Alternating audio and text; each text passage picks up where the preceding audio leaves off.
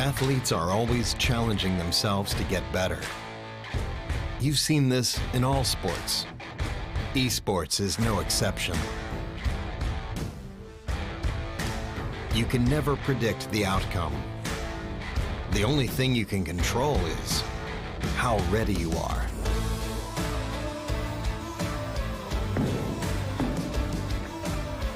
Over and over, players adapt, trying to improve, fighting hard for every percent gained.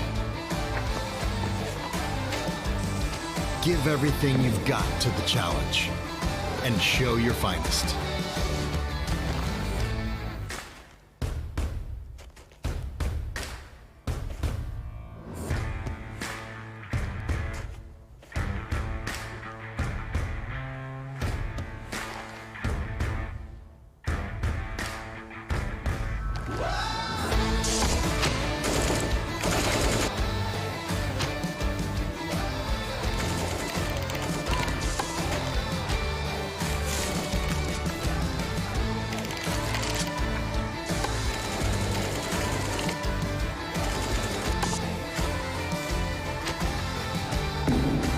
Bring your best out.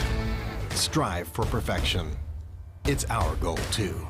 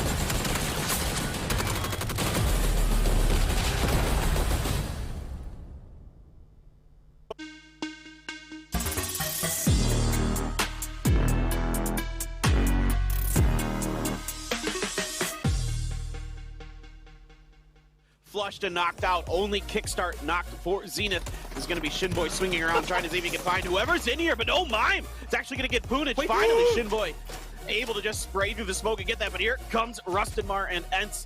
Roth is going to be shot and taken down, knowing that this is the priority position. Na'Vi on the outside of the walls. Gen.G and Daytrade, well, I say that. Loki's going to take Daytrade down. Gen.G is having a massive round, start to finish. It has been a lot of fighting for them, and look at Evo Lee. What is that angle? He's sitting up on the rafters. That is a very, very, very next level position that I don't think many people will be anticipating. I don't think they have a clue that he's up here. We'll see now. Here they go. Na'Vi are inside. Gen.G try to make the players feel, but there's nothing they can do when they look up above. One player left life, two players left life. Gen.G, they try to make their way inside. One goes down, two goes down, Ling do! So Liquid, Gen.G, and Sonics all trying to fight their way forward. In the meantime, we saw Na'Vi trying to make their way up towards MCG. That's a good nade through the window. Solid throw by Tap, gets it in there. Gets the edge of the knife.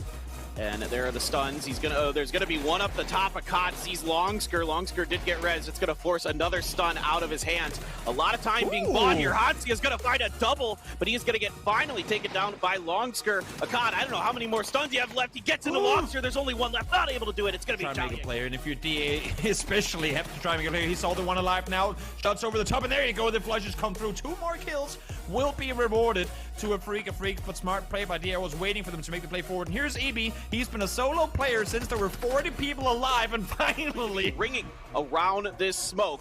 Flash is going to see Cone Marco potentially. I think he caught the feet of him in the smoke, or at least thought he might have saw something, so sprayed in there a little. Didn't get enough damage to get the finish, but it's going to come through here very, very shortly. Metrelius wrapping around the smoke once again. This is guys in the middle. He finds the angle. I know infantry. They're going to want to fight this almost assuredly, and Code Marco is going to have to wait in his side of here. 9 is coming. No, what are you doing, 9? 9 doesn't know he's there. He had no clue, and that's an easy pickup. Roth, actually, as a matter of fact, the Americans charm on in. Roth finds himself a kill, and Tixu ends out 9th as we now find a way into placement points. Well, there's some good grenades to open up a fight, but it's actually going to be shots from Longsker. Oh no, to Tab. Oh no. Oh my. Well, yeah, you left it. It's well done. Matrelius right up and over, but it's going to be smashed, getting taken out of the vehicle by Kickstart. And now, Zenith, I mean, I guess if you run out of bullets, then you have vehicles to run people over as your next best option. So I don't know if it'll come to that. Now, Balefrost is back up, and he's trying to get one. They're going to trade each other out there. Kickstart and Bale, each picking up one for their respective teams. A bunch of damage, another big knock. Zenith falling apart, Zenith down. I think they saw them land far. One landed by the compound, but then ran off. They don't have a weapon, that's the thing. They do not have any guns. And here, oh my lord, he headshot him off the bike. What? No! Oh, that's just mean! What? With an Uzi? They might pay for this. Oh, they might pay for what? this, Kobe. He's gonna be hip firing for the most of it though. Let's see. Trying to hold off. Gonna back off a little bit. First one comes through. Second one comes through. Oh, there's too many angles from gold. Gets the first. Gets the second as well. Oh my lord, Nunix. I thought you had that one. Incredibly talented individual player.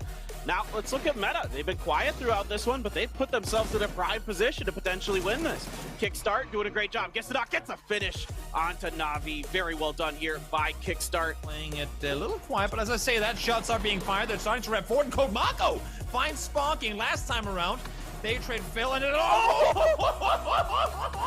too much ground. It is difficult, though. It is incredibly difficult for Meta to take control of the hill with the smokes and utility that's being put to use by Daytrade. Flash finds the first one. 4 kills in this game already. Does he see Silson on the other side? No, he doesn't immediately. Drones back down. They know with the blue closing in, there shouldn't be a rest possible, so now it's a 2v2. Yeah, they're looking over for the res, but Poochills and Flash looking really strong, really capable right now. There's Poochills getting the finish on to Wicked. I thought that was going to be a knock, but Silson runs out of bullets. Oh no, he's able to dodge more. There's the trade. It's just Flash alive. It's Silson so hurt, so beat up, has to try to get the reload, runs right into the smoke to try to wait this out. Is he going to be able to get the heal off? Flash trying to win the round for Daytrade. Silson pops out of the north side of the smoke. Flash around the south. Flash, gonna see a Flash. Yeah, they're in trouble right off the bat. Yeah, and Marco, out of nowhere, is the only one left alive. Somehow, oh my lord, as I say that, Marco, you might be a solo, but you are doing damage. Still 2 nades, or 1 nade make them come over, taking down 2 players, Rust and Ma. Solo player left alive. Whichever these 2 solos get to stay alive might get reses up onto a lot of players. Nate once again comes in, and that's going to be Puna. You weren't sure. Code Marco is one of the best players in this lobby, and showing you why. I have been loving watching him. Oh, Starlord. Starlord actually gets in, goes for a swim, and I have a feeling he might be popping up and getting popped. Yep, Shrimzy's gonna let loose for the Sonics. Grenades are out right into Ming's face. Mings catches a bit of damage from those, but a good grenade from Mings gets the knock onto win. Trimzy and Mime flanking out, trying to cover the sides. It's a good maneuver here on the sides by Lurena. I think the walls might be closing in. That's a great flank for Tianva here. They're pushing in. M200 up over the top, gets some good damage. Mime's down. Trimzy's next. It's gonna...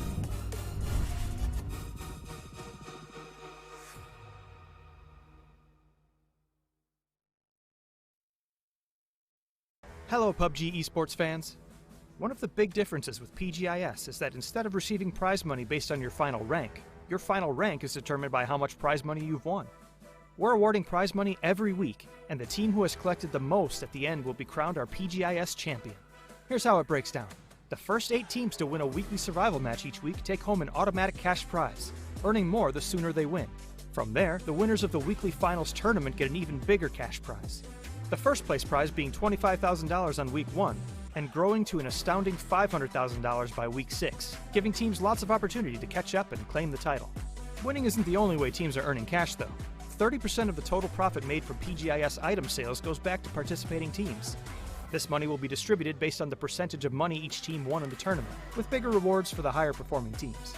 So, not only do you get cool skins and voting coupons to earn even more cool skins, but you're also helping your favorite teams bring home more well-deserved prize money. So be sure to tune in, pick your winners, and cheer on your favorite teams across 8 weeks of intense PUBG action.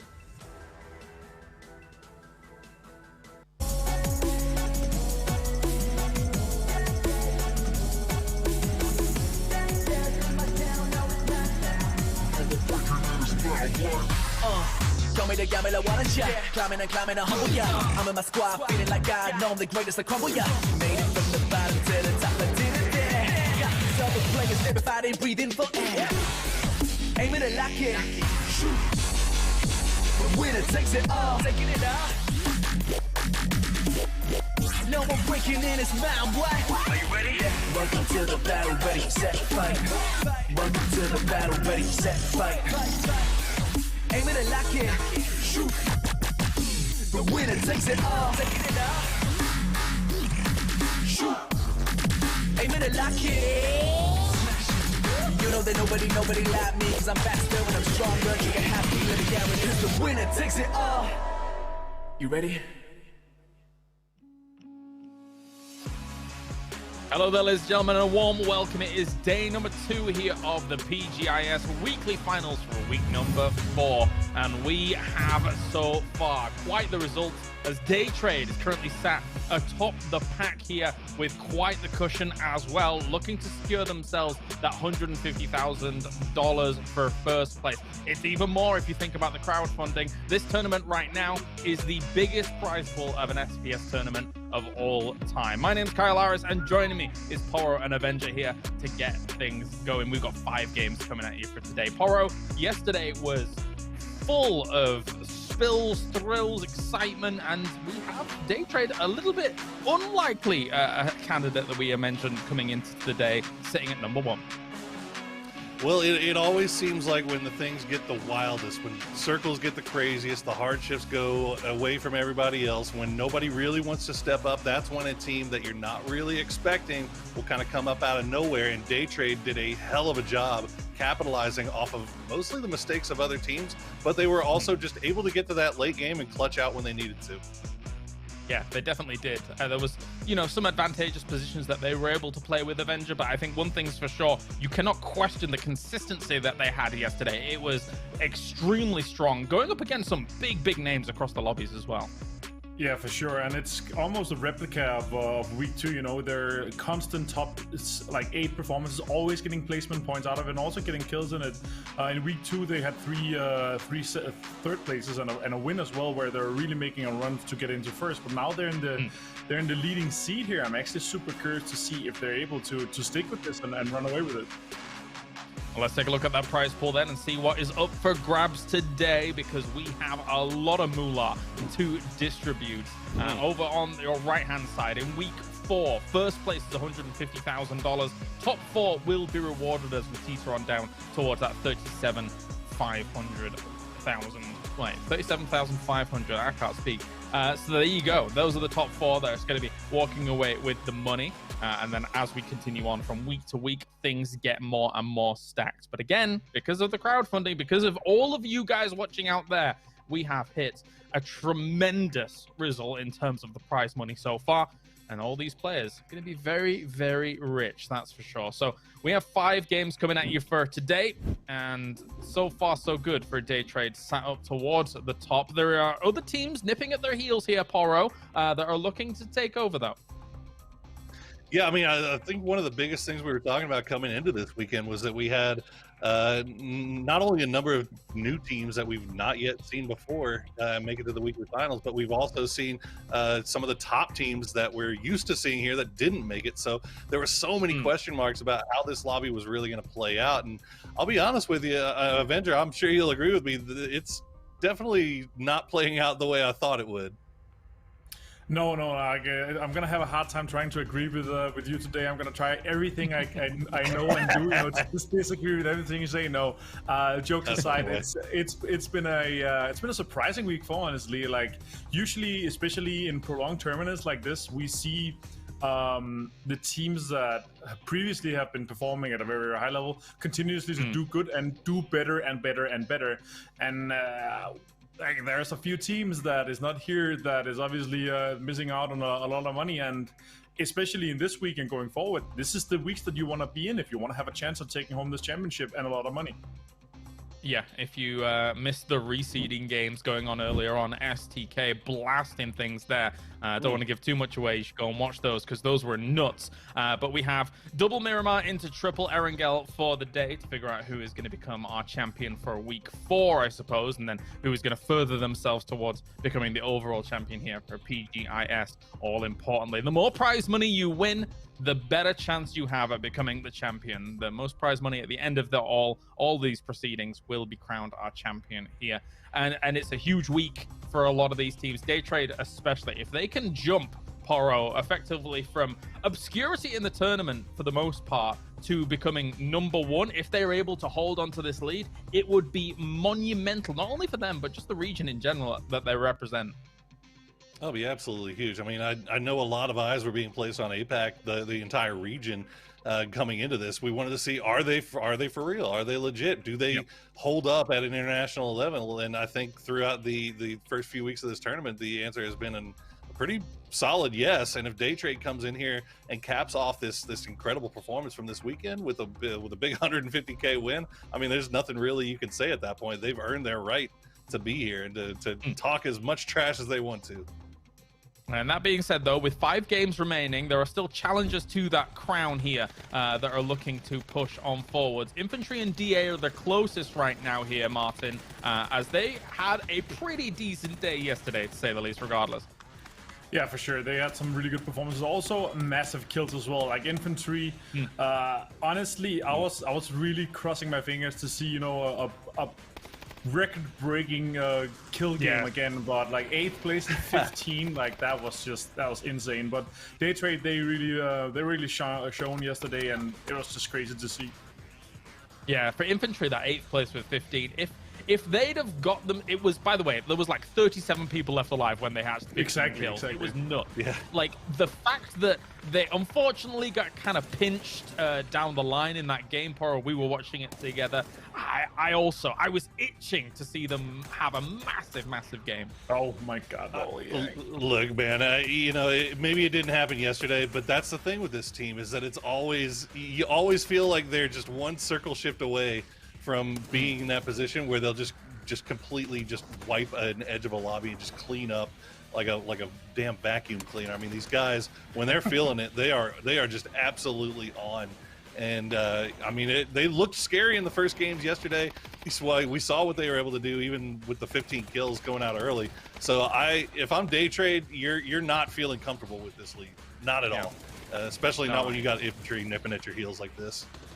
And Mill nipping at your heels as well in this game in particular. Day Trade got in the 2nd place, but Mill really ruined the day for them a lot there. And Martin, and team that I do want to talk about actually is Digital Athletics, and who better to talk about it with when it comes to us covering the European region. They've had a very troubling time throughout the tournament so far, but it really feels like the first time they've properly got into super settings here when it comes to the weekly finals. They've come to play. Yeah, and this is what a change in format will, it'll throw you off, because qualifying into the grand finals is not at all the same. Like, you have to change your play style. You can't rely on fragging out as DA has turned into. But, you know, like, I was looking at the start of the tournament, I was like, DA is looking good. Like, they're going to be having a really good time. But yeah, if it took them 3 weeks to get started and get into this, I'm fine with this. Like, if they're starting off with getting into week 4 and they're going to be qualifying into the last weeks as well, I feel like this kind of grand finals is such a morale boost for them that they will be so certain that they're going to be able to get a chicken dinner in the 16 games, because they're obviously playing all 16 games next time. They don't have to worry about the bottom 16. So yeah, I think they'll be looking good, and I'm quite sure they'll be making it into next week as well. And also, you have to remember, like, they're able to do both. Their play style is completely, like, the playbook is open to change as well. Like, they're so good at adapting as well. So I was kind of surprised to see them you know, in a situation where they're not able to get, first of all, into good enough positions to get enough games out of the weekly series, and then second of all, not able to close out games.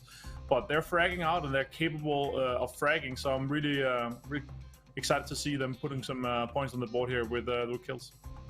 Yeah, we will see if that continues on here. And, you know, you say DA are able to adapt in this regard now, but speaking of teams that have been able to adapt very, very nicely, I've got to give a tip of the hat to the American teams here, Poro. Zenith and Oath currently sat in 4th and 6th right now. They, in my mind, are looking great, especially for the region as well, looking fantastic. Do you think that they can push up towards that upper echelon? I mean, Zenith right now is in the money currently. Yeah. I mean, look, I think what you're seeing from Zenith and Oath in particular is a couple of teams that are benefiting off of the fact that we're seeing so many. We were talking about it a little bit before the game, but there's so many edge fights. We're not seeing teams, fully win those fights. They're seeing way more trading going on. Nobody's going in there into a 4v4 and coming out 4 up clean. They're going into a 4v4 and they're coming out with 1 up clean and a couple of reses coming in, and that's benefiting teams like DA and Zenith and Oath that like to come in a little bit later into the circle. So that's allowing them to kind of get that third party on and collect some more points through kills that way. And here we have comparisons. Longseer and Nurins showing up at the very top and being able to pump a lot of damage between them. Longseer, for me, in my mind, one of the best players in this lobby right now, Martin, and it does show in the numbers. Oh yeah, Longseer is absolutely nuts, but the comparison there is good to see as well. We have to remember it's five games. There's a whole bunch of other statistics that is running behind as well. That is super interesting to see. And Longseer is doing really well there. Honestly, he's one of the most crazy players. One of the carrying factors of one of the carrying factors of infantry. And yesterday, like you saw, even the other guys as well, like Bohang 9, Yang, they're insane. These guys. Yeah. It's scary in the prospect that 65 to 70% of the points comes from kills. That these guys are in here, and they're just rigging the lobby. Like 5 points at this point. Sonic's out that early yesterday. Like I was watching the game yesterday, and it was just. I was thinking these guys are going to have a insane game. Even with the 15 here, I was hoping that they're able to do a little bit more, Imagine like a 25 kill chicken dinner or like top 2 would be insane to see that coming out. And actually, when you look at day trade from yesterday here, Poro, as much as we're looking at Nurins right now and focusing on him, I feel like every single member of this team came together so well yesterday for day trade. It was the perfect kind of storm of events and occurrences for this team to really shine, even individually, never mind as a team. No, yeah, I mean, like, these things snowball so easily, right? You start having one good performance, you turn it into 2, and then all of a sudden you're just finding yourself in the top 5 every single time, and with a good run towards taking first. So that was day trade's day yesterday. Now here's the question: can you do it 2 days in a row? That's probably the most difficult thing in all of esports and all sports and anything, is stringing those 2 consecutive good days together. We'll see if Day Trade's got it in them, man. They're a young team, so maybe they don't know enough yet to be intimidated by this. Yeah, I was seeing serious faces on the faces of Day Trade there. They know that right now they have a target on their back, and they are going to be pursued throughout the day. Venotica putting up big numbers alongside Nurins here. And Gen G actually putting up big numbers despite being on the other side of the table. And actually, this kind of brings me to the point that I wanted to bring up, Martin, is it's the return of a segment. It's Avengers Revengers, because on the right-hand side of the groups right now, there's a load of big names there that haven't shown up throughout these past 5 games. Who do you think on that side is going to show up and actually push it today? Well, Genji has had a kind of a history of, having a good day and a bad day, and apparently they started with their bad day, so they're going to have a run for the money today. Remember, they had 2 second places. They're a team that we have to fear. PO is currently leading the overall kills in the weekly finals. Obviously, they having played all 4, and he's got 51 kills. And in comparison, having played all 4 weeks, Venotica has 28 kills in just 2 weeks, and they're like, it's 1.5 because we only played half of this week so far. So Venotica is fracking out. It's absolutely insane to see how well he's shaping up and how well they did yesterday. And I'm honestly ecstatic to see them continue today. I think they're going to take it home. And after sleeping on them in week 2, I actually voted on them for this week. So I've really having crossed my fingers here. Ooh, okay. A spicy pick. And you know what, Poro? I'm going to include you as well. We're going to have Poro's Sorrows, all right? On the right-hand side of this group, which of these teams needs to avoid Poro's Sorrows and get themselves up that table? It's got to be Liquid, doesn't it? I mean, I came into this weekend with my eyes firmly affixed to Gen G and Liquid, thinking that those were two of the best teams in this lobby. And yesterday, I mean, obviously things didn't go well for Gen G. They went absolutely horrible for Liquid. And I don't think Liquid puts two days together that bad. They're going to come in today and they're going to be strong. And I see them climbing up the leaderboard. Now, how high they're going to get, I don't really know. But I don't think they're going to finish this thing in 16th. I mean, when you look at something like what Liquid was able to do near school, for example, on Erangel Clib, opening up that pathway, Martin, for them to be able to get that win near that school location, that game was just picture perfect. And we want to see some of that, I suppose, here in this weekly final. Oh yeah, for sure. I mean, you can have a bad day, shake it off. Yesterday was an extremely bad day. They're gonna have they have to have a record-breaking day in terms of points in a single day to make it back into the top 4. So I was, same with Ents. Like they did extremely well as well in a few of the games as well. They got 7th last week. They were close, and their performance has been okay, but they're also down there now, and it's obviously sad to see. But I'm also looking at Meta, Sonics, especially Gen G. Like they have to do it, and in terms of kind of their first time here, I'm really hoping to see Meta step up and get into the money today. It's all to play for. 5 more games here to figure out who is going to be walking away with the lion's share of the money for this week. It's the weekly final. It is week number 4, day 2. We're going into match 6 to figure out who is going to be able to push on up. Time to go to the desert as we have Paper and Toby to bring you all of the PUBG action. Thank you so much, K-Laris. Indeed, the week 4 weekly finals. We are halfway through. Now we find out who is going to be taking home that $150,000 plus the crowdfunding money for the top prize. And Toby, Day Trade is the name on everyone's lips. Can they maintain this form? Can they find that magic that they got yesterday and bring home a win for their region? Can it happen for APAC? I mean, if you look at how they played yesterday, I don't see why not. Had anyone gone out and told me coming into yesterday's games that Day Trade were going to be sitting top 5 every single game, I would have been saying, I don't know about that. There's quite a few pretty good teams in this lobby, but they did. They had a phenomenal day yesterday, and I want to see them keeping up. I want to see them keep it up. They didn't really have anything going yesterday where I was thinking, oh wow, they could have come up better. They should have done it. The only thing was that very first game where Mill got a double. But that was as much as you want to say, oh, Day Trade should have won that. Day Trade should have done better. You also just got to give it to Mill. He was landing some very, very, very good and very quick headshots there. And sometimes when someone's just that much on fire, there really isn't a whole lot you can do about it. So other than that one maybe little slip they had in the very first game, they just played phenomenal yesterday.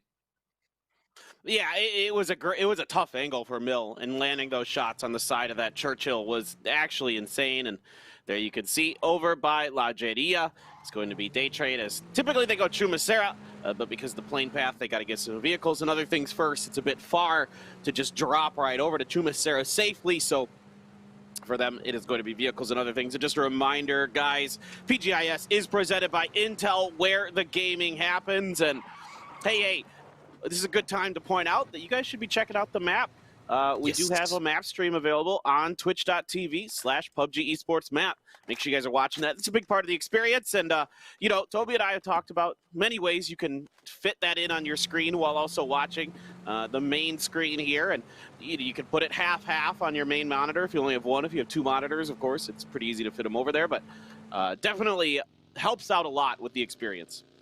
Oh yeah, you always want to have it open, even though even if it's a late game thing, the map will be zoomed in enough that you can still get the gist and the picture of where all the teams are. And to me, coming into, like, when I first started getting into PUBG, it was hard to get map stream feeds. It just wasn't really a big thing in terms of production value at the very, very beginning of PUBG. So as soon as we got it, I mean, I feel like my level, everyone's understanding really of what PUBG was and how to understand it from a competitive standpoint, increased by such a big margin when we had that map stream available. So for you out there, if you're new as a viewer to watching PUBG Esports, very, very big recommendation is to make sure to, in one way or another, get the map stream included in your viewing experience for sure.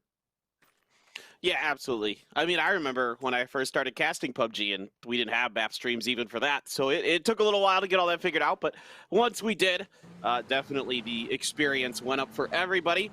Team Liquid yesterday, it was an experience to forget. It was definitely not the best of days for the EU squad. And I don't imagine you can hold them down for too long. There's too much talent on this team. There's veteran presence. They're just a good group of guys as well. And I think they'll kind of figure this out. Team Liquid, or excuse me, T1, I wish their T's were a little bit more separated and how the letter that follows that T looks. T1 is dead center, 8th place, tied with Meadow with 27 points right now. And I got to be honest with you, Toby, I'm surprised that T1 is doing as well as they have been the last couple weeks. And that's, I know it hasn't been great, but they were struggling a lot in Asia the last couple of months before the event, and they seem to be playing better. Oh yeah, for sure. I mean, while they're in PUBG, we keep talking about consistency, right? And while their consistency isn't at our level yet, where you go, okay, great, they're finding placement points pretty much every single game, and they're getting a lot of kills to boot. If you look at how they were playing just a half year ago, as you're saying, and then we see how they're performing now, that consistency has maybe brought them up from an average of, let's say, 10th place to an average of 7th or 8th place. And I think that alone is doing a lot to them, because by them staying alive longer, it also means that they have had chances and opportunities to go out and find more kills. And that way, just upping the average as a whole. Yesterday, they had some really, really good engagements. I think there were situations where I go, oh no, T1, I mean, I like that you can disengage, but don't keep doing it, because you will just be kind of forcing yourself into a corner from where you can't really do anything. And then when it seemed to, like, when normally I thought they were still going to cower down, they did like the backs against the wall, kind of push out and say, you know what, no, we're not going to back off, we're going to take the fight to you. And while they might not have won all those fights yesterday, at least they did. At least they dared to go out and say, no, let us dictate what we want to do and not just get pushed around. And that's what I like to see from T1. Yeah, and I think also, to add on to what you were saying, you're spot on. And also, like, the first point you made was really good, because you talked about their average finishing going up as this tournament has gone along. And a big part of that is they're not losing members early in rotation. Yes. So they're really kind of doing their homework, cleaning up their early game mistakes, which is a big part of kind of what, you know, once they lost a member, it felt like the wheels were just off the bus and it's fallen off a cliff and it's on fire. And, you know, all it took was one person to kind of tilt them. Now they're able to get deeper into games with their full squad up, and they're playing a lot better because of it. I mean, that sounds like something simple to say, but it's harder. You know, it's harder than people think.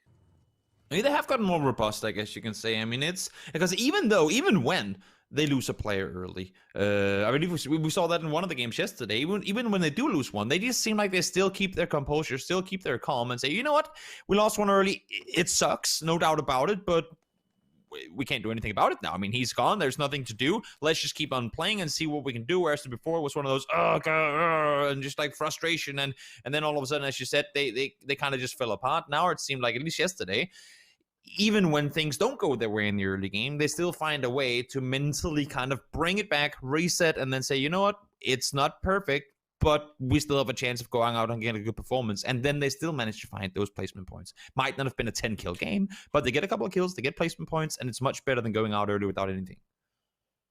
Exactly, 100%. Now, let's take a look at the map. Day trade, your top team going to be the last one to get into the circle. It looks like Tianba's taking their time. Mings is kind of trailing, but the rest of Tianba is going to be in there. Anonix, Senya, going to get knocked by Anonix from quite far away. Now, there is a bit of a hill line there to give Senya a little bit of cover. The real question is how aggressive is Gen G going to be on this knock? Right now, I look at the map, and I see that Gen G is pretty well spread out. Yes, Anonix and Loki are here, but the other two, Esther and Pio, spread out pretty deep for Gen G, as is their normal style. They like to cover a lot of ground early, but it's actually going to be Indeed. Anonix is able to find Senya there. So that's going to be point in the bag for Gen G. Another early pickup for them here in these Week 4 weekly finals. Yeah, correct me if I'm wrong, but I'm pretty sure Gen G started off yesterday getting a early game at a distance kill as well. So maybe we're in for a repeat day. One thing that I don't hope we get to repeat is these god awful circles that we saw yesterday in particular. The Erangel Hey, ones. They whoa. were You mean brutal amazing, yesterday. beautiful? Oh yeah, of course, yes. The amazing, a big loaf of competitive integrity right in those circles. Nah, it was great. It was a great viewing experience, and to be honest, I love seeing those insane curveballs thrown at the players. In part because it's fun to see them struggle. I guess all players find that fun sometimes, and but also see how they overcome those type hurdles because they find, I mean, some teams are really good at adapting on the fly, and they just find weird and wonky ways of maneuvering through shifts where you go, oh my lord, there should be no way they survive this, and then they do, and you go, wait, how did they manage to do that? And that's what I think. I mean, me as a viewer, me as an analytical PUBG person, but also the players themselves, I think they learn so much from overcoming those type, what the hell are we supposed to do now scenarios, because when they do that, like, okay, now I guess now we know how to do that one. Well, I got to say, it is quite interesting that I know the players just the hard shifts and the bad circles. You know, you'll see them post on their social media and in Twitch chat and other things where they're just like, "Oh my God, I can't believe it. This is terrible. This is garbage," et cetera, et cetera. You know, it's really funny talking to Godspeed, the former player now turned analyst for PUBG. He says, you know, I used to hate those circles. I used to hate those hard shifts. I used to hate bad circles. Now, as an analyst, I love them because they are exactly like you're talking about, Toby. They're interesting. It forces the players to kind of adapt and come up with stuff on the fly. And I mean, that's part of what makes PUBG so exciting, so interesting. Is nothing is ever the same. No two games ever play out the same. No two circles ever play out the same. Everything is always interesting and new and adaptive, and I mean, to me, that's why I love it. That's why I'm here. That's why I think all the fans are here, and I can't wait to see what the teams are going to do. Circle going down to the southwest, by the way, over towards San Martin this time around.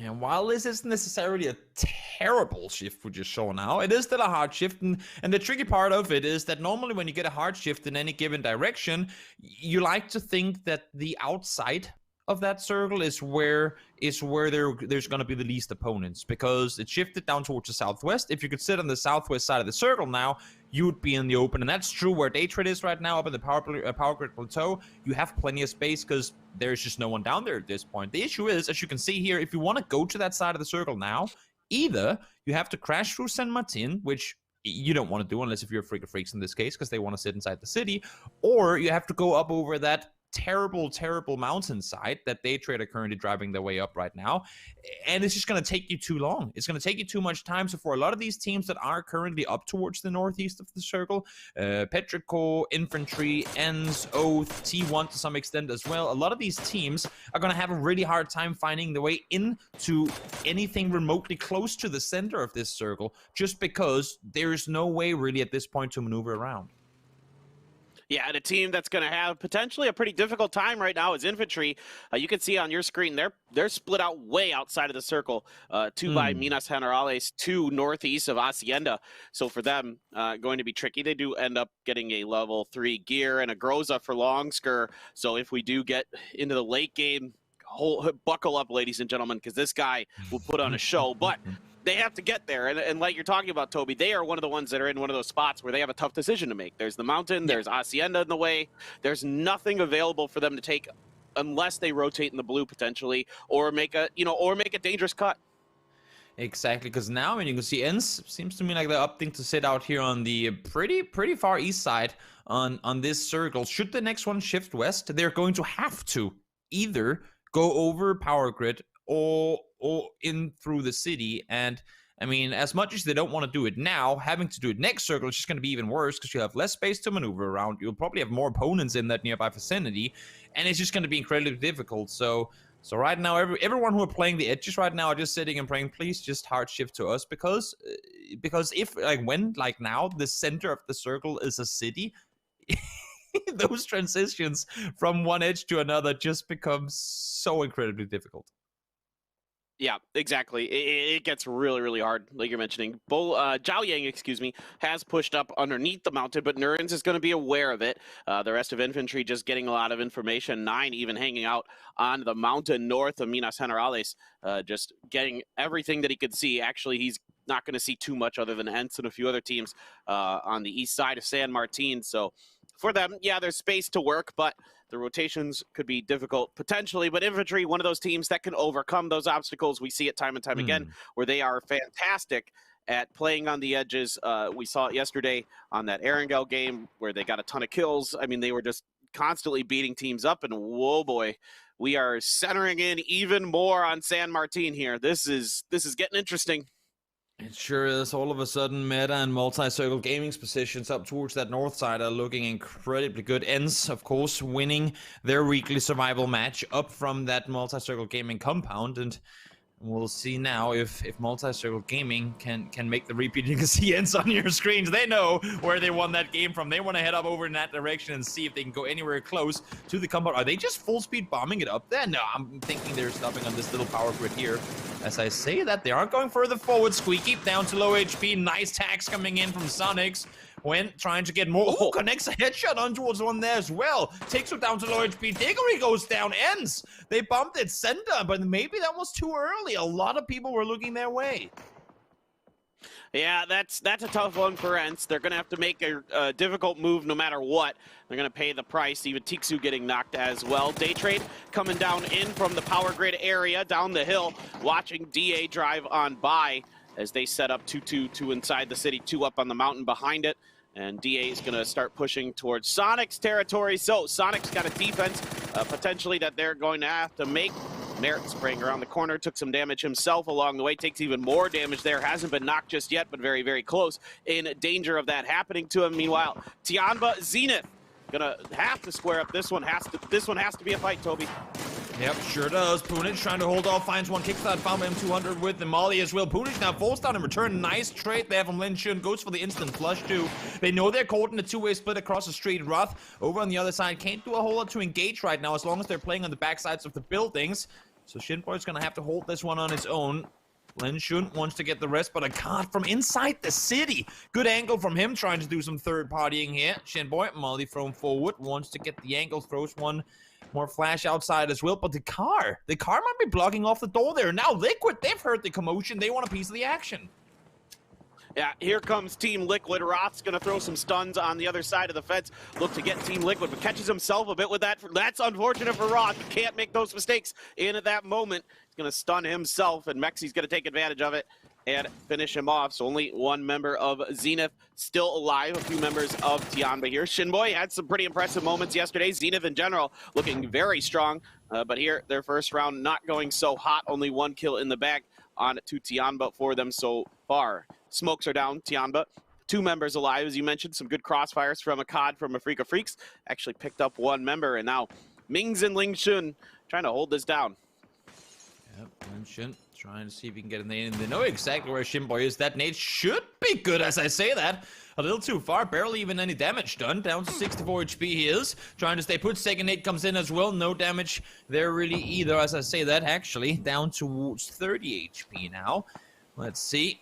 He does manage to get the first nade off. Wants to go up, but again, I think that door is blocked by the car. That nade, oh, it's good. He stays alive just with a sliver. 2 HP, and that Molly should be it. So a lot of utility used, but at least they get the kill. They manage to take him down, and that's going to be the end of Zenith. Yeah, let's see what Team Liquid's going to do. They're waiting on the edge of the circle.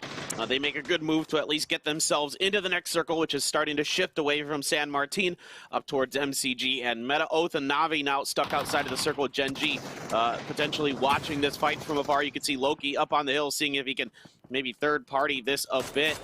Oath kind of separated between them. There you go. Loki starts opening up on that Murado line. Snakers tries to get a grenade, and he gets a good one on the tab, getting the knock up on the second story. That could be the push for Oath, but this is a fantastic angle that Orange is holding here. Going to really keep Oath blockaded in. They got to do something about this quick, or else he's going to start tearing him apart. Gets the headshot, and there you go. Snakers finishes the job. Snakers doing a great effort here against Navi.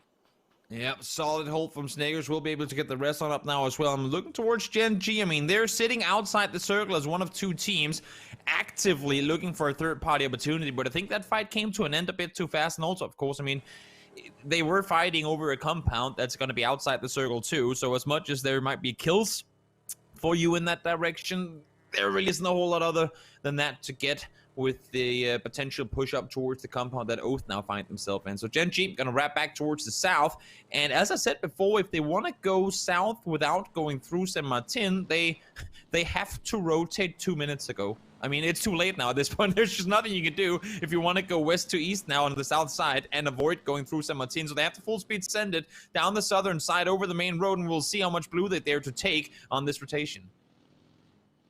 Yeah, it is phase 4, so this is getting to that point where the players do not like to rotate through the blue if they can so help it, and Gen G cannot with the decision they have made, so they will have to at least chew up a little bit and fight their way through San Martin, and maybe Gen G going to say, well, let's rely on our ability to fight up close and personal. We have a great fragging team. Maybe, you know, we don't have the ability to get a good placement necessarily. Let's see if we can potentially fight our way through, but they're going to be, oh no, well, that's not a good way to start it with the Onyx running over Esther. Oath able to drive into the middle of the circle, finding some kind of dip, sort of, that they can hang out in, but this is dicey. I mean, they all have to be so close to each other. Once somebody gets within, you know, throwables range, it'll fall apart very quickly, potentially. You can see Aqua 5 is really keen on seeing if he can do any damage to them. Wicked from Meta's watching. That's going to be a tough one here for Oath. Well, let's see now. Circle does shift down towards the south. This one could have gone anywhere, really, and it shifts out into the open even more so than it was before. Meta gaming, and from Meta all the way over to ends, there's just open, very, very open now. Tianba, they knew it was going to happen eventually. Liquid were in the nearby vicinity, and here it comes to push full speed forward. The blue horse is on the run. Let's see if they can wipe out the remaining players from Tianba. First one is going to be Lin Shun finding Cliff. Team speaks around the side, finds one in return, but he's going to go down. Lin Shun finds kill number 2. Man, Lin Shun is playing out of his mind right now. 3 kills already. 2 members of Team Liquid going down with that molly. So this is a nice hold by Lin Shun, but he's the only one left for Tian. But it's going to be challenging for him, especially with a COD. Still has that angle from San Martin to put some shots into his back. Going to hold the angle onto Ibiza. Get some pretty good damage into him. Doesn't get the knock, though. Going to have to readjust behind the shack. First aid kit being popped now. Some stuns throwing out from Team Liquid, trying to open up the door. But it's going to be a COD from afar who's going to actually be the one to put the nail in the coffin for Tianba. Yep, so much frustration from the Tianba players. Every time they tried to wrap around on that southwest side or southeast side, there were a COD and other freaker players shooting up towards them, and in the end, the COD will get the better of him, unfortunately. I thought he had a chance for a second there when it was 1v2 and he got mixed down to low HP, but unfortunately not quite the case. Lin Shun will fall. Now they go in 14th, and now T1, it's their turn to rotate. They got outside the circle, and now they're coming down towards Liquid. They heard the commotion before, and they want to see if they maybe can get themselves a spot in this side circle. Adder will be taken down early. EB goes for one, but he can't connect it. Yeah, Aqua 5 going to trade with Mexi there, and now Ibiza steps out the door, puts Aqua 5 in the grave. Now he's the last one alive for Liquid. And actually, T1 goes down. Take it back. It's going to be MCG who gets involved. Third parties, this fight starts reaching out of their compound looking for kills. Nice timing on this push out by MCG, recognizing that they had a lot of open space. Absolutely love how Multi-Circle Gaming are playing around this compound right now. Not just sitting inside camping it out. No, they're actively searching for fights, actively trying to make more space for themselves. So once or if they do have to move out of the compound, they have a place to go. They've sent Summer and Ling Du up the hillside. Very, very heads up playing from MCG right now. Let's see in the meantime, Loki over the top. It goes towards Petrico. Petrico had a tough day yesterday. Let's see if they can get something going at the start of the day here. Unfortunately, it doesn't look to be the case. Mill down to low HP. Goes Marco from a far behind 2-1, and that will be Petrico out in 12th.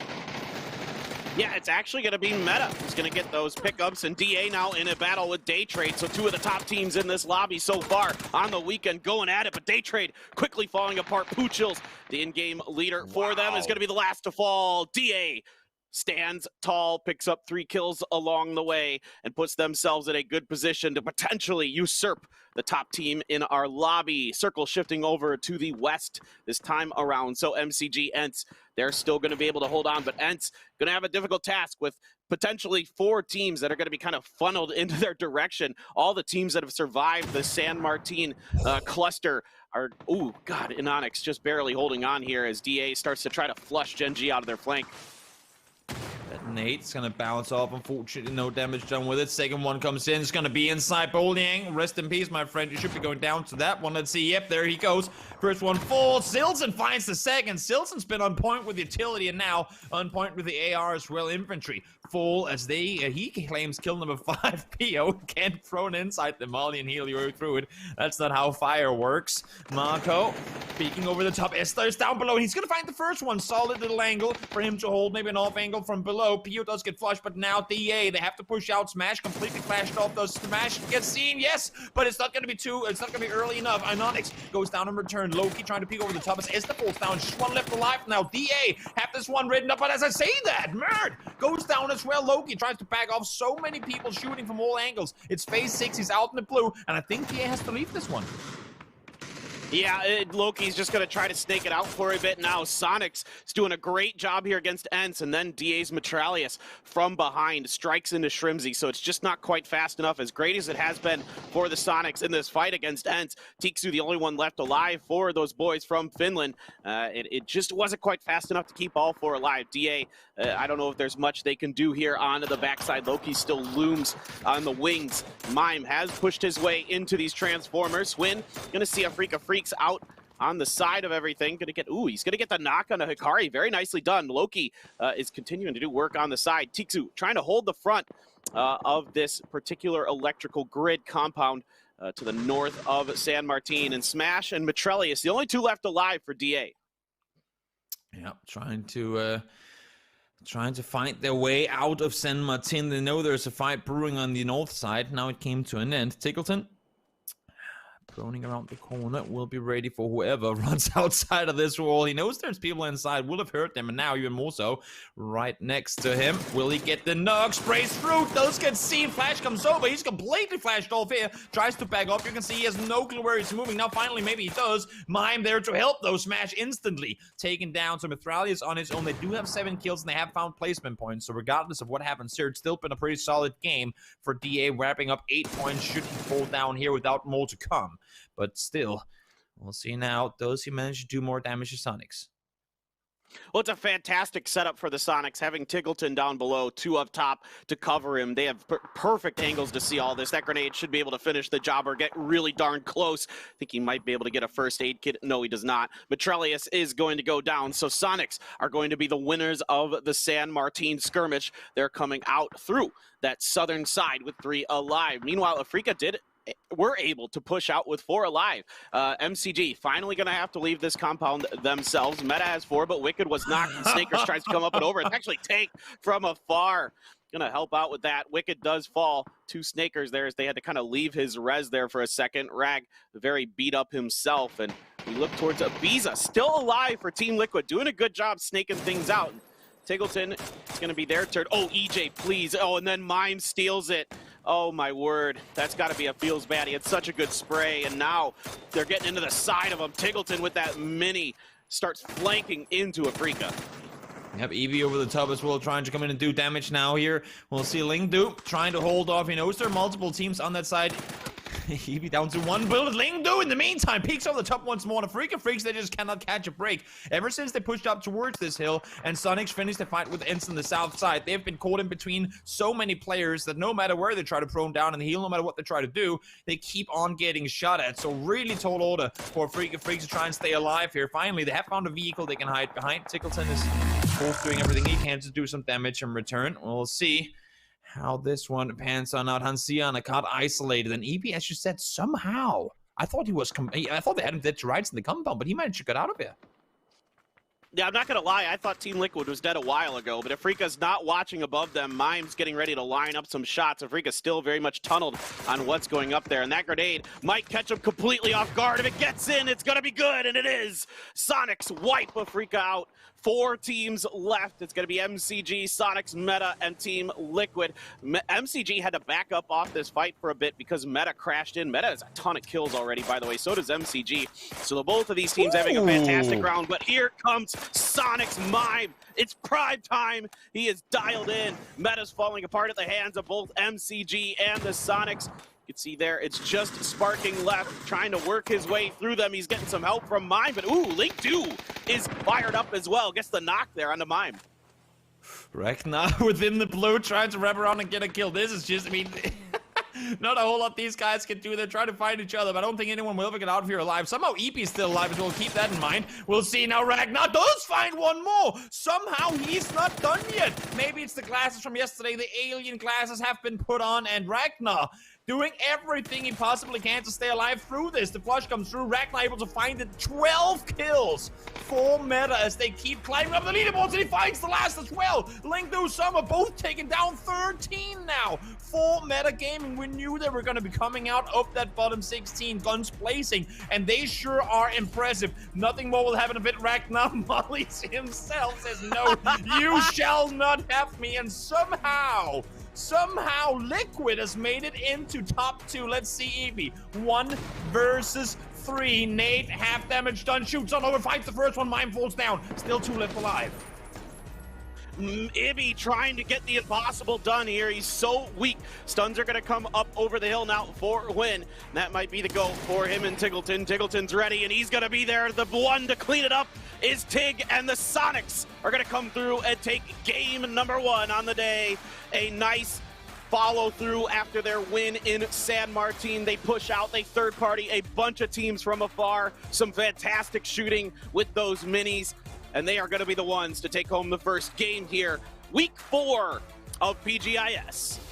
And that's the kind of Sonics we like to see. Sonics playing control. They weren't as much in the center on the end of it as sometimes we see them be, but they played it in out from the edge. They played it incredibly well all the way forward. They only lost 1 player in the whole city fight, and they managed to make it out, take control of the hillside, play it just really, really calm and under control throughout the majority of it. That's the Sonics we like to see. And I mean, here they get 8 kills. They had just 13 on the entire day yesterday. So what a great turnaround to start off day number 2 of the weekly finals.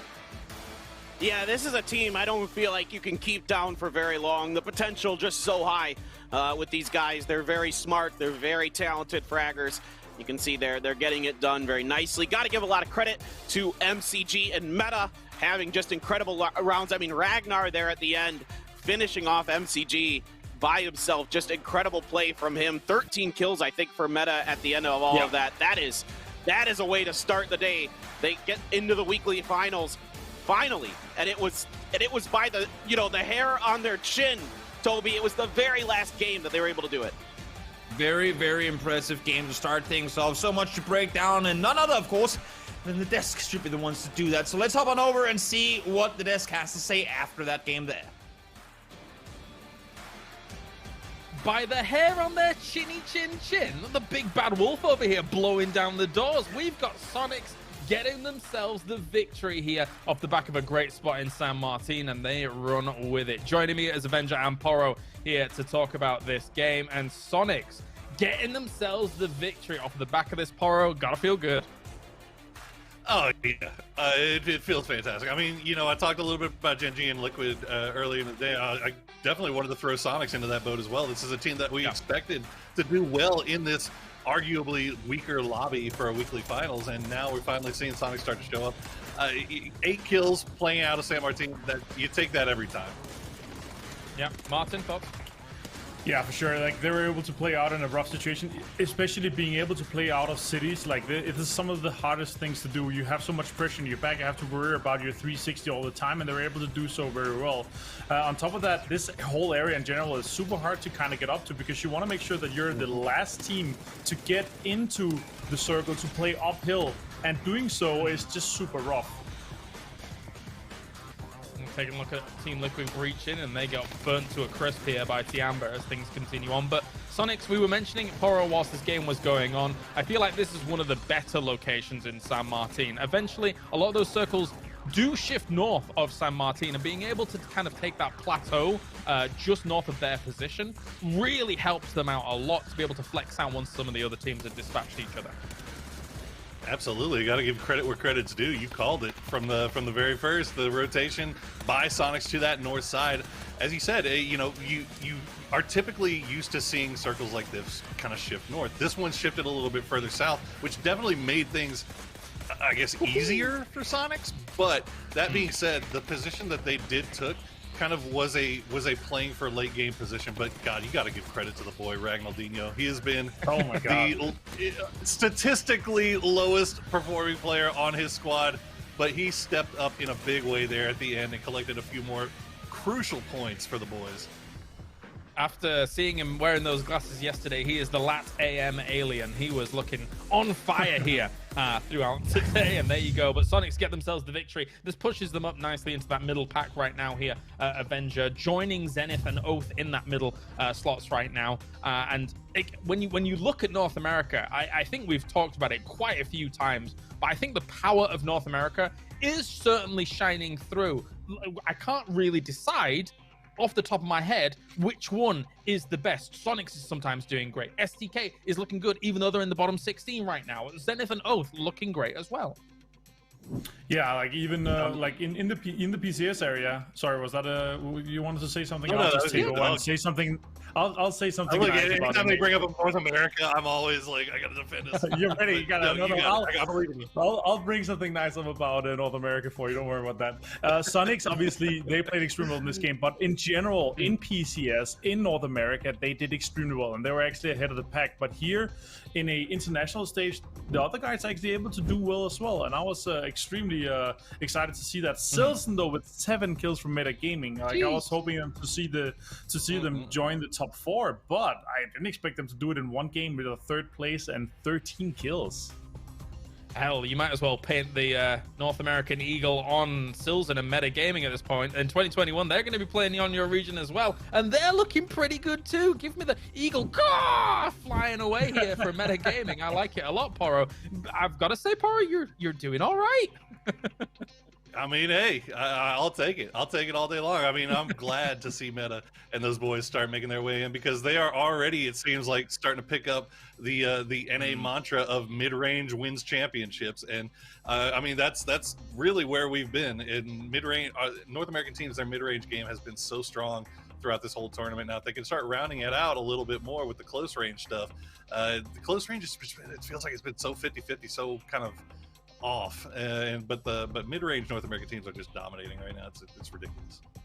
Looking great, looking great. And let's take a look at the overall standings then and see how that's shaken things up so far. Another team that was rounding things out was Multi-Circle Gaming, currently sat in 2nd place here, moving up 3 spots. They got themselves 10 kills and a 4th place off the back of this. They were fragging Avenger.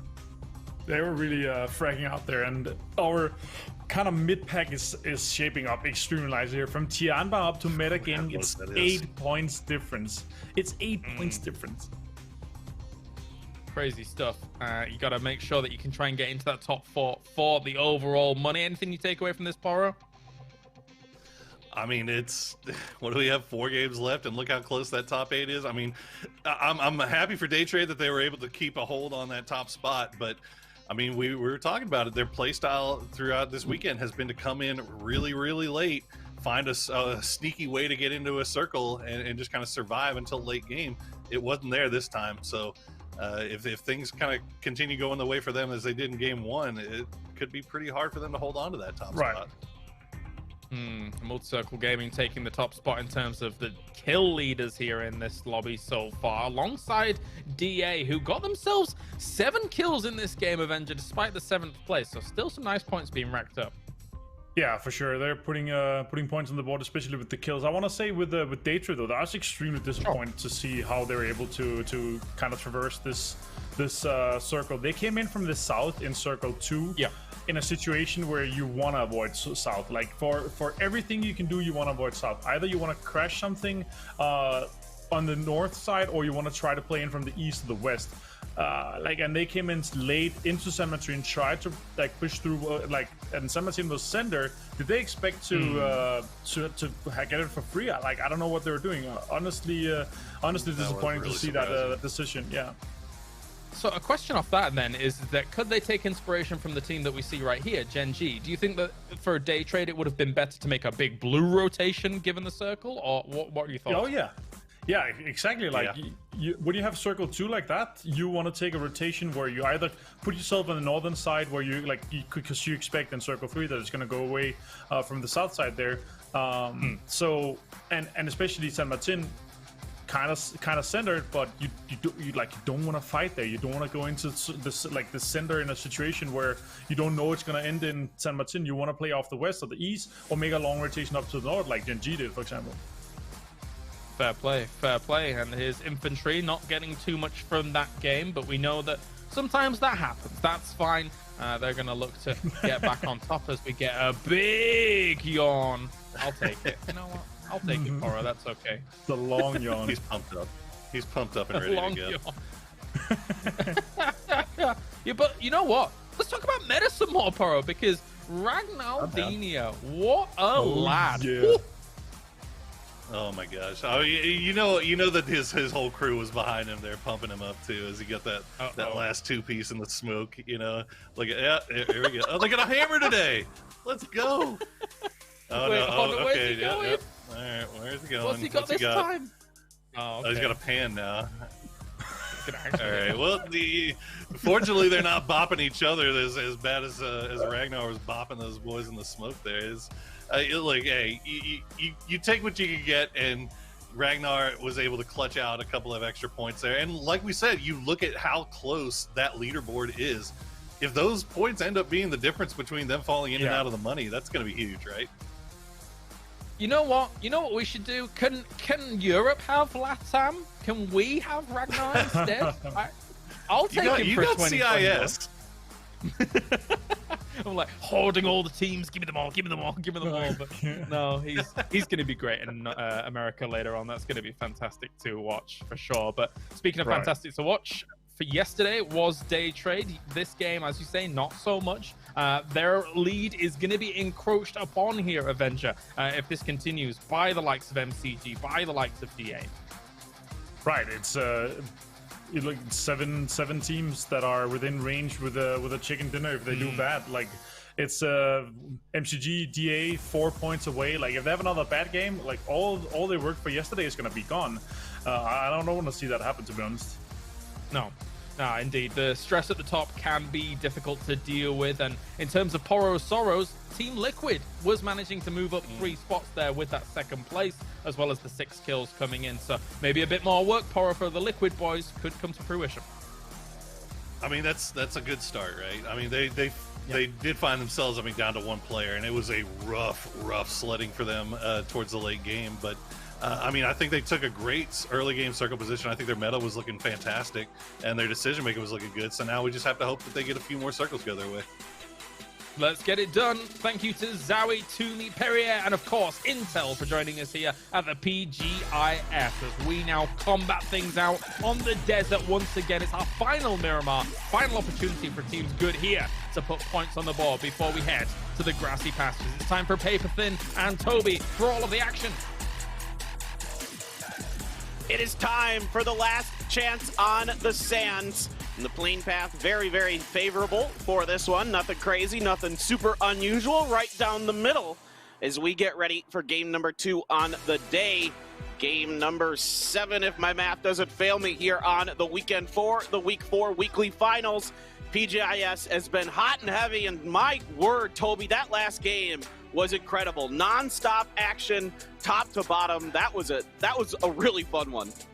And we were seeing things from teams that I hope to see right off the bat of today. Liquid coming back in, getting themselves some good placement points with a couple of kills there as well. And Meta as well, they had some decent games yesterday. One that I don't want to say... Okay, so every time you have a 4v2 in an end game, if you don't win it, there's something to it that's a throw. But at the same time, I also want to give credit to Daytrade for how well they played it on the military island yesterday. But today it's just been in meta today. This first game, they were just all over the place. They were finding kills up close. They were in the meantime finding kills at a pretty long distance. They were just charming in everywhere they could, finding points with every opportunity they got, and I think that was very, very, very great to see. Now, first circle down towards the southwest we go. I'm feeling like this southwest side, Paper, at this point, it's just becoming custom territory. I mean, we're down here all the time these days, and the players must be pretty used to it at this point. Yeah, I think at this point we've seen enough of these that we've kind of we know what's going on down there. We know the terrain, we know the situations, and this one going to be pretty far away from a lot of the teams though because of the plane path. And actually, this one's going over pretty far away from it in a way, and not a lot of teams are going over there. Really, in this circle, you've got Vaid Omar, a few trash looty things, and I suppose if somebody really wanted to loot Los Egos and the like, you can. In fact, M200 from Tianba's on the smaller island on the chicken wing, and going forward for that, it's going to be quite interesting. You know, Tianba won that last game on the day, but now they find themselves in 9th place, usurped by the Sonics here as they go up to 41 points. And this is really interesting. I mean, the scoreboard is incredibly tight. This is, yes, in my opinion, with 4 games left to go, there's 9 teams that could still win this. Oh, easily, and maybe even more depending on how the bottom teams start performing now. I mean, it's a pretty clean cut between 9th and 10th, that 10-point margin. Everyone in the top, one good game and you could be in first place. I mean, Tianba, get yourself a 10-plus kill win, you could still be sitting in first place. And Sonics, same thing. We have 3 teams tied at 41. That is, I mean, we I feel like that's just me talking over the same thing week after week, but we're in for a very, very close final couple of games. Absolutely. And if you're one of the teams below that, in fact, you have 3 Korean teams in a row there, T1, Afrika, and Genji. They're going to have to start popping off. It's going to start having to happen here pretty soon. You're going to need a couple big games. You're not completely out of it, but you really got to get it going right about now. You're going to need to have one of those big, 50-point days total to give yourselves a shot to be one of those top teams, if not the top team. So still a lot of work to be done, still a lot of games to be played. And at the end of it, 4 teams coming away with some pretty good money. The crowdfunding's been insane. The fans have been insane. This has been just, it's such a great event overall. And my word, Toby, we're just barely over halfway done with it. It's insane, and it's only getting, you have to at least imagine that it's only going to get wilder with the prize pool steadily increasing the way that it is over the last couple of weeks. With the energy that we've seen over these weeks already, I can't even begin to imagine the amount of both pressure, of course, that these players are going to be feeling coming into the final weeks, but also the chat, the hype, the engagement, the excitement for the last week in particular is going to be absolutely insane. No, it's just going to be off the charts, and I can't wait for it, and we still have quite a bit to go, so buckle up, everybody. Mings, hopefully he's buckled up inside of that Bronco. Safety first, ladies and gentlemen. Make sure whenever you're in a car, you got those seatbelts on, and because in PUBG, you guys all know, sometimes the vehicles, they don't behave exactly the way you would like, and terrain's a little rocky at times. You're trying to drive off-road, or that's a little dangerous. But that's the name of the game here, Lingdu.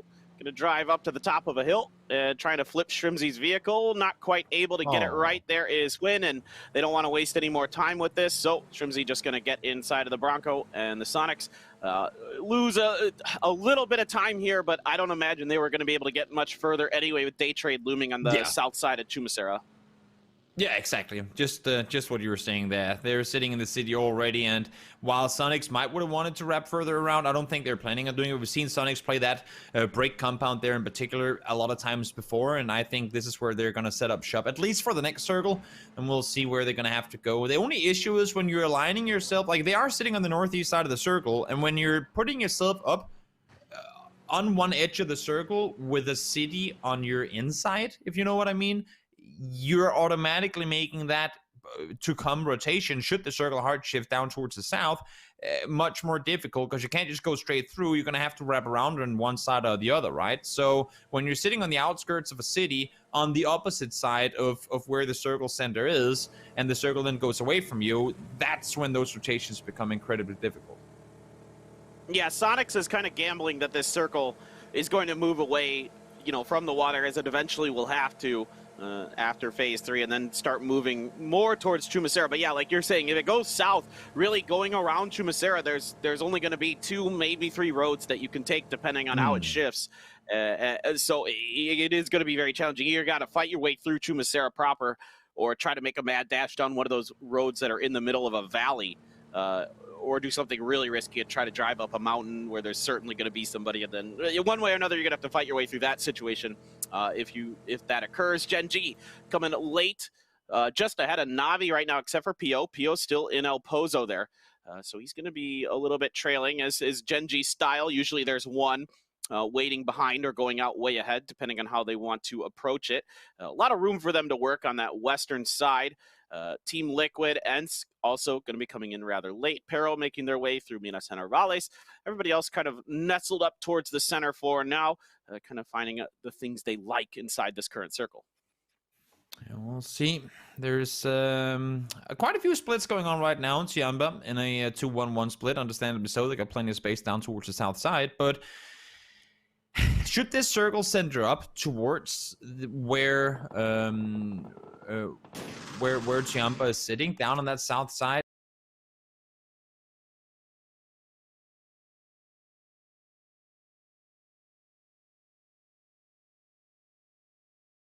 I'm curious to see which of the compounds Chiamba opts to prioritize, because I wouldn't expect to see them try and maintain a 2-1-1 split through that. Having said that, their win yesterday was from a 2-2 split that they maintained for a very long time between Cube on Erangel and the northwest compound of that. They were able to maintain that 2-way split for, I want to say, 1, maybe even 2 circles longer than I thought they could, and they managed to get a good win off of that because they made sure there was no one playing in between them. So we'll see come closing of the circle how things are going to unfold. We still have Liquid, we still have ENCE, we still have Navi and Gen G trying to wrap their way in towards this circle, and if there's anything they're going to hope for, that's of course a shift up towards the north, because they're going to be coming in pretty much by the time the circle's going to connect. And I'm pretty sure that Diggory, if not heard, then maybe saw one of the Liquid vehicles rotating in front of them. So now they know for sure, wait, okay, so if we just come in like this, there's going to be a team in front of us, and we have no way of knowing if maybe they're going to set up shop somewhere and wait for us. So let's maybe wrap some other direction. Maybe they're going to go over Minas. I'm not sure. We'll have to wait and see.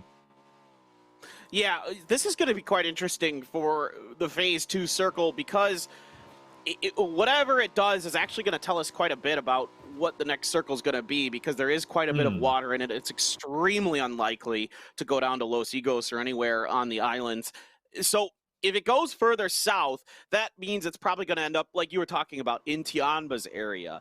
If it just kind of centers up, then maybe a little bit north of that. If it goes away from it, then it doesn't have to cut any water out on after phase 3, and then it gets kind of weird. That circle could do a lot of different stuff, depending, but we'll see as we get into that situation. And Navi's going to see Gen G ahead of them. Gen G setting up I don't want to say a roadblock, but they're kind of waiting and want to buy as much time as they can, and kind of PO has kind of rejoined with Anonix here, and then Esther and Loki pushing out further to the east. And there's ENCE. Yeah, they're going around the outside of the La Bendita crater right now, going to be coming in towards the Los Leones area, but should be plenty of room for them to maneuver. And I gotta say, looking at the map quick, Liquid doing some interesting stuff up on the north side. Oh, they're just taking control right now. They're splitting out. They know they're the only ones up on that north side. They're wrapping out wide, and they're just waiting for the next circle to hopefully go in their direction. And even if it doesn't, they'll have plenty of space to maneuver east to west up on the north side. Let's see. Circle does hard shift towards the east. So Liquid, we see EB, we see James, that is, up towards that east side. Scout forward, find somewhere for Clip and Mexi to rendezvous with you, because you have a chance right now to beat some opponents on that rotation out towards the east side. We'll see if they manage to capitalize on it or not. ENCE as well, with that hard wrap over towards the east of Minas and La Bendita. They're enjoying this hard shift because they know there's going to be space on this side of the circle. Yeah, absolutely. And ENCE is going to, at the very least, be able to get a lot of information out of that east side. And Merritt's got to get going. And Tiggleton just not able to get enough damage in time. He almost had Merritt down. Maybe one more bullet lands. Let's see if he can find it. Merritt's trying to desperately get underneath the hill.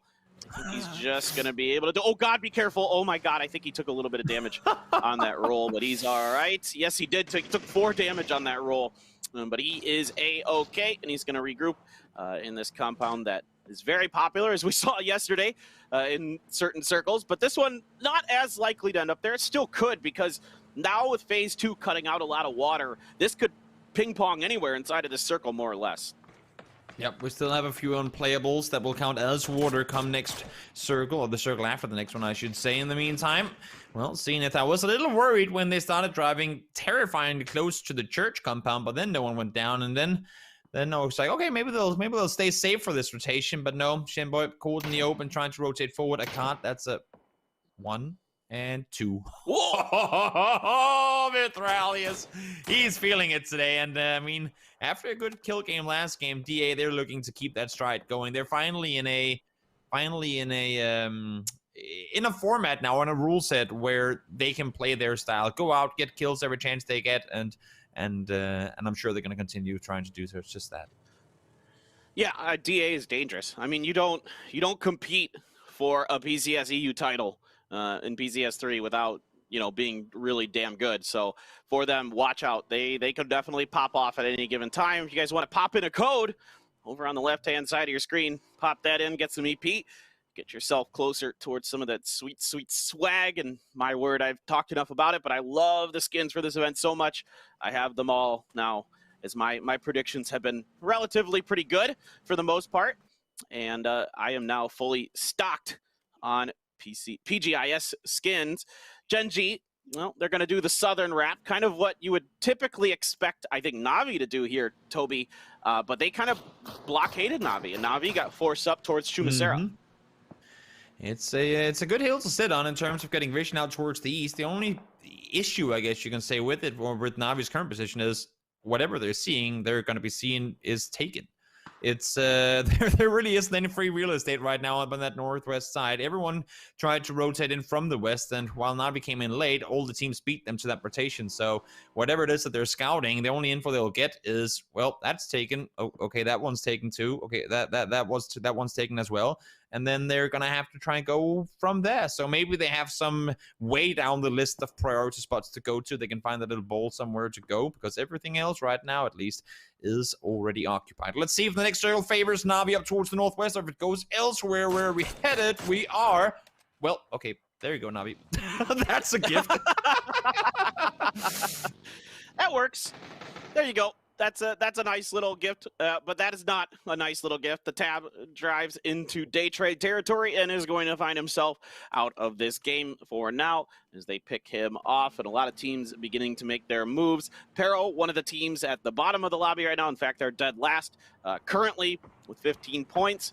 Coming in towards the eastern side, T1 way ahead of them, and T1 driving towards the center of the circle right now into potentially Freak of Freaks territory. Zenith 3 alive on their eastern side. D8 still hanging out in that triple apartment complex.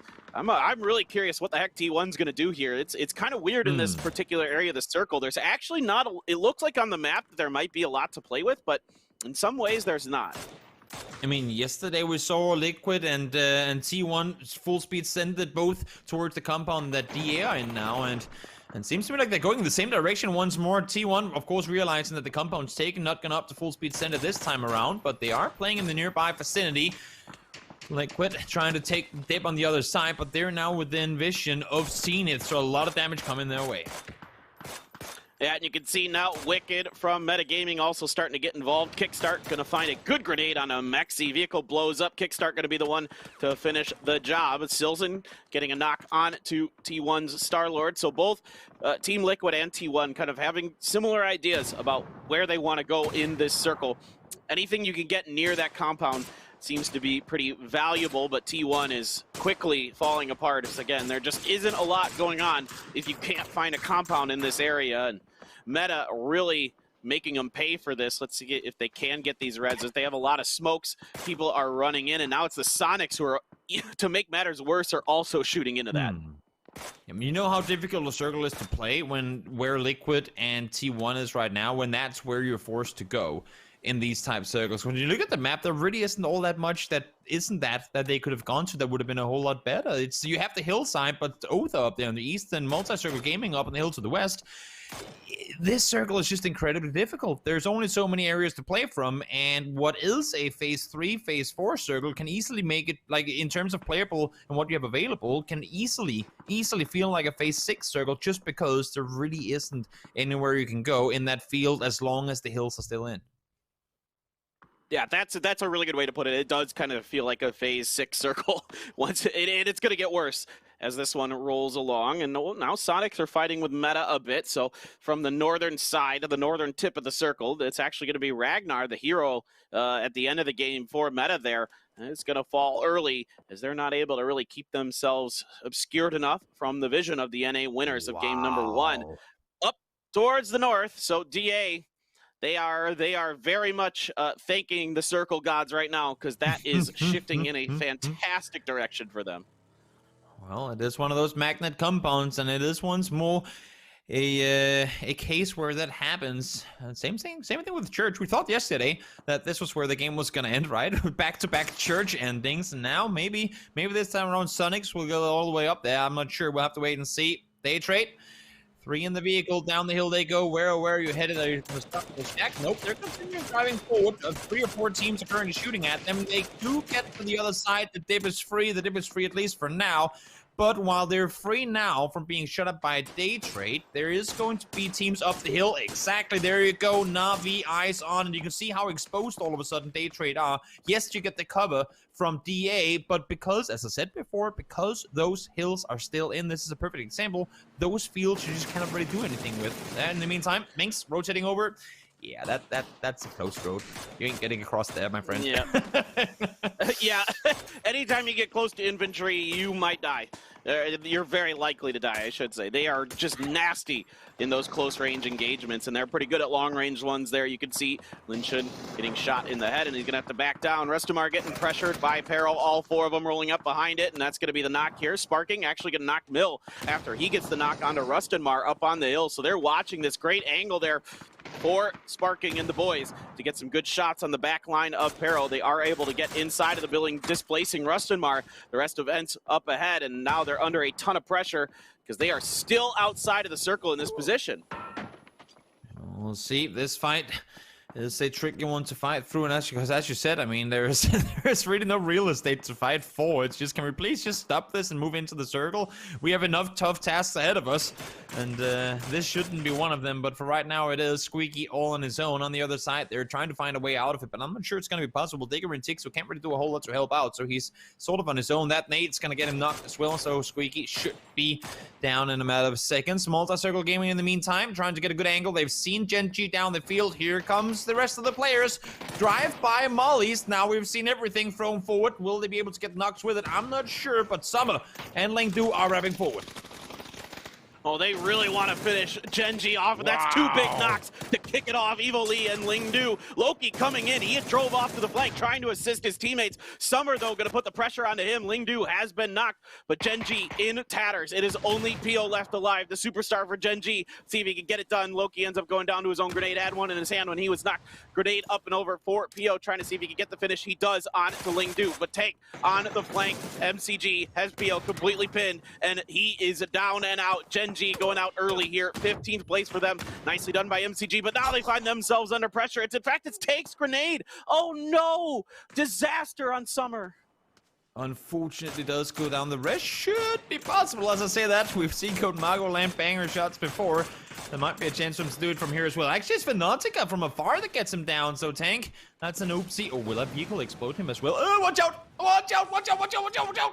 Oh, Tank just exactly gets behind cover. I thought he was going to be down there for sure. The issue is the buggy. As you can see, they managed to pop the tires too. So, oh, Tank, oh, Tank, oh, Tank. I have no idea how you're planning on getting out of there alive. Yeah, that's a real disaster, and there goes Ents, finally taken down by Petrichor Road. Some good shooting from Mamu, gonna finish the job.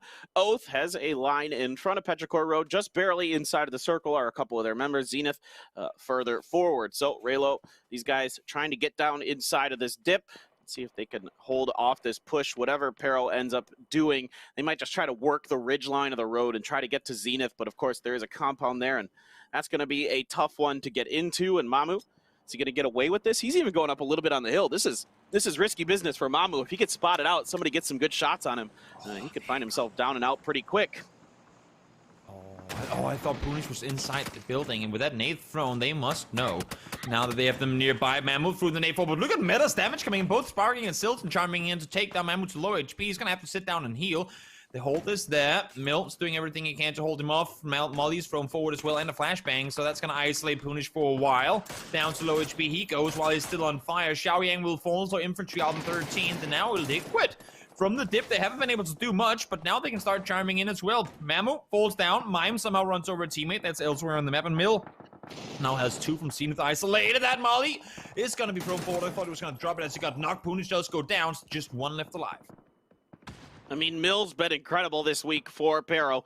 The reason they are here is he outdueled shoot to kill to get there, and it is quiet for just a moment. Oath is going to wrap around this, try to third-party this fight. There's a Afrika swinging in behind this as well. Everybody wants to try to third-party this, clean out the southeast side. It is rather congested right now, and Afrika is going to lose one for that. And Oath completely turns around and says, nope, we got to deal with Afrika first. Makes a lot of sense, but it's going to be Hansia getting the knock on to Snakers there. And Hansia is going to get knocked in return from, I think that was Silzen over on the side of Meta. Balefrost up in front, dueling Hikari. They're both going to trade each other. Raylo going down, Hikari going for the grenade now. Up and over. If that one's on the money, and it is, it's going to get Balefrost knocked. Oath in dangerous territory of being knocked out of this round. Just Pat Caps left watching from afar. Hansia is going to fall to the blue, and Afrika gonna suffer quite a bit of damage, and there's still Evil Lee from MCG starting to make his way over towards this fight. Yeah, Afrika in trouble in this position. As she said, Evil Lee over the top. He should get angles soon. Now he finds the first one. Hikari instantly taken down. Can't connect on the second. So Akkad will be able to stay alive without that nade. No, he knows exactly where he is. So that nade should be money. We'll see if it's going to be no, just a little bit short. Pat Caps doing a little bit to help Akkad stay alive. That Molly, will it spread? Will it spread far enough? No, Akkad just exactly able to avoid that one too. Doing everything he can to try and stay alive. Unfortunately, Hikari being knocked down. I'm not sure it's going to be a rest possible. No, not going to happen. We're still outside of placement points. Somehow, I mean, when you look at this 25 alive, we have an average of only 2.5 per team. So all the teams have taken casualties because we're still 10 teams up at only 25 players. Everybody pretty much is taking casualties. And the ones that haven't, they're going to be at such a good advantage here. Yeah, DA is going to be one of those teams. Their compound, yep, that magnet still on top of it. T1 still has 4 up, by the way, as well. Somehow almost losing 2 very early on in their rotation towards that spot. They're still alive. That's very impressive to me to be able to do that. Now Pat has 3 members of Zenith. That's not fun for poor Pat, and he's trying to get up on that hill, trying to work the ridge line there. Going to get shot back by the members of Zenith, and there's still Evil Lee in the back as well. Oh my God, Smash takes Shrimsy out of that vehicle. Quickly, Mime circling his teammate, but nobody's gonna be able to get to him. Wicked's gonna find the angle for Meta. Win over to the shack. Wicked trying to put some shots onto him now as well, and this is going to be really interesting. It's trying to get across the road here for Sonics, and that vehicle pops up a little bit like it's got hydraulics in it, and Win is under a ton of pressure from the combined forces of Meta. Explosions all around. That one just short of getting into him. They have a great crossfire on him, but his Murado in a great spot to protect him. And oh, the drive-by for Mime. It's going to get Wicked. That is huge there. That should open up some space for Sonics. Yeah, really important off angle. They're going to get across the street now and inside the circle too.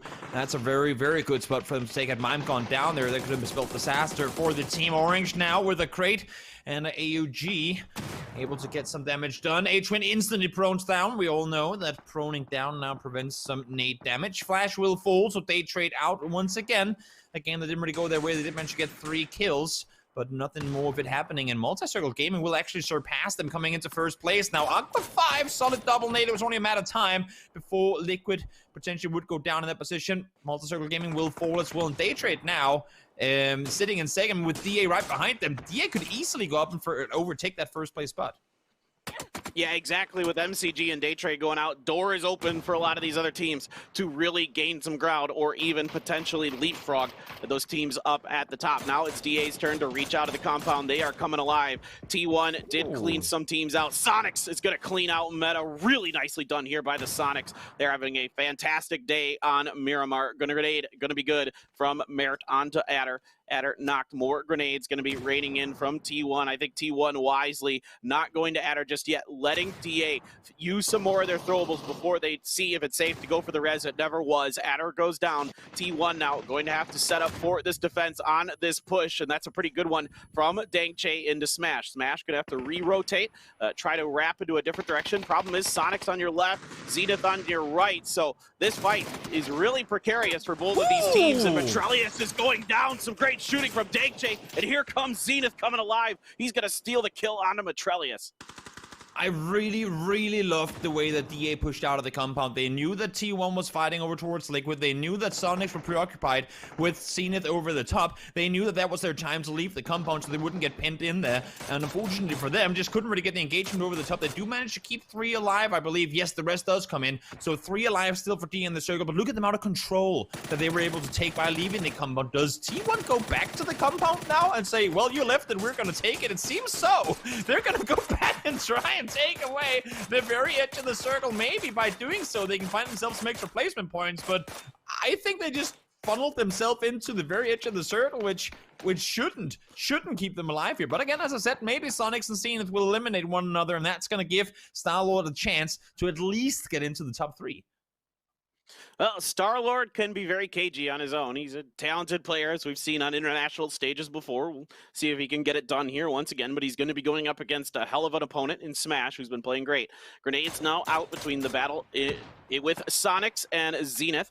Tickleton up over the top, doesn't really catch much with that, and Smash holding an angle. Star-Lord's got to be super careful. That is so smart to close that door to cross that path.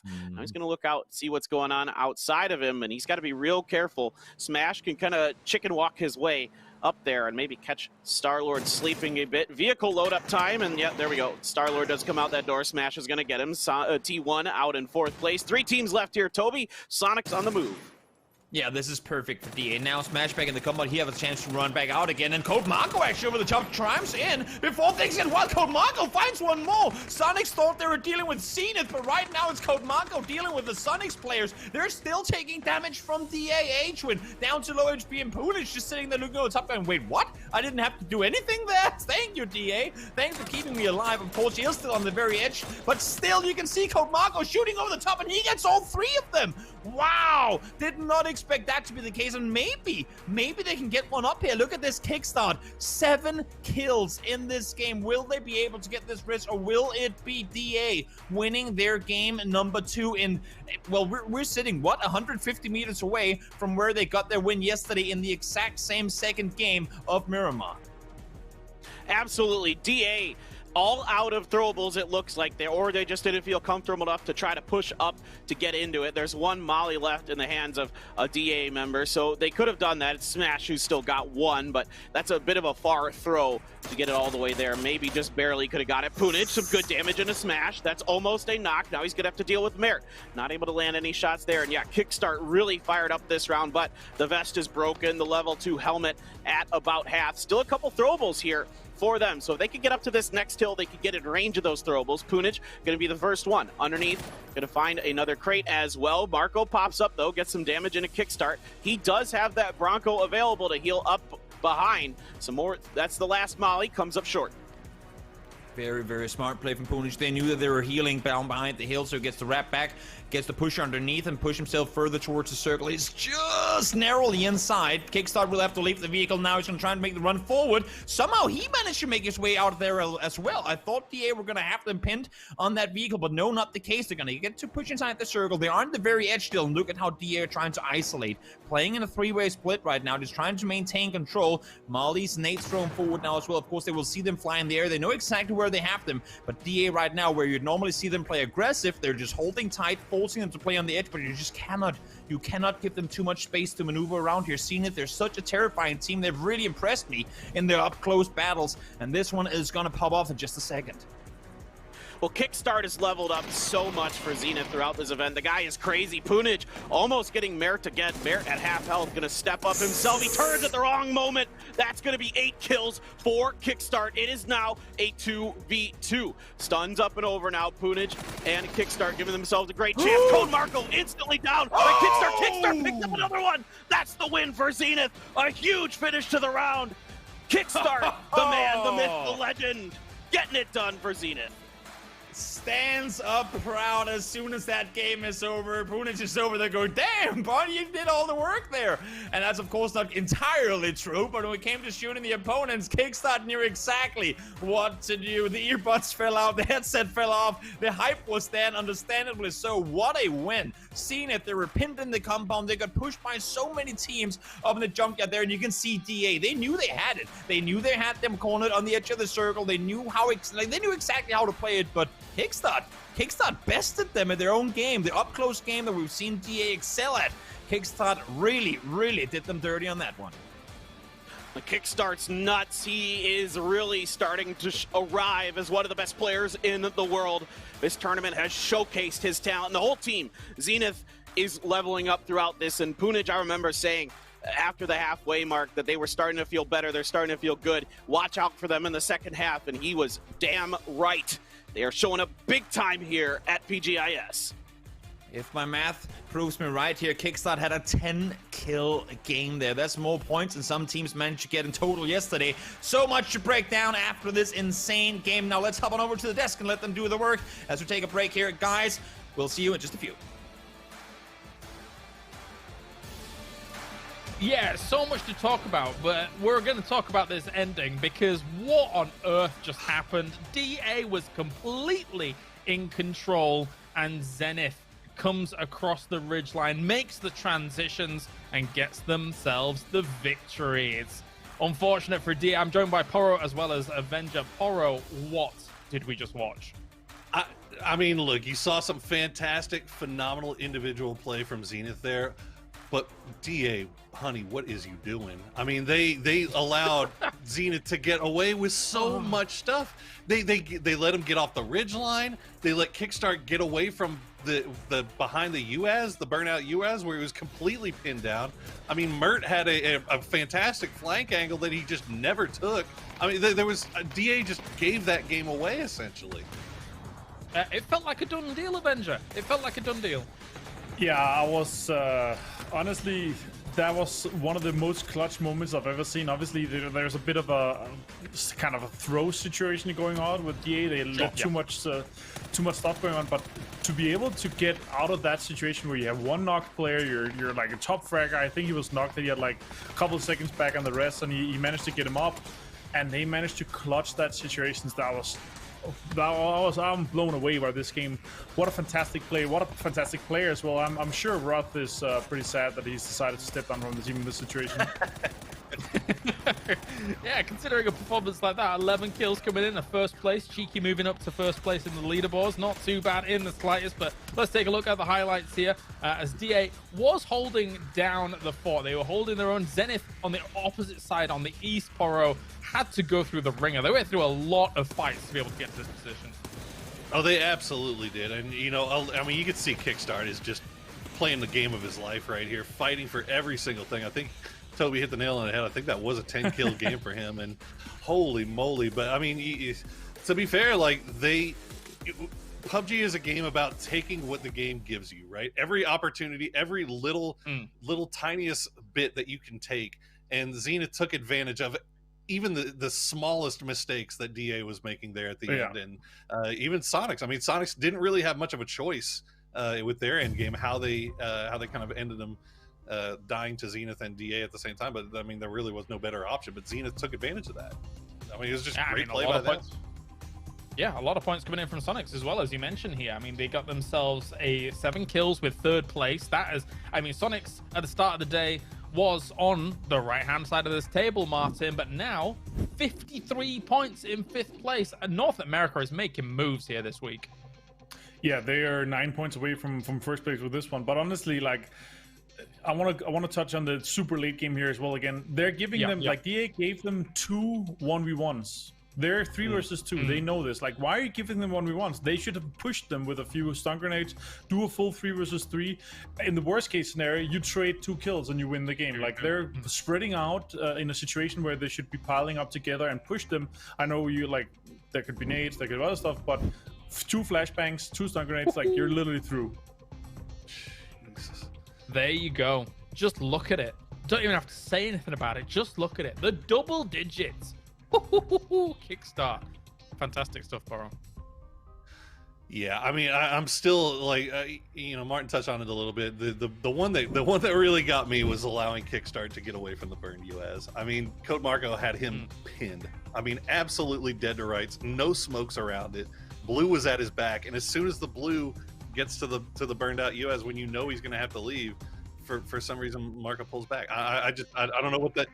You know, obviously we're seeing this in hindsight. We're seeing this from a different angle. So, you know, we're not inside the comms for DA. We don't know what it is that they saw really, or what kind of information that they were working with. But and from our point of view, man, it's really hard to see what they saw to make them pull back like that.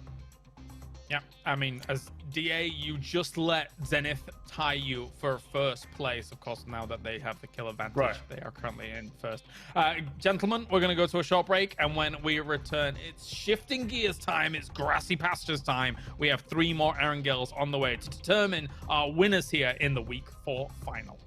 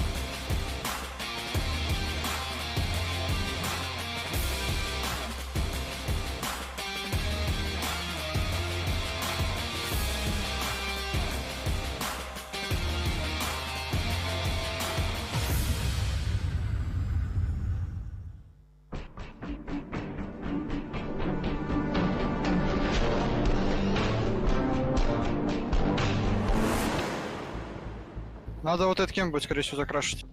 Попробовать. Справа от меня втроем заедьте, я заеду на рыжее дерево сейчас. Других нет, Варик. Куда ты по гараж хочешь, да? Придется.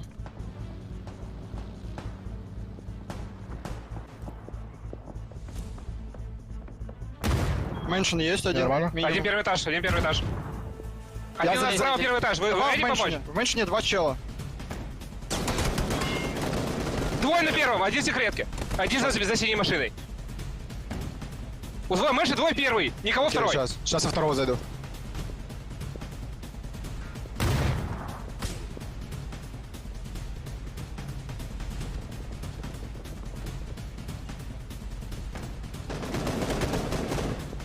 Ног лестница. Ног лестница. На первом, слева у тебя будет, Бес, слева. Убил. Найс.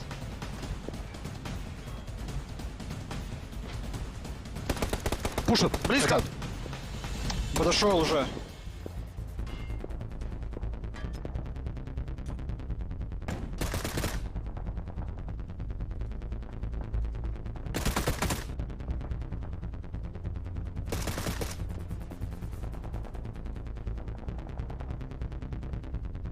Он может трясти? Нет. Нет, он на первом. На мне.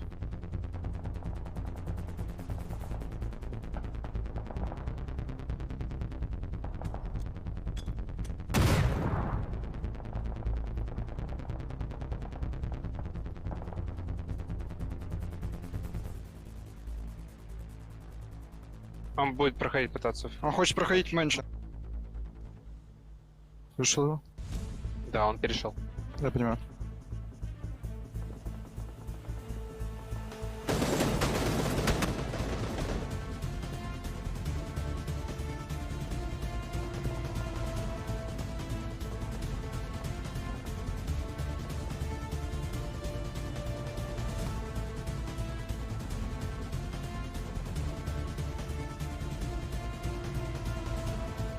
Раскрыли смоки, можешь проходить. Туалет, первый этаж! Окей.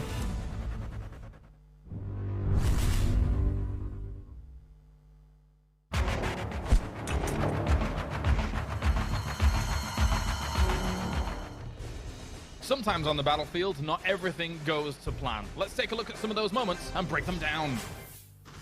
All right, LG Divine crashing on in. Let's see what they do. Full speed forward. No, June, you got tagged out. Watch out. No. Oh, terrible. You cannot run over your teammates on a pull-out like that. Be careful. No, don't get out of this. Instant karma. Taking notes from Oath. Karma. GX getting ready for their military rotation. What's gonna happen here, Clover? You know, I mean, what could go wrong? It's just boats and water, right? Oh. Oh, no. Well. You had to ask. Watch out, guys. Watch out. There's a shady captain on board, and now he's trying to rock the boat up towards the shore as well. That's not Millie Island. Get all the way across. Jump over there. There you go. Oh, no. That's how you get your boating license revoked. No. Okay, Genji Iononyx, and even Dave trades here. Poo shoes. What are you thinking, Clover? He's getting a little bit close to the trees. Oh, no. Oh no. Oh, no. How did two people happen in the same place? It's okay. Look, he's coming for a res. See, everything's gonna be fine. Oh. Oh, I see Theo. Run! Do you have any Run weapons? for it! Do you have any weapons? Yes, Yes, shotgun! Oh! Theo, let's go, buddy! That's it for these moments, ladies and gents. Enjoy the rest of the show.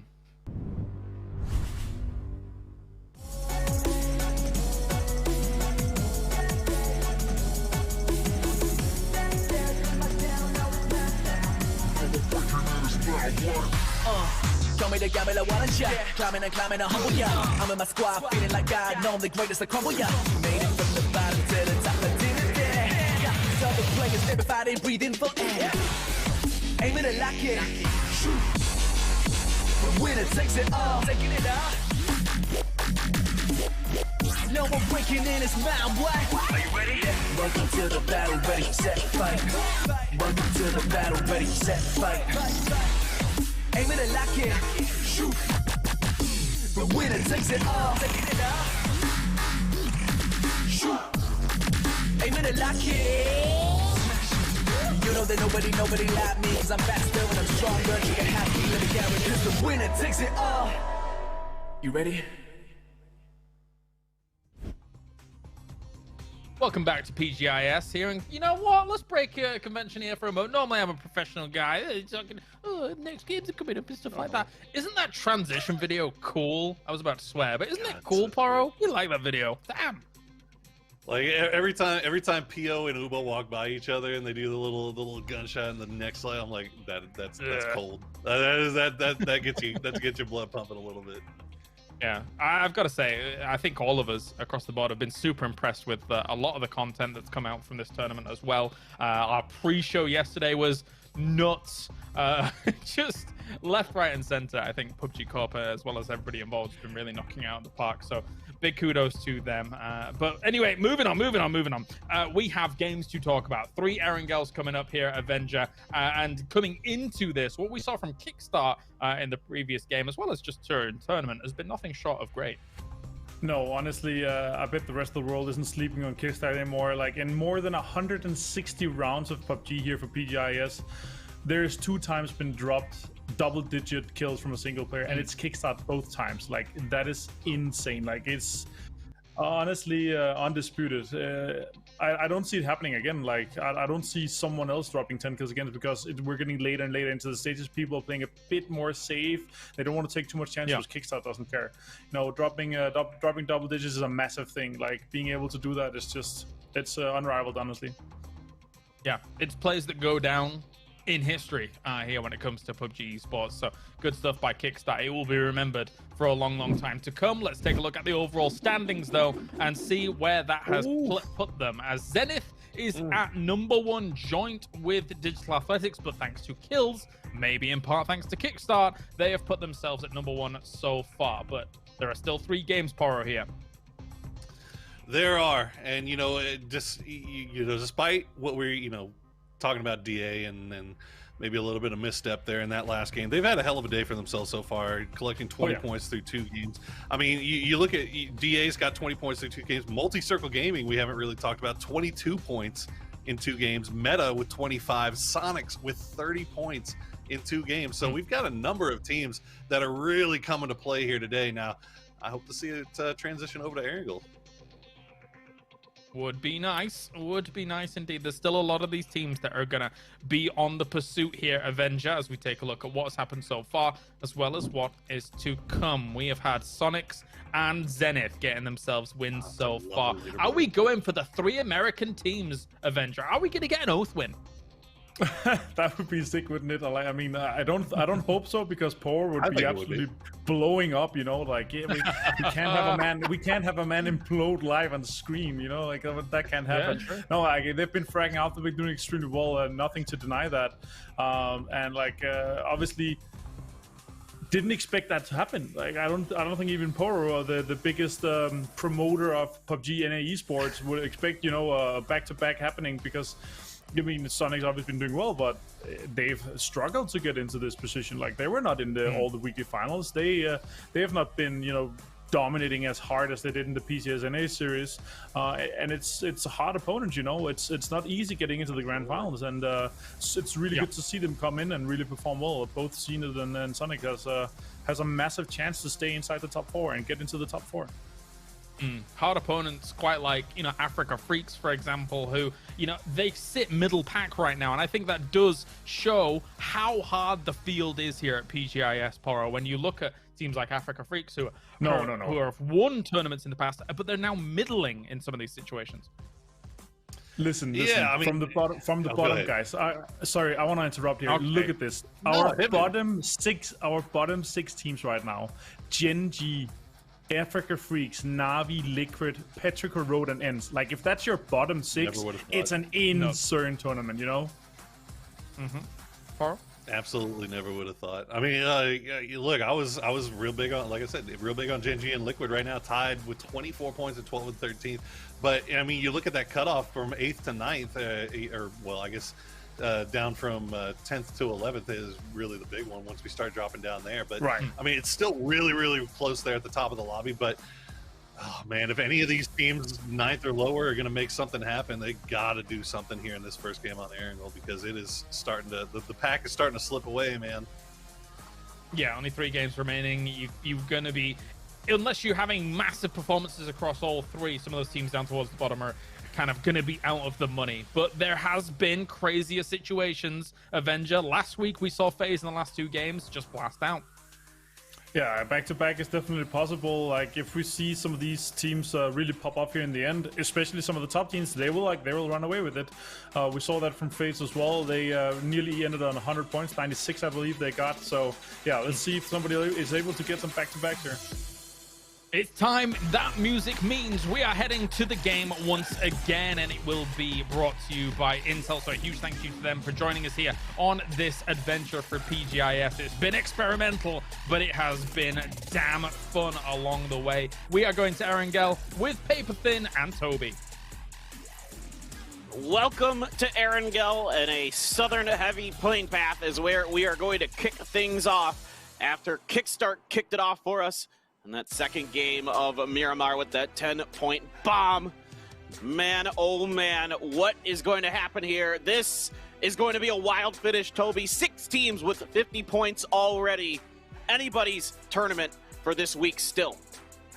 Oh yeah, it's I would be very surprised if it weren't going down to a final game where we have something along the lines of 4 or 5 teams that could still somehow go out and get themselves the win. But we'll see how things come to play now that we head on over to Erangel. DA once again heading down towards the south side. They don't want to fly up and over towards Rostock, where it will be a bit of a stretch, but they could have gotten there if they wanted to, but they don't care. They'll just go down to the west side. FaZe ain't here, SDK ain't here.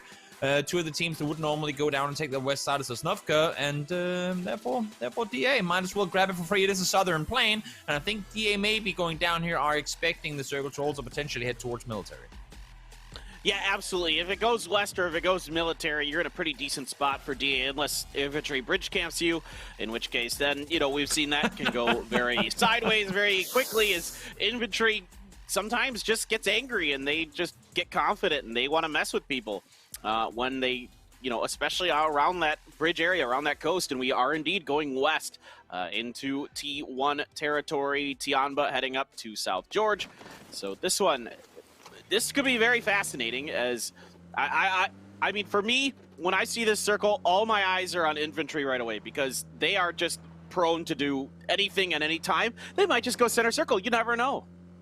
Yeah, that's the thing. You really do never know. I mean, the infantry like to be able to play out in the open and go around and find kills, and yeah, I wouldn't expect to see infantry just full speed send it up towards Chopsticks or up towards Gatka and play tight in a compound. They just, even though the circle does kind of allow them to at least try and look in that direction, I wouldn't expect them to sit in a position from where they're just sitting behind closed doors and waiting for people to come to them. They want to be out there in the forest. They want to be up on the hills. They want to be out there taking and doing damage to people and being able to go out and engaging in fights should they want to. So we'll see what infantry opts to do, and we'll see how many kills they get at the 9-minute mark. Because yesterday, on their last game on Erangel, they had 9 kills at 9 minutes. So we'll see. They are, of course, at 0 already 3 minutes in, so it would require all kinds of hell to break loose within, well, the next minutes or so. And with where their opponents are right now, I don't really see it happening. I do see, though, that Daytrade's opted to not contest Fairy Pier anymore. After the whole Uzi shenanigan situation yesterday, I think Daytrade had enough and now realized, you know what? Maybe we'll just give infantry some space and then we'll just loot over towards the west a little more. Yeah, with how good things went for them, even losing a member early on yesterday, a couple times on Erangel, there's, you know, if things could go even better if you could keep all 4 up. So definitely, I think for Daytrade, a wise adjustment. You really do not want to poke that beehive, and but that beehive, I see it. I see them. I'm looking at the map stream, by the way, guys. PUBG Esports map on twitch.tv is where you can check out this map, and you got it. They're doing it. I think they're gonna do it, dude. I think they're gonna camp this bridge. They're just, I love it because I love the confidence. I mean, we know they have the ability to back it up. Oh yeah. They do stuff that, you know, like some people would go lol scrims, you know, or lol like, you know, pubs. Like, but no, they are actually good enough that they can not only do this, but get away with it. they do things that every other team advise against doing and succeed. That's the worst thing, right? They succeed. They go out and do these things where everyone is like, yeah, you should never do this in a competitive game for this and that reason. And there might be arguments to make that you shouldn't be doing it, but then infantry does, and you go, well, I guess they can make it work. Well, I'm looking at DA right now and thinking, if you're rotating it, I mean, what is the patience like of infantry? One thing is that we saw DA and infantry share that compound for, I want to say, 7 circles yesterday, but that was because it was still inside. Right now, infantry, as you can see here, prone by the bridge, they're waiting for teams to rotate across with a mutant in hand. They do not care about... Okay, so there is also a Scar. I was thinking that he only had a mutant as his main rifle. That would have been suboptimal. But if you're DA here, you've got... I mean, at least if you're Oath, you have got to be expecting this to be a very, very real possibility that infantry are looming just on the other side of the bridge. Yeah, you can't let it slip through your mind at all that, you know, we've already seen it once in this tournament when they did it to Oath. And of course, Oath later made them pay for it, but you can't forget about that team and what they like to do. And I think part of the strategy there for infantry, as well as you kind of touched on here, Toby, is that the guns and the equipment wasn't as good as they would like. I mean, there were level 1 helmets there as well. So part of the strategy is also, you know, like letting the other teams farm for you, and then you get some of their loot. You get those DMRs and the other things that you might have not have gotten along the way. I think definitely fits into that equation. Oh yeah, for sure. And also, I mean, just because it's infantry. I mean, as I said just before, any other team being down towards Fairy Pier, seeing this circle, they would go, oh wait, we have a chance to seize an opportunity here. We have a chance to go center and get a compound before anyone else does. But infantry, like center, sitting in a compound? Wait, what is sitting in a compound? We don't care about that. We'll stay on the edge. We'll come in late, even though the circle favors us to go into the center early. You can see Code Marco. He's looking for opponents, but they know there's something going on. It's too quiet over on that other side. But infantry, they ain't showing their hand yet. This could be a bloodbath just seconds from happening. We're tied at first right now with Zenith getting the upper hand because of their kill count, but DA could be in trouble come the next couple of seconds. And they're playing this very careful. DA would normally just full speed send it, but they're playing this careful because they know that this might be a thing on the other side. Well, here we go. Can infantry pull it off once again? Can they just wipe a team off the lobby? And DA is going pretty hard at this, and the trap is about to be sprung. Nine's going to be the first one to fire. Gets a pretty good headshot. They drive at him. Just narrowly avoids getting run over. Longskir's going to get one, but Nine's going to get taken out by Merritt. So good return fire from DA. They're taking a lot of damage in the transition. Zhao Ying gets some pretty good shots in, but there's another knock. There it is. Merritt is down. So for now, DA is going to lose 2 on that cross, and maybe even more with Code Marco being stuck down in this cliffside. I was just going to say 2 probably ain't going to cut it. They're going to go get the rest onto 9. That's a pretty free one. And let's just say, I mean, Code Marco, no helmet now, trying to stay tight. Smash. He's like, you know what, Marco? I mean, as much as I like you, buddy, there's nothing I can do to save you. But we know D8's not very shy away from fights either. I'm thinking Smash might go try and see if he can get an off angle and somehow keep him safe. This is not good. This is not good. And for Oath, you can see Pat Caps. He doesn't even care to go towards the bridge. He's like, well, we might as well just take a ferry or a boat here because we just heard all that going on the other side, and we know the team's involved.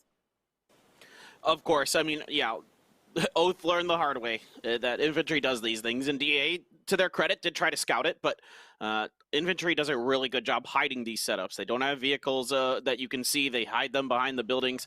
They place themselves in spots where you cannot see from the other side, from the normal vantage points on those hills that are to the south of the, there's 2 hills on each side of the bridge on the south of it, so you can't really see them from there. And they once again are going to profit from it with 2 kills early on. And for DA, the day has been great for them so far, and 2 losses early has got to be a little tilting. Over to Senya, watching Genji pass. I think they're just going to stay underneath him. Shouldn't be anything that happens there. Indeed, they are just going to cruise on by, and the rest of Na'Vi kind of following in behind. Yeah, neither Na'Vi or Genji would want to take a fight like that early on in the game. So Senya making the wise decision of not revealing his position and just rotates into the CEO. Still like, I don't like this, guys. I don't feel comfortable doing this rotation. But as we know, as viewers know, if they have the map stream open, that infantry has actually already left the bridge. They've left Code Marco and smashed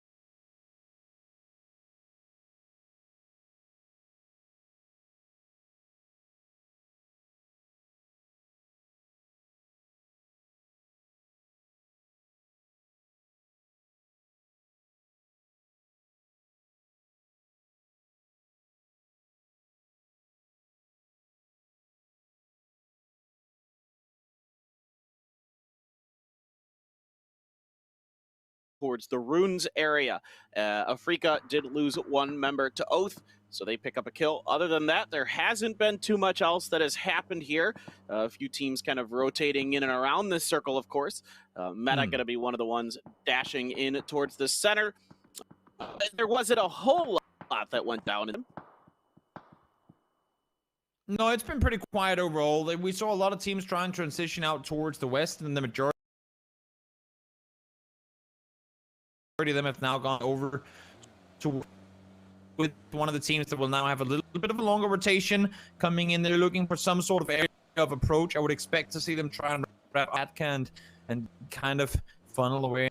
And as a Kickstart does seem to be driving towards Gatka, way over towards the west, and they're not going all the way back east of Pochinki, so they want to try and see if they can maybe get a spot up towards the west side of Rosog, of school, find a compound out there, and try and play safe from an angle in that direction.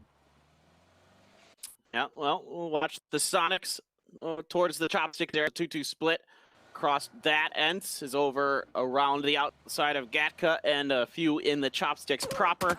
Day trade south of that. Win taking some damage from Diggory. That's going to put him down behind the rock.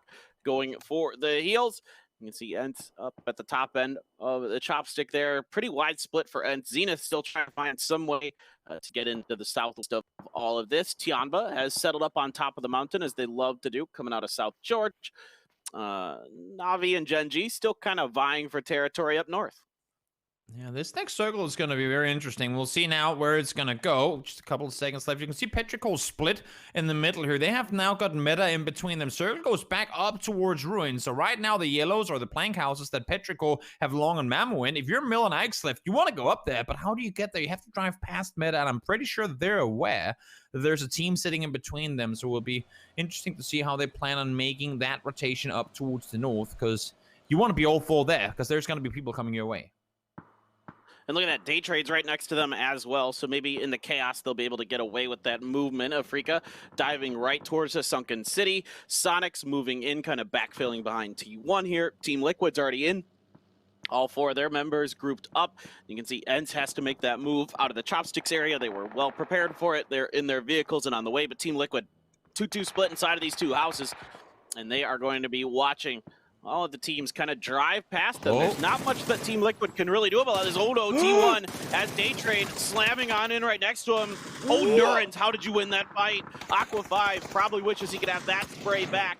The rest of T1 trying to get over here. All right, it has been a knock on to Nurens now. Aqua 5 bleeding out. The rest of Day Trade trying to come through. Flash trying to assist his teammate. Gonna finish off Aqua 5, at least make sure that point is in there. T1 in disarray trying to catch the backside of Flash, but he's already around the corner. Sees Dangche.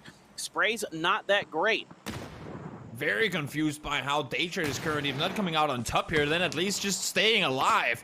Star-Lord's gone down now as well as Vanatiga's nade from the backside. Adder trying to keep control over towards Flash. He knows he's there. Oh, that's a good money. That should get him knocked as well. And no, he just exactly gets the heal off, but here comes Tiggleton from the side, able to find him in there. Finds the flush with the mini there as well. So Adder now on his own trying to stay alive. Day Trade, the remaining few players have opted to go away. James nade thrown forward, finds Six, who finds Rustenmar with it as well. We saw Liquid, they were playing inside the double compound, and they are doing everything they can to keep Ents away, to keep everyone away from potentially pushing towards this building. James outside of the wall, no more nades left for him, no mollies either. He's trying to go aggressive here, and he does have a teammate there to assist him. I believe it's Clip outside now as well. Yes, they want to see if they can get some kills on towards Ents. It's good patience here from Team Liquid, waiting for just about every team to wrap through this, and then they can really put the hurt on it to Ents. That grenade almost finishing, but Tixu is rezzed. So Diggory gonna run away with not a whole lot of health left. You can see Tianba's busy dealing with Sonics, so not really able to get involved in that Team Liquid Ents fight. Instead, they're gonna have to deal with the NA squad, the Game 1 winners on today, as they're pinned underneath this hill with just vehicles mostly for cover. Tons of smokes being out, but there's mollies right on top of Tiggleton here. Shrimzy, the only one left now, as a bunch of members getting dusted by Tianba. This is looking to be the end of the round, potentially. That grenade is going to come up short, though. Yep, those mollies were absolute max distance mollies thrown forward. Circle to going where we expected to, with the fourth shift shifting away from the water. Those mollies still a little bit short, so Sonic somehow managed to keep 2 alive. Could potentially get the rest up to Mime as well and get 3 back on their feet. I thought, as you said before, this could be the end of them, but no. They stay alive for now, but without vehicles. Of course, vehicles probably not be the most useful thing in this situation, but for now they grant them cover. But those smokes, though, they only last them so long, and we'll see how much Tiamba is going to commit to try and get the flushes on them. Yeah, it looks like Tiamba doesn't want to overstay their welcome. They figure, well, we can get to this later. We got to make sure that nobody's flanking around us, and Mings is going to hear vehicles of Zenith being driven around, so for him, he is calling in the reinforcements, I think, just in case they get slammed into by a team coming from the flanks. Squeaky here, good grenade right on top of Poonage. That should be a knock, I believe. Oh my god, just a sliver of health for Poonage. Okay, the follow-up is good, though. Poonage going to get knocked, smokes immediately down. See Kickstart going for the res. You got the other members there on the backside. Shinboy trying to wash. There's a flank here from Ents. Look at this. Tiksu's driving down on the side, and he's going to get the knock onto Shinboy.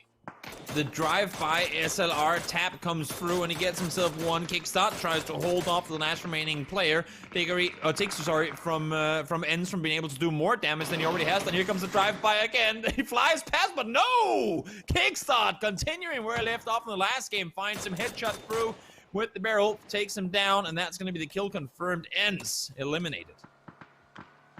Yeah, another kill in the bag for Kickstart there. PO has almost no health, but he's got to be super careful. My word, if he gets even just grazed, and there it is, that is going to be Gen G down early once again. This weekly finals has not been kind to them as they fall to the combined fire of a couple different teams. Meta was involved in that early on, Oath as well, and here comes Infantry after that successful bridge camp, looking to come into Oath a little bit later, and Oath going to be at the top of the ridge line right away. Going to see if they can get any knocks or kills onto Infantry. Grenades being prepped by both sides. Snakers has a good opportunity if he can get a good one in. And we'll see. Pat Cap's going to be watching the ridge. Stuns up. And for now, both teams... Oh, there's a good grenade from Longsker. Let's see if that kicks things off. Right on point. They have Relo down on the backside too, so they're only 2 on their feet. Relo does get taken down in the end of it. Low-key be the one to get the claim that kill. Now here comes the full committed push over the hilltop. Longshot does go down, so 1 down currently for the side of Oath. No more casualties so far. Oh, can't find it, but it's actually going to be Slip from far up that gets the knock on to Pat Caps. Now Boliang falls down. Oh my lord, Snakers with the instant double takes down 1 more. 9 is left alone. He will find the final kill. There are 3 potential reses for Infantry to get up somehow. Look at this little funnel that he has. He has a little bit of a crevice that he can hide down in, and that should be able to get him to get the reses up to his teammates. Circle does shift away, but at least for Infantry, they'll get all the people back on their feet. Oh, and nobody was in a position to third party that at the end. Infantry going to get away with murder there. Oh, that was a wild one. Snakers almost came up huge and beat Infantry by himself, but that flank from 9, good enough to get the job done. Multi-Circle Gaming, another team having a fantastic weekend at 61 points for them right now. T1 still stuck inside of the ruins with Day Trade. There's even DA Smashes over there. Lingdu, quick and easy. EJ gone. See what he can do against the rest of Afrika up on the Ruins Church. This circle not going to end on a church on Erangel yesterday. Too many churches. I think we might be done with that.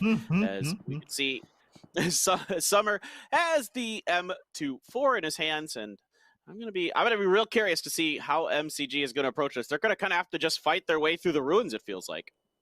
Yeah, we've seen Lingdu do a ton of damage with the bold action in hand. Now we'll see if the rest of Multi-Circle Gaming can live up to his rep. Meta, they opted to not take the cars. I'm liking what I'm seeing in that regard. As I say that, here they run back towards the vehicle. 3 of them are gonna go in, and that's what I was afraid of. If they just run, maybe they could stay unseen from Zenith, but that's not gonna be the case. Tiamba actually from behind are gonna get an angle on Poonage. Poonage trying to hold off Meta from making that rotation forward, but he's gonna get punished instantly, Meta. In the meantime, using that to full effect, wrapping their way forward, getting inside the circle, and now Petrichor, you see him out on the east side on your minimap there. They might be wanting to make a play on these guys as well. Longskirt falls, Smash is in trouble, alone inside the ruins, but that's elsewhere on the map. In the meantime, now Kickstart has a tough task ahead of him trying to stay alive. I like the idea of what Meta's trying to do here, try to fan out and kind of spread out amongst those trees. The problem is there's like 3 or 4 teams that are going to be shooting at them. Smash, that particular Molly, not going to be quite good enough to get him. Infantry has fully recovered, and they decide to go into the ruins and fight it out. What more infantry-esque thing can you do than go in and just try to get kills? These guys, that's all they know. It's kill, and Smash taking a whole bunch of damage here. Tank trying to watch this, but there's too much going on, too many smokes, can't really see much at the moment. 9 continues to work the edge, really trying to isolate Smash and finish what Infantry started at the beginning of the round. Can't let those DA kills go to anyone but DA. Go to anyone but Infantry, I should say. Trying to see if they can find the last, as you said. But here he is, Smash. Very good position in that corner. James again getting knocked. He does get the flush on towards Silson. So damage being done towards Meta as they try to push their way further forward. Wicked falls once more, and the rest should be possible on him. Let's see Smash still playing around these smokes, trying to stay alive for as long as possible, hoping that maybe Multi-Circle Gaming or T1 will do something to help him deal with the guys from Infantry. Circle, towards Liquid we go. Let's see if they can win this one with the Circle going straight towards them. Yeah, Hikari's stuck in the blue. There's not a lot he can do with MCG up on that hill line. There's just nowhere to go. So he's just going to take the point away from anyone else potentially. Smash still alive. Infantry's been slowed up quite a bit. The combined fire of MCG and some of the other teams, T1 and Day Trade as well, kind of slowing them up a bit, slowing this aggressive push from the Chinese team. Zhao Yang gonna see if he can get this grenade up over. He knows right where Smash is, that he's trying to do his best. He gets 38 damage on it, but he takes a bunch of damage in return. And Smash is actually gonna use that opportunity to move over to the other smoke. How aware of that is Infantry is my question. Mings, you know, there goes Kickstart. Kickstart having a hell of a day. 64 points, still on top going into this, and there we go. Finally, Smash is down, DA out. Yep, good elimination there for Infantry. Now they know they have much more space to play inside the ruins. The only issue is ruins is only getting smaller by the second.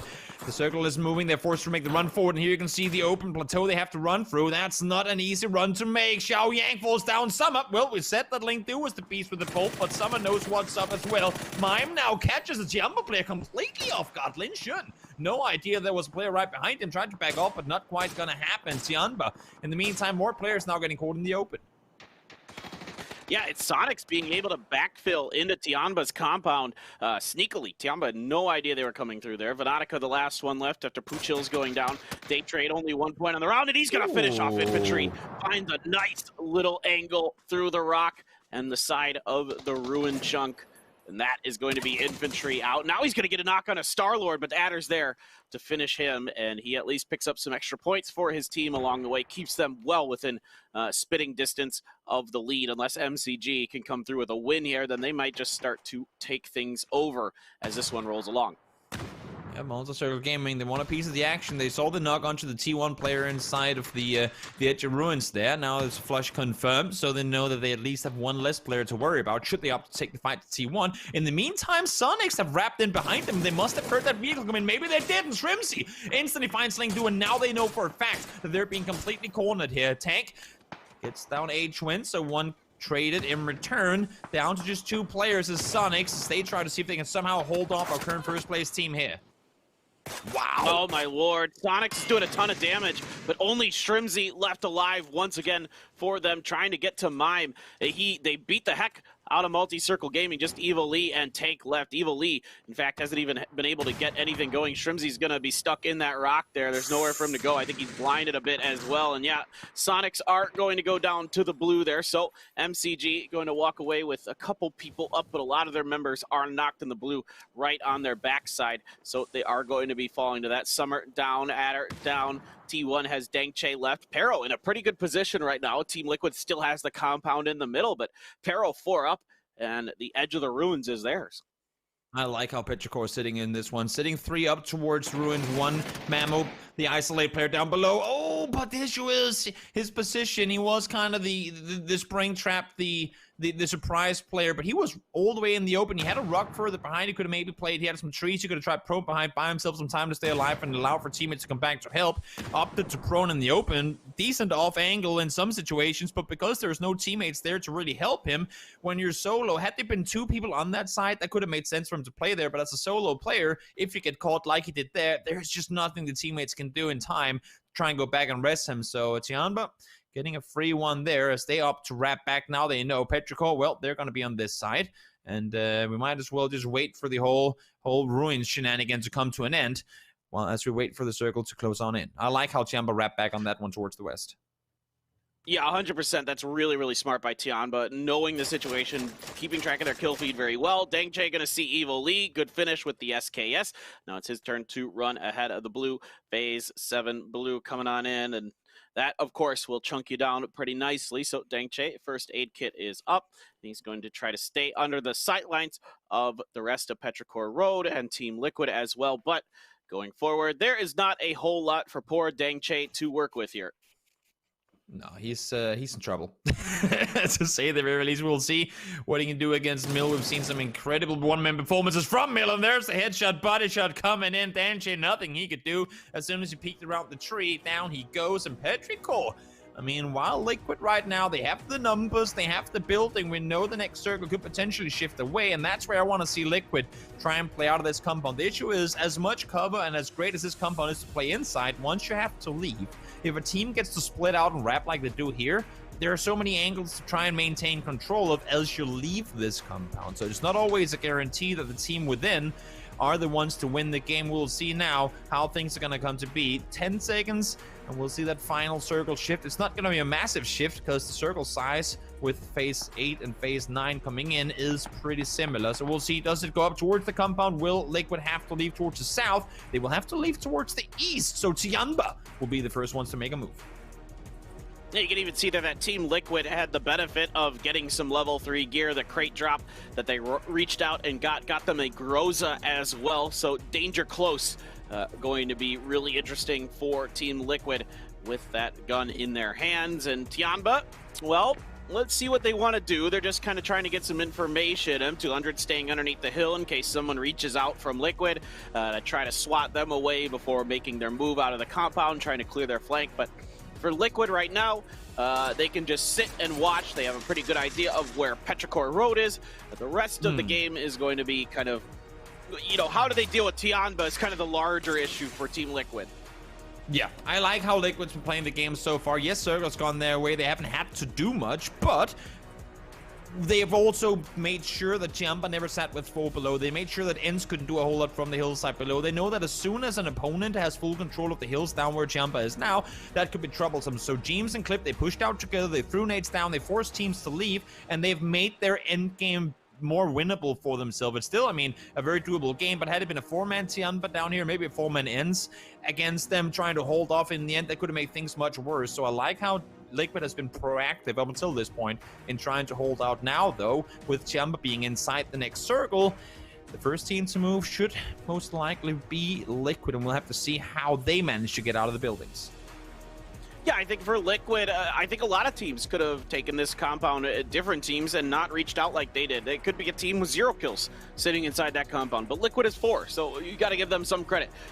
Doing what they can to get the extra points, and they've safely done it as well. They still have all 4 up, so there's something to be said about that. That's part of playing PUBG. Sometimes you're given circles, and you got to make the most out of them, and that is how this works. So let's see. The center of this one, of course, is going to be that star outside of the compound to the front. So smokes are going to come out from every angle now as everybody gets ready to try to push their way through. So it could be quite fascinating. You never know with these phase 9s. Like sometimes, Toby, they feel like they're over at a heartbeat, and sometimes they come down to that last moment. It just depends on smokes and positioning. It sure does. M200 wants to get the US inside the circle, so I'm trying to drive it a bit forward. Of course, he doesn't want to be exposed to the top side of those windows. Mexi is still up there with the big old 15x. You can look all the way into your soul with that scope.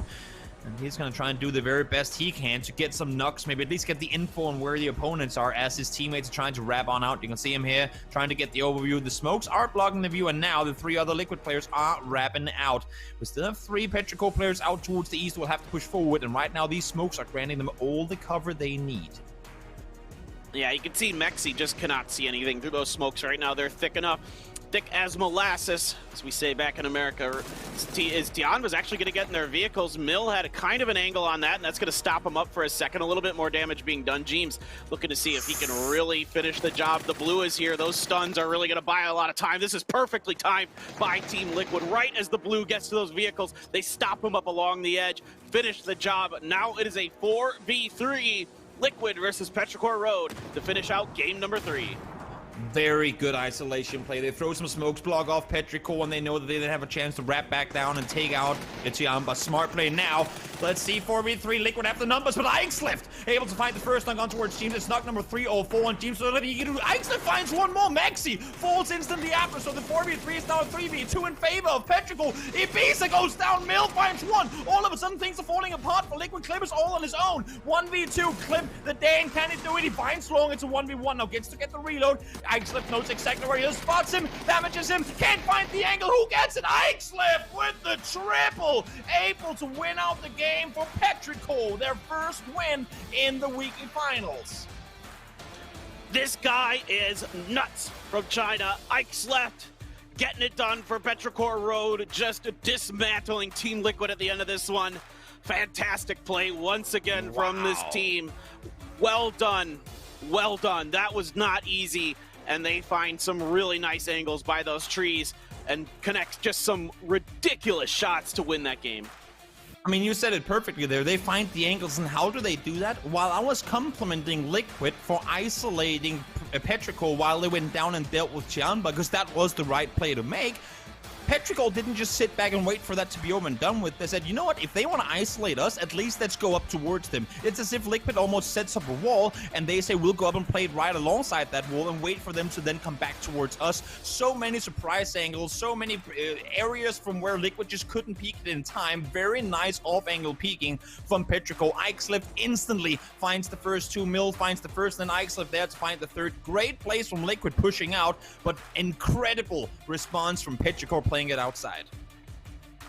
I think these guys are nuts up close and personal, and Ixlift, he is a human highlight reel, Toby. The guy is just incredible.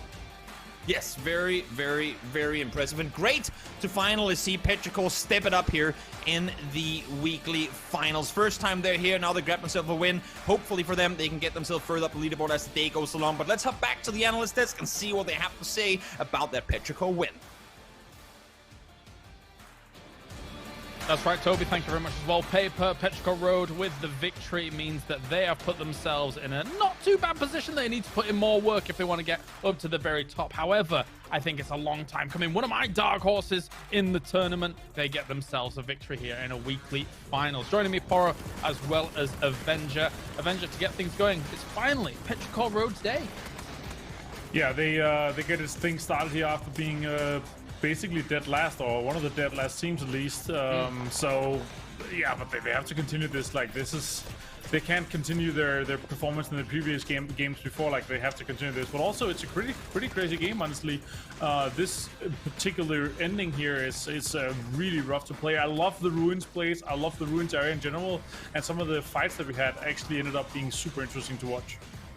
Yeah, I think a lot of people, especially in these kind of final circles, so were kind of looking at Team Liquid Poro and thinking that it was going to be their game to win, and it was not to be. I mean, it should have been. I mean, they had the compound, they had the circle luck, they had all that things going for them. And to be honest, the way that they were setting up for that final fight, you could see they were throwing all their smokes on top of Petrichor, forcing Petrichor to be the ones to move. But the thing is, Ixlift never gave them a chance to complete that setup. There was no cover for Liquid. They had no smokes to play around. By the time Ixlift just immediately ran over there to get that flanking positions, got the instant 2 knocks, and by then it was too late for Liquid. And I mean, that's huge for Petrichor Road, especially when you consider the performance they've been having. To make a confidence play like that, that is a veteran play to make there at the end game there for Petrichor, and they pull it off beautifully. Yeah, Liquid taking out Tiamba here towards this position, very important for them. And then, as previously mentioned, Ixlift finally finding his comfort along with Mill and Long doing very, very well. Avenger, do we want to talk about how Europe's not having the best of times in these last couple of circles? You want to You touch on that? Yeah, I mean, in general, I don't mind. Like it's been rough. And they didn't play it well enough. Liquid obviously playing out of this, but they used their smokes too early. They used too many smokes too early, not leaving them any in the late game. But I like the thing that they really have taken into them, that they smoke their opponents rather than smoke themselves, that they push their opponents away, making more spells for themselves, which is obviously something that not a lot of teams they do. Like it's often thought out as, you know, we try to make a smoke wall for ourselves rather than use the smoke offensively. They use them defensively, right? So that was nice to see. Yeah. Another team that I actually do want to talk about here whilst we are at the top of the leaderboards, we'll actually look at the points here, and we can bring it up off the back of that, is the fact that, yes, Petrico Road, 21 points, brilliant stuff for them. Liquid, 11 points, brilliant stuff for them. Multi-Circle Gaming, 11 points. This is important, Poro, because in the last 5 games, just let's ignore placement for a moment.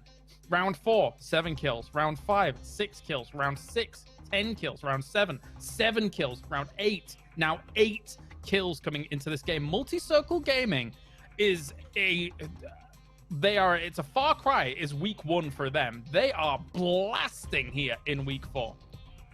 Absolutely. I think they found their win condition. I think they've decided now that they are going to take every fight that they can get, and they are going to have confidence in their mechanics and trust in their teammates to be able to take these fights, and it's paying off pretty big dividends in terms of kill points. Now the placement points are starting to find their way there as well.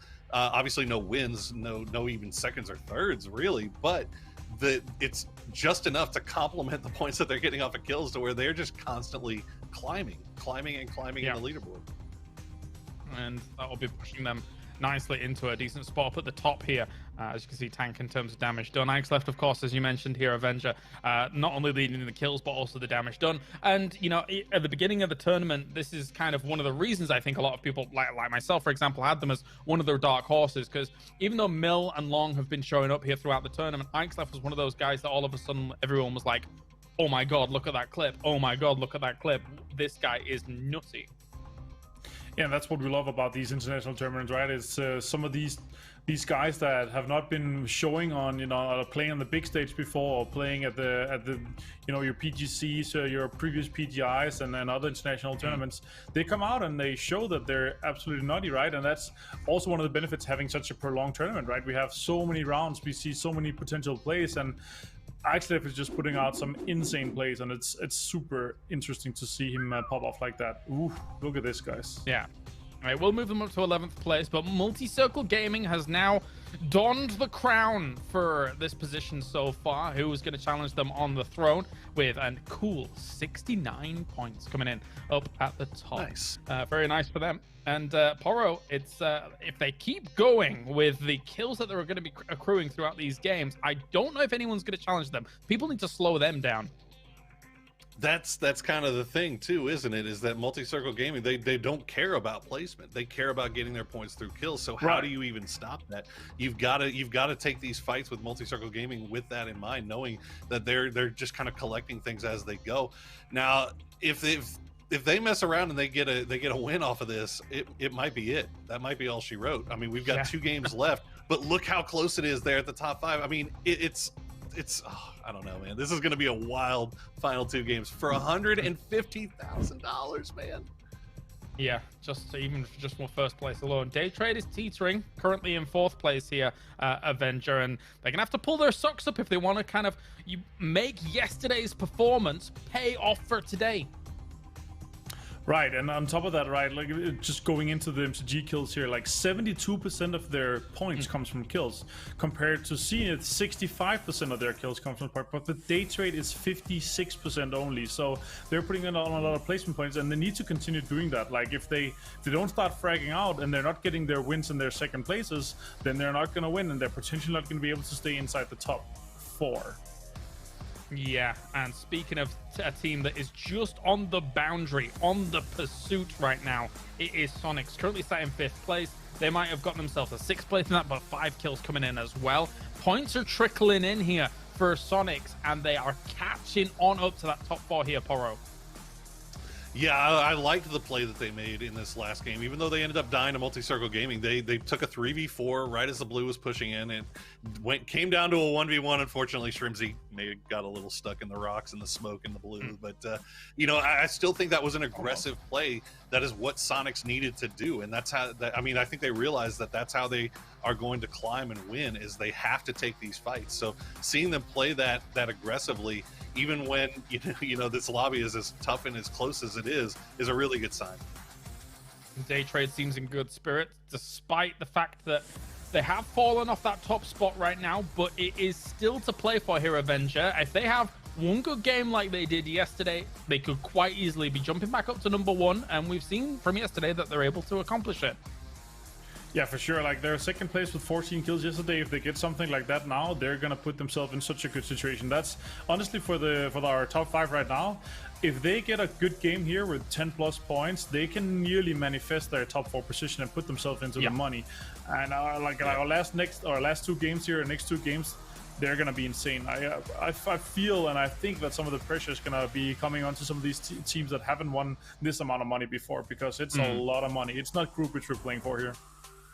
Do you have any comparisons to draw, Poro, for Day Trade's game day 1 to 2? Because it feels like in day 2 there's been a lot of circle pursuing here. Yeah, I mean, it's, you hate to see it, and you know, a lot of times the circle is going to be what determines how things go. And I mean, that's how Day Trade found a lot of their success yesterday, especially in the games where they got the big points. And that's kind of why I'm a little bit worried for Day Trade going into these last 2. They're not that team that goes out looking for points to pick up points, trying to take fights. They're that team that lets the game come to them. And when you've got 2 games left and everything is as close as it is, I don't know if that's going to be enough to cut it for them. Yeah, it's very close indeed. Right now, any of these top teams in the top 9 or so, etc., could easily be leaping up into that top 4, into the money, if they have big games across these 2. It is time. We are getting into things. The penultimate game of the day. Right now, it truly is do or die for a lot of these teams. If they want to see money this week, we are heading to Erangel once again for match number 9. Paper Thin and Toby are going to bring us all the action on the grassy pastures. Thank you very much, K. Laris. Indeed, it is 2 games left, and this one is going to come down to the wire. It almost feels like, unless maybe somebody at the top of that leaderboard just puts up a massive, maybe 15-kill win here. Outside of that, this one's going to be a really exciting finish. I feel like, no doubt about it, this plane path over towards the west this time. So, a little bit different one to start this game out, Toby. Yeah, and this set of teams in particular actually has quite a few teams whose, I guess you can say, priority loot spot is out towards that east. So will they opt to go all the way out there? Will they try and stretch it? Or will they just take some sort of alternative loot spot towards the west? We'll have to see now as these guys jump out of the plane. Gen Jeep down towards the south, probably opting to take vehicles on the north side of Military Island and then shift on over towards Milta. At least that's what I would assume to see. But again, we've been surprised before. Never know. DA back up towards Rostock. They go. And not too much of a surprise. Their plane allowing them to do so. Might as well go there when you have the chance. Yep, absolutely. This is a good opportunity for them to maybe readjust from a, not the best game, but that's okay. They got bridge camp by infantry. It happens to the best. Infantry will wreck a lot of rounds that way, so you never know. And they at least, to give them credit, DA did try to scout it out. They did the right things. It's just infantry does such a good job disguising what they're going to do, but no chance that's going to happen in this one. A northeastern circle this time around, and still a lot of potential directions that one can go. You can see all eyes on infantry right now for our observers. They are inching closer and closer back up towards those top 4 spots. Yeah, plenty of paths for teams to rotate into this circle up towards that northeast area of the map. It's still quite a few teams towards the southwest. Obviously, when you get the circle shifting this far up in any given direction, you'll have to see you'll see a lot of teams coming in from the same direction. But again, as I said, because there is so much open space, because a lot of the entry points to this circle is those open fields and wide plains, there should be space enough for everyone to wrap their way in, to find their way into the circle. The only thing is, the only I guess decision you have to make is whether you want to play north or south of the Rostock, Yasnaya River, whatever you want to call it, up towards that north side of Erangel. it could still easily go either way. We could see one of those games that ends practically on the river, like I feel like we've seen a couple of times already. But who knows? Who knows what's gonna happen? Gen G, as expected, not even looted yet. Landed, got themselves vehicles, full speed sending it over towards Milta. They should have a pretty clean-cut rotation path coming in to this one. And as Martin said, or as Evan just said on the desk, I think it's a very interesting point to bring up that for some of these teams, even though it's only a weekly final, and I know everyone is looking for that final week 6, where it's the prize pool is increased by quite a margin, having $150,000 for the winning team is a bigger prize pool alone, even in just this weekly final, than many of these teams have ever played for. Maybe some of them ever will play for in tournaments of games. No, it's huge. The pressure is enormous, and it's only week 4. This is just such a fascinating event. Now, Senya is in a spot that he probably does not find super fascinating, with 3 members of MCG hanging around him. MCG currently on top of the leaderboard, 69 points. Think about this, Toby, for MCG. They were the very last team in the first qualifying round, so they missed out on an entire week of play. And they've come back and they might win a week. I mean, that just goes to show the resiliency, the strength, the talent level of this team. They are so, so good. And I think a lot of people kind of maybe poo-pooed them after that first week. But I tell you what, this is such a smart team. Summer is just a great in-game leader. We've seen great plays from all of them. Tank's an amazing fragger. Top to bottom, just a fantastic team to watch play. Looking at the minimap right now, and I'm seeing small blue colors of DA getting into this nearby vicinity as well. And knowing DA, we never know. You never know whether they feel like an early game fight is something you should go for or not. But it does seem to me like they're going to wrap further north. Maybe try and see if they can find a third-party opportunity from the hills. But Senya now being in a position from where he should be able to back off, I would assume, to see Navi maybe want to do that. But it seems to me like, here, Navi, they're committed to this. They want to take the fight. Tab is out on the hills trying to get an off angle. Holding, does he spot Besto? Yes, he does. Besto has to fall back. Well, for Navi, they got to get points. And, if they're going to have any hope of getting into one of those top 4 spots. So I think if I'm Navi, I say, yeah, heck with it. Let's fight it. It's do or die time. It's time to start putting up big rounds, or else we're just not going to find our way in. So they've isolated a lot of MCG inside of the triple stack. Senya going to push up the stairs, M16 in hand. A lot of damage done to Lingdu, but there's a fire on the 2nd floor, so that's going to slow up the push for now. As he tries to get up the stairs, Evil Lee able to kind of give the information, so it's pretty decent cross angles for MCG. That grenade not going to get in. That could have been devastating. Navi's going to use that opportunity to put us up the stairs. Not ready for it at all is Lingdu. He turns, gets some damage into Senya, but not enough.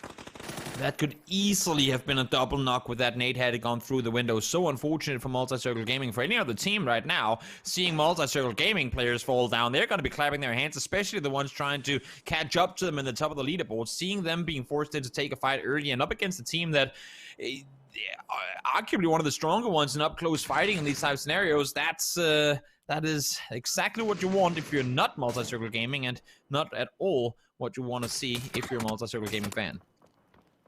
Absolutely, and oh boy, Tank's on fire, and he's going to get knocked by the molly from Senya. And, DA trying to poke and prod at this battle from afar. Summer with that iron sight scar, watching members of Navi cross, gets a little bit of damage into one, sees another, has to continue to rotate his way to the other side of that window. Evil Lee's turn to be on fire. Summer does get the knock onto Besto. Evil Lee does not get knocked by that particular one, so looking to try to get the res onto Tank. Orange stuck.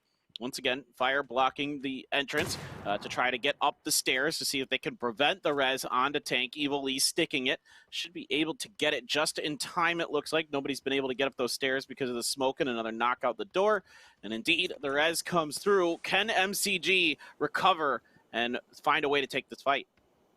I like how we see mollies now both be used as an offensive tool, but also to try and buy yourself time. Smoke off that staircase, get the rest on up, and keep your players alive. It's happened twice now. So Navi, and do they catch this one? No, Evil Lee gets jumped down. They don't see him in time. They do spot him now as he's outside. Tries to go inside. Tank is going to be the one to go down. Orange down to low HP. He's by himself for now because Tab is far off. And no, not going to happen. Here he is, though. Tab, oh no, couldn't get him up in time. I thought he was going to get the surprise angle from inside. And this is, as much as we said, this is what you want to see if you're not or if you're not a multi-circle gaming fan, seeing them win this one and keep 3 alive and now sit tight in the circle, that's tough, man. Evil Lee, 4 kills for him, and Na'Vi, they've fallen 16th.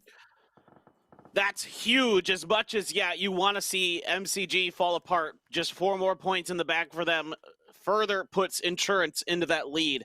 And Multi-Circle Gaming, it's Evil Lee, huge standing moment for him, getting that 4-piece, winning the battle. I don't want to call it a 1v4. There was help from many other members of his team, but my word, what a start here for that team. We're not even through Circle 1, so I guess let's talk about some of the rotations, because that fight took quite a while. Gen G, over on the east side, there is Metas fanned out pretty wide to the east of Yasnaya themselves, and Gen G just on the outside of that. Day Trade, they're coming in along with Oath, Peril, and Afrika Freaks from the south, so they still haven't been in the circle. Everybody else is kind of centered in at least somewhat, either north or south of the river, kind of, you know, rolling the dice, gambling. Sonics are trying to gamble that, you know, who knows, it could go either way. If the circles this week so far, Toby, had been any indication, it could just center up right around that damn lake.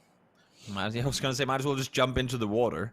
if the previous circles this week has been any indication of what's going to happen this game, might as well bring out your scuba gear and just start diving immediately. We'll have to wait and see. I'm loving the split from Meta, sitting in a wide 2-1-1 split, keeping control of the north side of Yasnaya, south side of Yasnaya, and the edge of the city itself, should the circle go in their direction. Very smart split. Now they realize that Gen G are looming out towards the east, and that's why they just back off. I mean, they go, great, we still have 2 positions. The north side is now taken by Gen G, or whichever team it is they're expected to be up there, and they can then play a 3-1-1 or 2-2 split down towards the south instead. Smart playing by Meta to disengage and maintain control of the 2 spots they already had, and we'll see if that split they have down towards the south side of the city is going to pay off for the circle popping in just about 30 seconds time. Afrika coming dangerously close to Day Trade territory. Day Trade pushing towards the road, maybe seeing if they can get any Afrika members crossing, and Puchills comes up. Hansi already took half damage, has a pretty good angle on it. The spray just not quite there. Gonna switch over. EJ popping shots from his vehicle, seeing if he can provide a little cover fire for the movement, and it's actually gonna be Raylo from afar. Gets the knock on Venatica. The smokes are not there in time because Aches left, picking up right where he left off. Picks up another point, and yeah, northwest, here we go. Let's get up towards those crossroads. Let's get up on the other side of the river. This is tough. If you look at how, look at the rotation paths coming into this one. Let's just hold that for a second long. Padcap is going to go for a drive-by. Of course, you're going to succeed because that's just what you do with vehicles these days. This rotation is going to be tough for teams. If you don't want to go over the mountain, if you don't want to go through that little funnel that you have up, that is just brutal. up by Stelpa, you're going to be really easily in trouble. DA, are they pulling up on this? They're driving past Marco down early. They were able to find one. Here comes Squeaky, drive-by mode, full speed forward, gets the flush on towards Marco, and the rest of the DA players are trying to continue to safety on the other side. Unfortunately, Marco couldn't get to wrap around, so he tried to pull up in the building, hoping there was maybe only one player, but now Multi-Circle Gaming, they're having to take a fight here. They already have kills. They're currently sitting in first place, but now Zenith, they're coming for it. First and second place teams fighting one another. This is a huge moment now for Multi-Circle Gaming. Are they going to fight this one too, or are they going to try to get out? Tank and Summer are the only ones left. Tank stuck up in the bedroom. Not many escape routes except for the door for him available, and Zenith now swarming on in. He's going to have to wait it out, and maybe he could get a little help for all I say that. Summer actually gets knocked by Aqua 5, and it's up to Tank. The last hope for MCG in this round, the top team.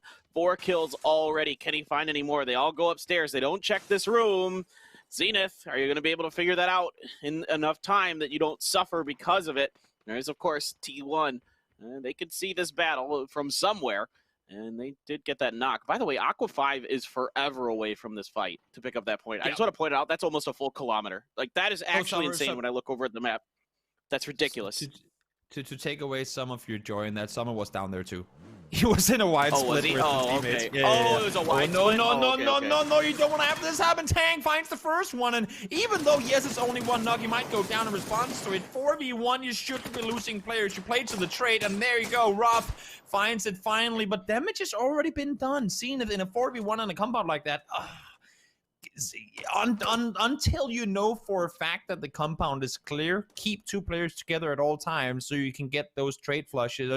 It doesn't matter that you get a player knocked. That's all right, as long as the second player is there to get the trade kill before the flush comes in. That is so unfortunate. And in my book, in that situation, unnecessary death that could have been avoided, but unfortunately, we've seen it's not part of the case. At least they do get to eliminate Multi-Circle Gaming, and now they can try and see if they can claim the first place spot coming into the final game. Yeah, they just never fully checked that room well enough with Tank hiding behind that door. So there you go. That's going to be MCG out. You guys could get another code. It is over there on the left-hand side of your screen. Pop that one in on your PUBG client and get some more EP points. Day Trade settling up towards the western edge. There is Team Liquid just crossing the Bermuda Triangle in the blue right now. Maybe they'll roll up behind them. Not too sure. DA, after losing one early, settling up kind of in the middle of the crossroads here. This is a very DA-esque position. They like stuff out in the open. They like dips in the middle. They really just kind of have such an interesting approach to the game that many other teams don't. See if it pays off for them. Circle 3 coming up at you, and we will go north. Yeah, up towards the north to go. I'm looking at the end split right now. Might want to group up. I would assume up towards Squeak and Rustin, Mom, Diggory, and Tixwire down towards the south meta, and a wide split towards the south side too. And Petrichor now, of course, here, this exact area is where they netted themselves the win that would qualify them through to the weekly finals against STK. We'll see now how things are going to unfold. T1, they come full speed forward. They're going to beat ENCE on grouping up. I mean, ENCE aren't even in the vehicle yet. Now they're in cars. And fortunately from above, enough damage is being done, both from DA and the 2 ENCE players, that they aren't fully committing to it. Had T1 been able to wrap all the way up towards the warehouse, ENCE would have been too slow in that rotation. T1's got to be super careful in that shack compound there underneath ENCE's. It is really grenadable. It can be dangerous if that team up on the warehouse finds an opportunity to come in and reach out. It might not happen for a bit. You never know. We'll see. Petrichor Road, is it going to be their turn to try to go somewhere like that? They don't really like what they see, so veering off to the right-hand side, and Silzen and Meta's turn to put some shots at them. They're going to take the other shack, and great shooting here from Silzen. Gets the knock onto Mill, looking to find one more, not able to before it's going to be Raylo from Oath. Backs him back up into that corner, and you can see here, ENCE has a fantastic position. I mean, everybody loves this compound on top of the hill with these warehouses. It is a good position to be in. It is pretty easy for other teams to pull up on you if you don't manage to maintain full 360 control at all times, which can be difficult because playing the south side, there are so many different angles that can get to shoot towards you if you start running around outside the building. So we'll see how ENCE go about playing it, if anyone will be allowed to push up towards them. I'm not assuming to see anyone else opt to do just that, at least not before we see the next circle pop. Smash gets himself knocked. Ike's left able to find one there. They are pretty split far apart, and that should be a very doable rest behind the shack, but who knows, some response. We might see some vehicle tires pop. Yep, there goes the first one. There's still a buggy available, but those tires might be, gone as well. Yeah, so DA is going to lose their vehicles, and rotating out of that position without vehicles, nearly impossible. So for DA, that's going to be rough sledding going forward, no doubt about it. Infantry setting up in a 2-2 in the gas station, and then further to the northwest, as you can see. And DA, we're looking at what this is. They're showing you exactly what I'm talking about. This sucks. If you don't have vehicles, this is not fun. There's a few rocks and a few other things, but a long trek to that road to even get there, and then just going up that hill. If there's anywhere people behind you, just forget it. This is a prayer that the next circle heads down towards the south, which, I mean, if it does, they are going to be in a really good position, because they're at this point, as you can see, there's no compounds or anything even remotely similar to it left available. And DA are playing one of the few in the open spots. They are on the south side, and that circle just did go down there. So they're in one of the few spots now that these teams that are all up in the north, we're talking Day Trade, Liquid, Gen G, and Oath as well, and to some extent Sonics in the south, some of these teams will try and come for this, and that's what DA likes, holding up against some of these crashes. Get yourself loot from the corpses that are now at your feet. Maybe you get some vehicles in there too. We'll see how this one escalates, but I would assume to see DA's shack position get crashed within this circle come close. Yeah, that could definitely happen. No doubt about it. And that's kind of the DA style. People crash them. They try to fend it off. We'll see if they're able to. Oath on the move. Maybe they're going to be one of the ones who, in the long run, have to go there. There is Sonics over on their left, Petrichor Road and Meta on their right. What is going to be the final destination? Are they just going to crash Petrichor Roads? Mamu's just going to throw a frag out in case it is going to be here. It is right there. Great timing on that grenade by Mamu. He steps out, gets another. That's 2 so far. Oh, has to get in there, and they are able to, but not before 2 members get knocked. Now Tig looking to pick up those points for himself. One of them is going to go to Mamu. The other one goes to Tiggleton. Now, that's what Oath kind of had to do. Not much choice. They at least get a point in that position. Great effort. I mean, Mamo playing that one alone. He knows if a full 4-man pulls up, probably not a whole lot you could do, but for the sake of his 2 teammates who are still alive in this game, getting a team from 4 down to 2, that's a Hail Mary of the throw. But getting a 4-man team down to 2, that's going to make it more doable for your teammates come next circles. Let's see now, Liquid sitting tight, Genji coming full speed forward. They find 1, they find 2 on the drive-bys. Why are these drive-bys so insanely doable? It's crazy what these players are able to do from vehicles, driving targets, and full-on spray downs. Loki down to low HP, Etsa does go down all the way, but they're still alive, and the Sharks keep swarming the compound. Yeah, there's blood in the water, so the Sharks are hungry, and Anonyx going to go for the frag grenade in. More being thrown as well by Loki. Nothing connecting just yet, and look who it is. It's Kickstart. After that 10 banger earlier, wants to pick up some more, and he's got Anonyx down and out. That's another point in the bag for Kickstart and Zenith. 3 kills for then. Genji going down 14th early finish once again for the superstars from Korea. And it's just not been their day. They're a great team, no doubt about it. They've qualified early very many times. They just can't seem to get it done here today. Has not been working for them whatsoever. Unfortunately for Liquid, not only do they manage to get the kills, but they also get all 4 players back up on their feet. Phase 4 is coming in, and you know if you get knocked out there, you can't really do a whole lot about it, other than going down to the blue, even if you do get rest. So we'll see now. Here comes a Freak of Freaks. The chase is on. The vehicles are being tried to use to full effect. Shrimps, he spots 1, spots 2, but he goes down. Instant trade coming in from each. A great play from a Freak of Freaks to stay alive through that one. Ikari now trying to come over, block off some angles with the vehicle as a sailor. He's actually going to continue driving forward. Circle shifts again. T1 and a Y2, a 1-1 split now. We'll see what they can do with the Shacks they have to play around. In the meantime, Sonic's down here on the south side trying to hold off. Yeah, it's a good split by Hikari, but there's some good grenades and shots being taken at Afrika. T1 is getting in on the fun. There's a lot of smokes, but they're just going to blast some shots in there. They have ammo to spare, so might as well go for it. It doesn't hurt to try, and you have a pretty good idea where they're going to be. But look, Pack Caps in the back, and he's going to be the one to finish Sonic's round. The snake comes out and bites Sonic's in the back. The revenge snake too, because it was Tickleton who was sitting and shooting at the Oath guys when they were resting or trying to rest when Mamo did the damage to them up towards the shack. And here comes Pack Caps with a bit of a revenge play, eliminating Sonics. Out in 13th they go. EP now in the meantime, we've come back to Liquid here. They lost 2 players trying to encroach the buildings up towards the north. You can see how they kind of pinned in between Day Trade and Zenith with Ensign the compound too. Tricky position for Liquid to try and get out of them. I'm not sure they're going to succeed here. We'll see as they try and drive further forward. Yeah, you're exactly right. It is a really, really tricky one. You can maybe try to get underneath Ensa's compound, but you're going to maybe get cut off by Zenith or Day Trade in the meantime. So here comes that grenade. This could be it for them. Yes, indeed. Very nicely placed by Poochills. That is going to be Team Liquid down and out. Now it's Roth coming alive here. The last one up for Zenith, as they look to see if they can somehow, some way break this position that Ents has, but he does pick up the finish onto Squeaky, so 1 down in it to Ents, and yeah, Poochills, he knows that the rest of Day Trade over there as well. He's going to heal up first. Outside of this, though, he is outside of the circle that Rocky has for cover. Will no longer be in here coming up very shortly. I'm surprised to see Rutherman with 6 smokes. They're not trying to isolate Squeaky so he couldn't get flushed. He will get the kill of him in the end of it. It's actually going to be Poochills to get the finishing knock or flush on towards the Zenith player. But Ents, they do lose 1, unfortunately for them. Still standing strong in their warehouse. We'll see how much longer they get to stay there with the new circle popping in about 50 seconds time. In the meantime, infantry, full speed forward we go. Out towards the west. They're going from 1 spot outside the circle to another spot outside the circle. They're going full speed forward towards Loretta, trying to get back inside the house. Does manage to do just that. Minx with the MK14 in the hand, trying to do damage and help out Lorena, who's on its own right now, and does manage to find one. Lin Shun is going to be able to take down Boldian.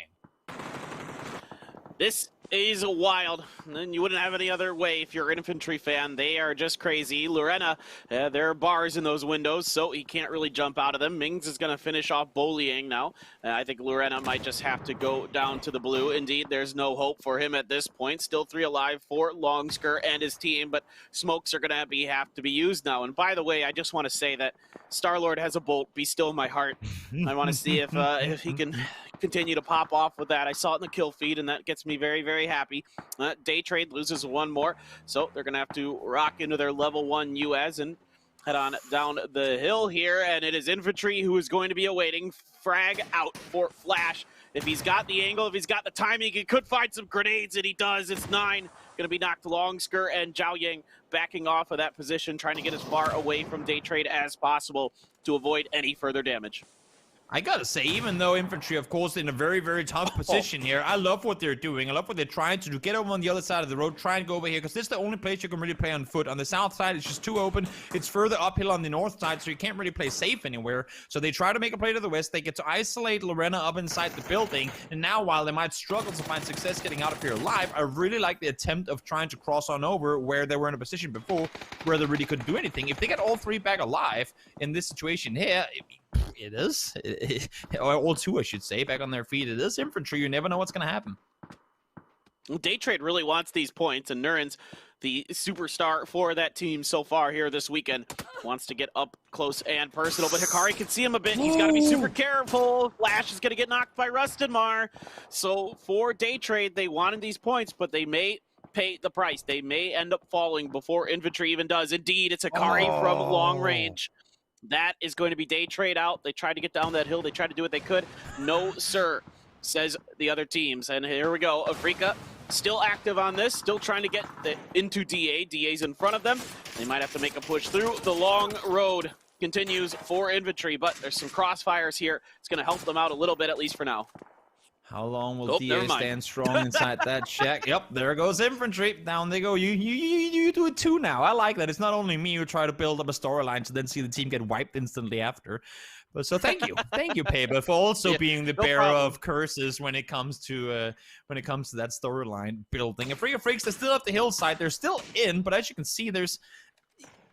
Unless if they try and wrap out towards the west, there's really only one place to go, and that's down towards DA. They want to throw a nade that has to go through the small windows on the back side, which is a lot to ask for. Here they come, full speed forward down the hill they go. They've committed to it. Did you just get him through the window while driving forward? Hikari takes down number 2, just 1 left alive now for DA. If that's the nade inside, that should be a kill confirmed in a matter of a second. Thralius still up and alive, trying to stay put. They're jumping around, they're shooting while jumping, trying to claim him, trying to take him down. He's still up and alive. Here comes the first one in, and that's going to be a Afrika Freaks, eliminating DA in 5th. 4 teams left alive. Ends T1, Afrika Freaks, and Meta.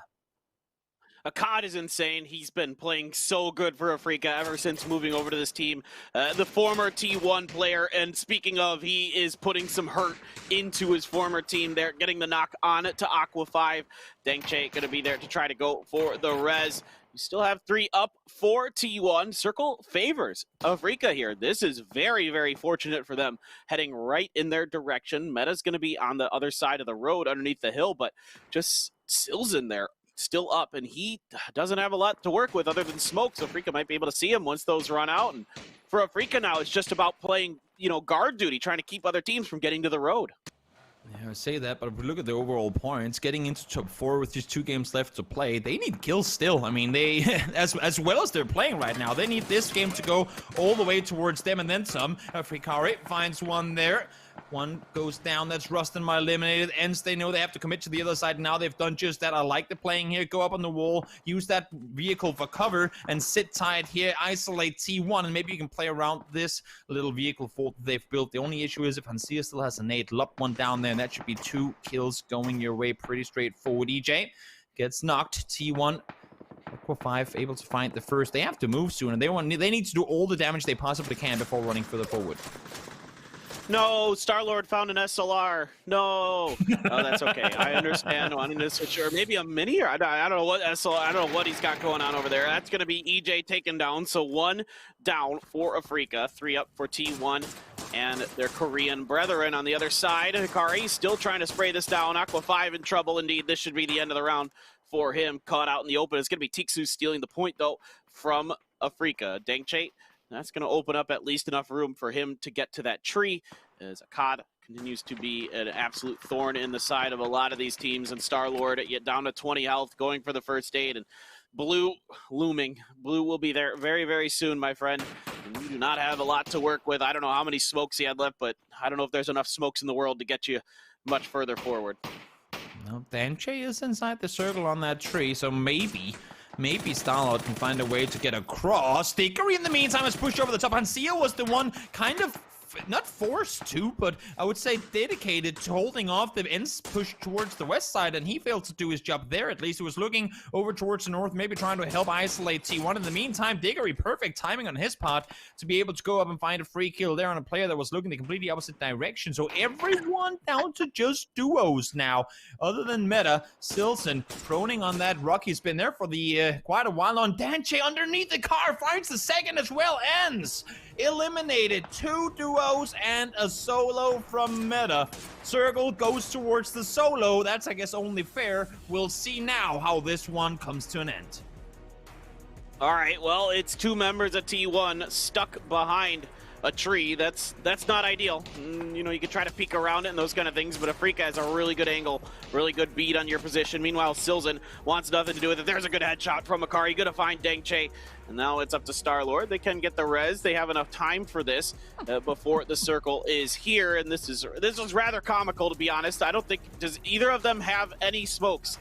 Star-Lord has 0. I don't think they have any, so I guess Star-Lord, do you just try to throw a grenade in the face of them and run on the bank of that? I mean, there's just not a lot they can do at this point. It's wild unless they get crazy good peak shots. That's about the other hope that they have. Let's see if they can do it. Oh, I like the double. Once knocked again. Go for the rest once more. I mean, I like what they're doing, honestly. Double peek. One is crouch peeking. Star-Lord stands up behind him and tries to do the over-shoulder peek. They need to get an insta headshot because they know if they get the headshot here, he has to commit to the rest. They have one more attempt. Dengche, you don't have time to heal, buddy. You need to go for the peek. You need to try and do the damage here. 1 goes down. 2 is going to go down to the blue. They will try and deny Dengche. Can you outlive anything here? Nope, not going to happen. Down he goes. And now, Afrika Freaks has to make the move. They know exactly, or they should know where he is. And yes, they do. They find him in the open. And Afrika Freaks finally get something going their way. It's still a long run towards the top 4. But with 1 game left to go, it is doable. It's kind of interesting to watch how the Freaks approach that round. They just kind of backfilled off of infantry early on in that one, around like phase 3, phase 4, and they took up, you know, the area at the top there by that gas station after infantry left. Infantry went and fought Tianbo over this house eventually. They just kind of worked their way south to north there, and just kind of did a good job clearing their angles, clearing the teams along the way, and T1 made an early move into the middle of that and made it work into those shacks. That could be tricky. And they were able to keep their space clear and avoid some, you know, grenades and those other things that can oftentimes, you know, end your round very quick if you're in a shack. They never overcommitted to anything. They played it passive on the south side, and as you said, they kind of let other teams do all the heavy lifting for them, at least early on. I was a little scared. I mean, once I saw Dickory push over the top and get the free kill on Hancia, I got immediate flashbacks to other games where Afrika Freaks, for example, the loss they had against STK in the weekly survival 2 weeks ago, where they have the upper hand, they have the position, but whether it's impatience or whether it's communication breaches, I don't know, but they end up losing those games. Here, fortunately, despite losing Hancia, they still managed to come out on top. And now let's hop back to the desk and see what they have to say after that game. Afrika Freaks pick up the victory here in some crazy final moments. All of the games here throughout the weekend have been a little bit bizarre and off the hook, but Afrika Freaks crashing into DA's shack, take them out, and from there are able to secure the victory. Poro, Avenger joining me. Afrika Freaks putting themselves on the map. Avenger. I mean, yeah, give it to him. Yeah, sure. Yeah, I mean they obviously had to have a good one. They were in a rough spot before this, like 29 points, but a win with 11. They need to get to back-to-back if they want to get into the prize money, though. Rough games for them through the weekend here. You can also kind of see it in the way, the kind of the body language of them, right? Good win, but they need to continue this if they want to get anything out of this weekend here. You know what I think I'll do now at this point? I think I'll go to Poro. Poro, your thoughts? Hey! I mean, look, 31 points on the day so far for AF, and as you said, that is the crazy part about this lobby is that win now puts them up to 10th place with 50 points, but they're still in striking distance. They can make that top 4 if they have another good game here. I mean, everything is just so close here towards the end, and it is setting up to be an exciting final game. Yeah, super close here as we take a look at the highlights coming in from this game. This was important. A lot of these early engagements that MCG find themselves in here, Avenger, means that their spot at the top is now potentially threatened, because if they've had a good game, it could have been much different. Yeah, but still, putting your average points on the board, putting 5 kills in a game where you go out on 15th is way higher than you would expect it. And they keep their averages up, right? Obviously, it goes a bit down a little bit, but they just need to have a mediocre game here with, 5 to 10 points, and like nobody else getting like a crazy game, because they're actually a good amount of points ahead. Zenith obviously 5 points within, but it's ramping down a little bit. But if we know them well, they're gonna have a decent placement with a lot of kills here in the last game. So we'll see how MCG they will fare in the last game. But I really loved how Freaks they played this game. Like the way they managed to play around on the southeast side, the way that they were rotating, their decision making throughout. They were splitting out, taking fights on so many like positions to make sure that they were pressuring the other teams in the directions that they wanted to pressure them in, so they could have the space that they were playing. And you can see there, Day Trade getting a few more kills on towards infantry. Very important for them to get even just a few points here, Poro, where the day has not been kind to them, but a few points will try and keep them in the top 4.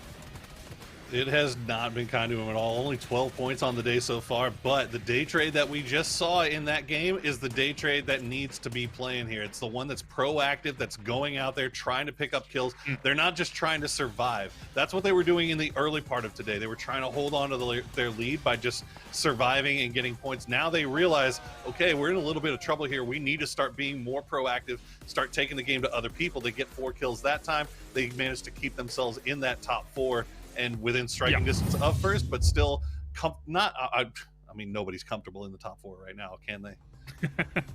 No, not at all. I mean, if Africa Freaks had a phase like week 3, get themselves like another win with big kills off the back of this, even as you say, Avenger, with 50 points right now, they could quite easily leap into that top 4, and that would be an insane recovery, a la like last week.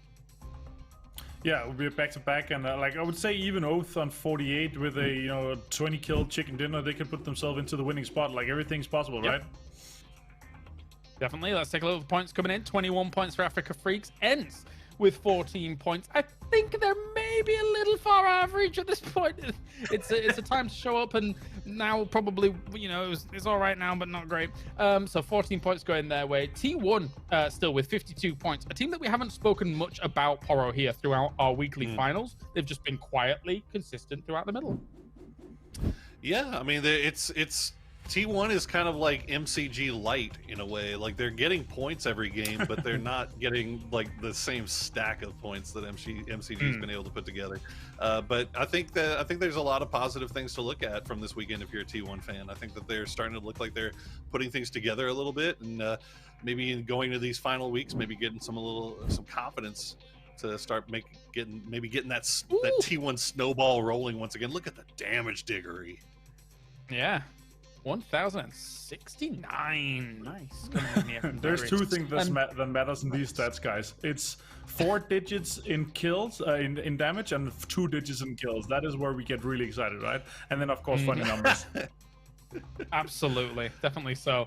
And looking at how things actually played out there as a whole as well now, with only 1 more game remaining, we've alluded to it many times, but the top 4 is very open to play for here, Poro. If you look at performances from some of our teams that have stood out to you throughout the day, who do you think is a shoo-in to get themselves at least a top position here? I mean, I think the only one that I can confidently say I think will finish here in the top 4 is Multi-Circle Gaming. And it's not even just because of the lead, it's because of how they've been playing the day. They've been going out there, they've been getting their kills. Like Avenger said, even going out early, they still managed to win the fight against Na'Vi. You saw Tank managed to sneak one off of Zenith in a basically an impossible situation. So, I mean, that 5 points that they got, that if they had not got that, we would have 69, 69, 66, and 66 as our top 4 right now. I mean, that true. It's absolutely nuts. I think MCG is probably the only one that I can feel confident saying that they'll be somewhere in that top 4. Yeah, everybody else is going to be quaking in their boots, especially with people hot on their heels. Meta Gaming being hot on the heels here. They have had quite the rise of Avenger so far. Silzen, along with Ragnar, etc., just really putting in a lot of work. And, you know, if Meta Gaming gets wins and Ragnar shows up, I'm not complaining. I'm not complaining. No, the content machine himself is ongoing, and honestly, I really want to see Meta going on here. Like, I want to see them finish it. This is life-changing money for these dudes. Like, if they do well, if they win this last game and they pop off, like, I'm gonna be so happy for these guys. It's crazy to see how rough how rough a road it's been for them. You know, coming in with a sub that barely speaks the same language as you. Like, it's second and third languages for these guys. Like, speaking English is like second or third language, speaking both Portuguese and Spanish, right? So yeah, it's rough for him. And now we go to a break. When we return, we have one more game to determine who our winner is going to be here in the weekly final for week 4. Join us after this for one more Erangel as MCG currently leads the leaderboards.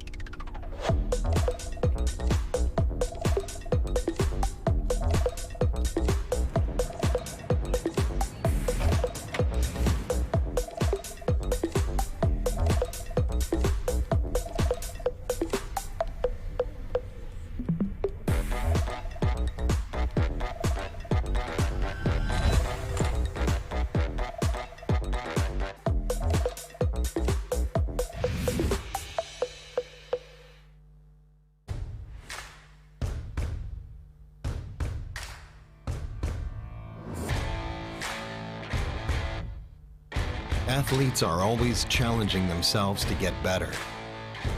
You've seen this in all sports. Esports is no exception. You can never predict the outcome. The only thing you can control is how ready you are.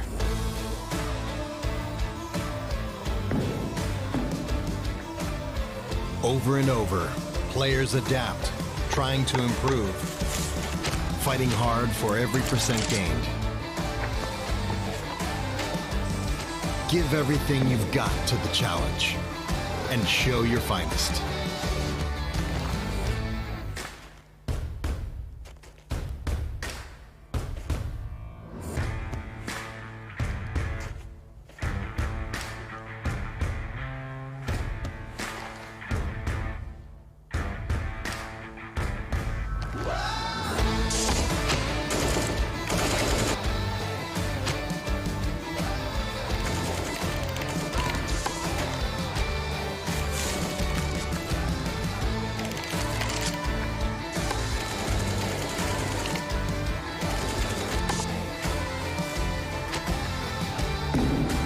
Bring your best out.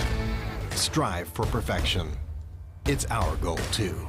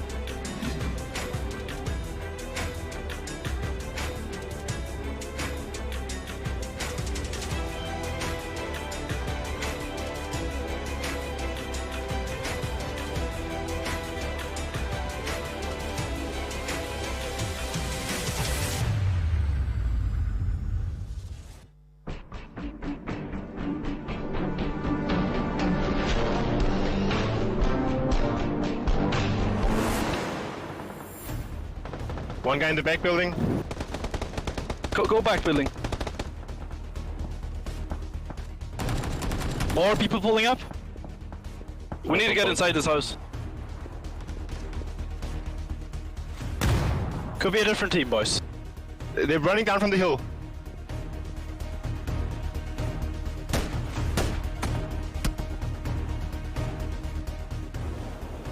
One's in my house, actually, Aru. Just smoke the hallway if you have one.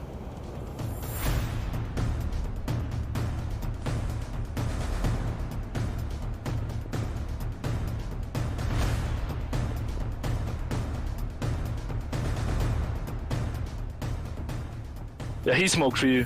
You should be good. They're inside now, my building now.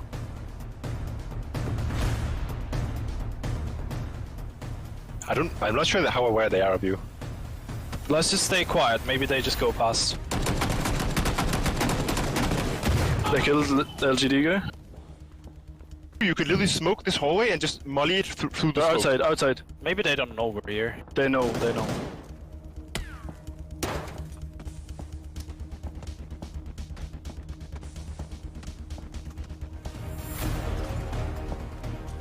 I'm mollied. You should throw Molly's arrow in the hallway.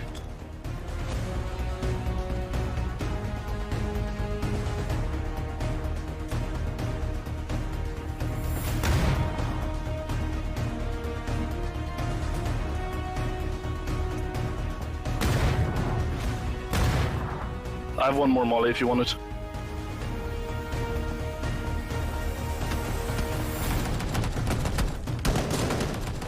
Nice. One more. I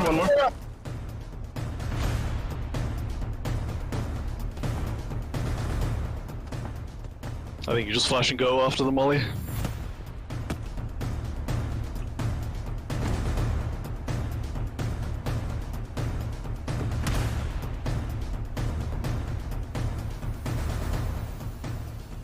They have very little area to play their arrow in the back of that house.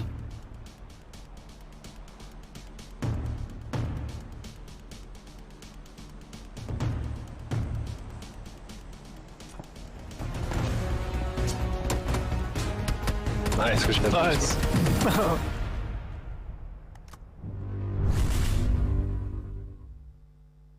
Welcome to the battle, ready, set, fight. Welcome to the battle, ready, set, fight. Aim it and lock it, shoot. The winner takes it all. Shoot. Aim it and lock it. You know that nobody like me, cause I'm faster when I'm stronger. You get happy, let me down with this. The winner takes it all. You ready?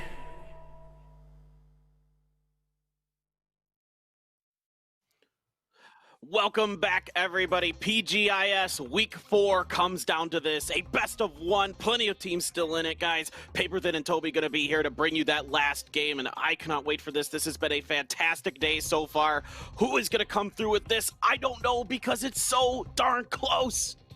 It really is. All eyes have got to be on multi-circle coming into at least the start of the game. See, we've seen it before, right? Where the top team is the one to be hunted, and we have some teams down in the bottom of the leaderboards who you could say no matter how well they play, unless if they go out and wipe half the server and win, they cannot make it into the top 4. So there will be some joker teams who have nothing to gain and nothing to lose in this match. And who knows? Who knows? Maybe they want to make an enemy of multi-circle gaming and go try and see if they can chase him down, come to the start of the game. I don't know what's going to happen. One thing is for sure, though. To me, we have at least 6, potentially even 7 teams who could go out and win themselves this game and $150,000 with it. And on top of that, even those top 4 spots where the money is are going to be hotly contested. I mean, in 4th right now, it's DA with 66, tied with Daytrade at 66. Below that, you have Meta and the Sonics at 62, Infantry at 59, T1 52, Tianba 51, Afrika Freaks 50, Oath 48. I mean, everybody is well within spitting distance of the money if they can pick up the win here. Is there going to be any hot drops? Is there going to be any shenanigans at the beginning of this one? We will find out. The final game of the day here. Week 4 of the PGI.S. starts now, and it's going to be Erangel for the last game. To put it in short, Oath right now, all the way down in 11th place, is an 11-kill win, which is a pretty doable kill win if you go out and win the game anyway. 11 kills, it's something we've seen plenty of times before. They're that distance away from second, from tying second place.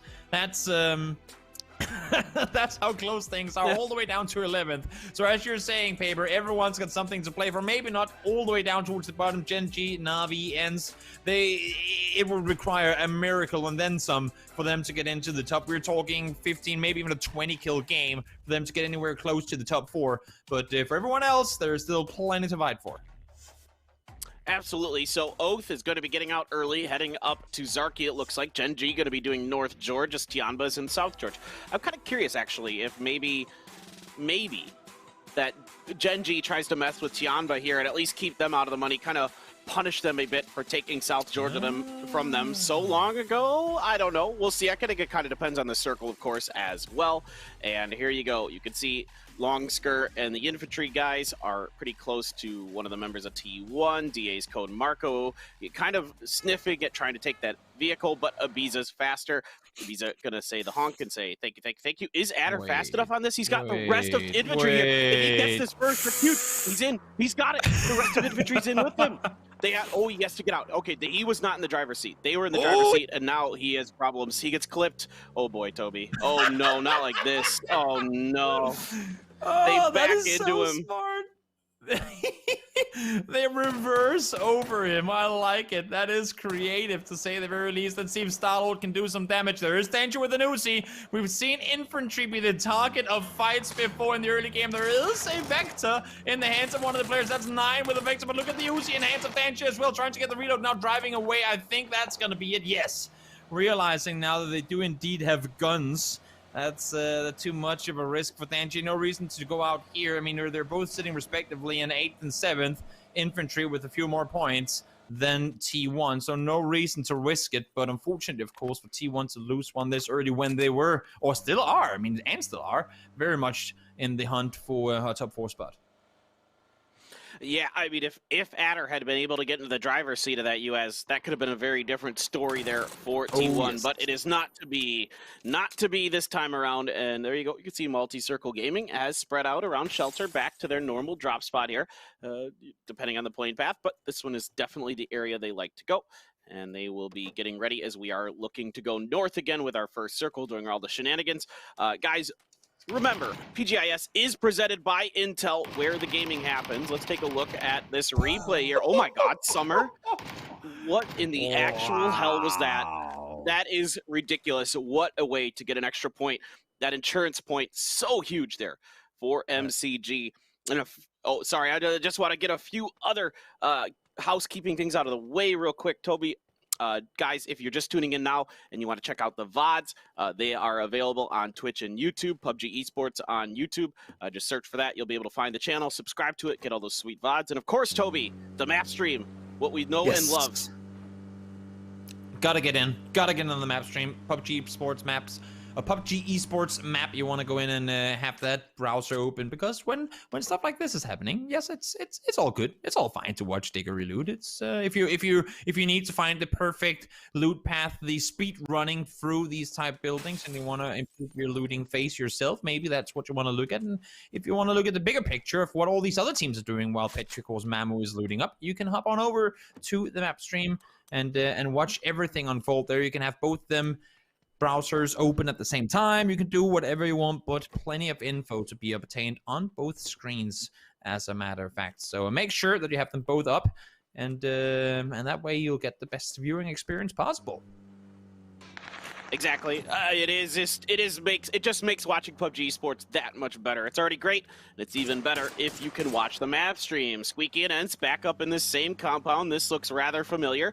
They are going to take it early once again. This time, DA doesn't have to go into a shack or into a dip. They are actually going to find a compound, more central circle. So, all right, DA's upgrading this round. Let's see if they could get it done. They are very much still in the hunt for that top spot and all that amazing prize money that will be there.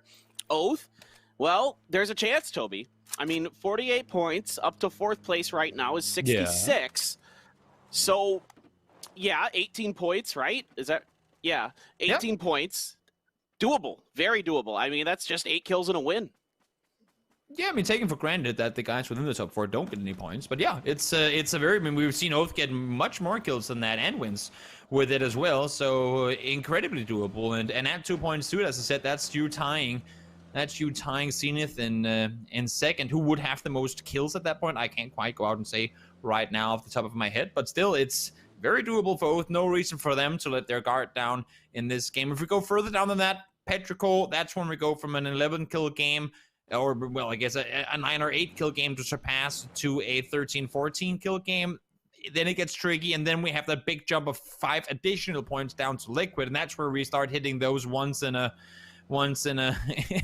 in a lifetime games where you have to go to those 20 kill games or 19 maybe to get anywhere close. And that's when you reach the point of maybe asking too much. But then again, in a final game, in a weekly final, what better place than hitting out a 20 kill bomb win than that?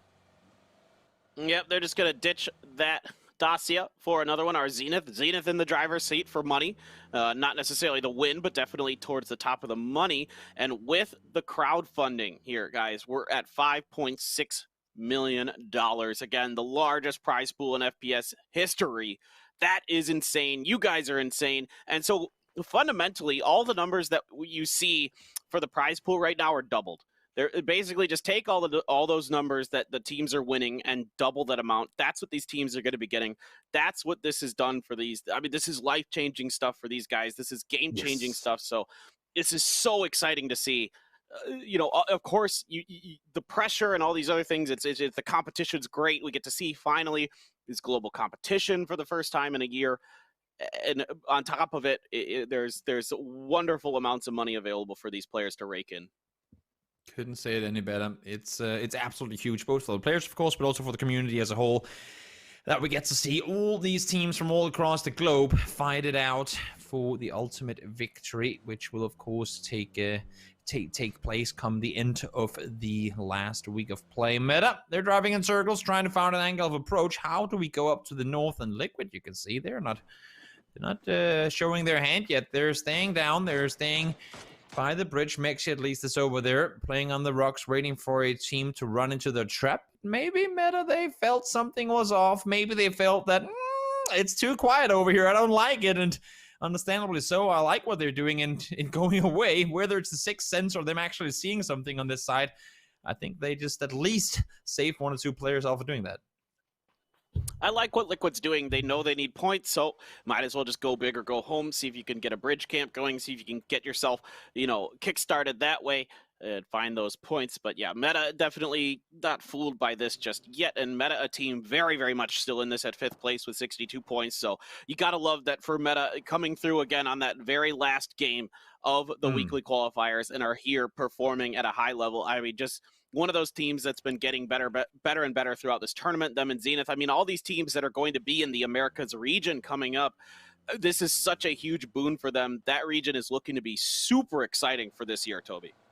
Oh, yes. It's a region that's gone under the radar for many viewers in the global scale for a long time, and I'm loving that we're giving, or that they are using this global stage as a platform to showcase the region. They're just an incredibly talented region. So many good teams, not only, of course, the teams that are qualified and made their way here through to the tournament, but also just overall so many good teams in LATAM that I'm very much looking forward to see compete in 2021.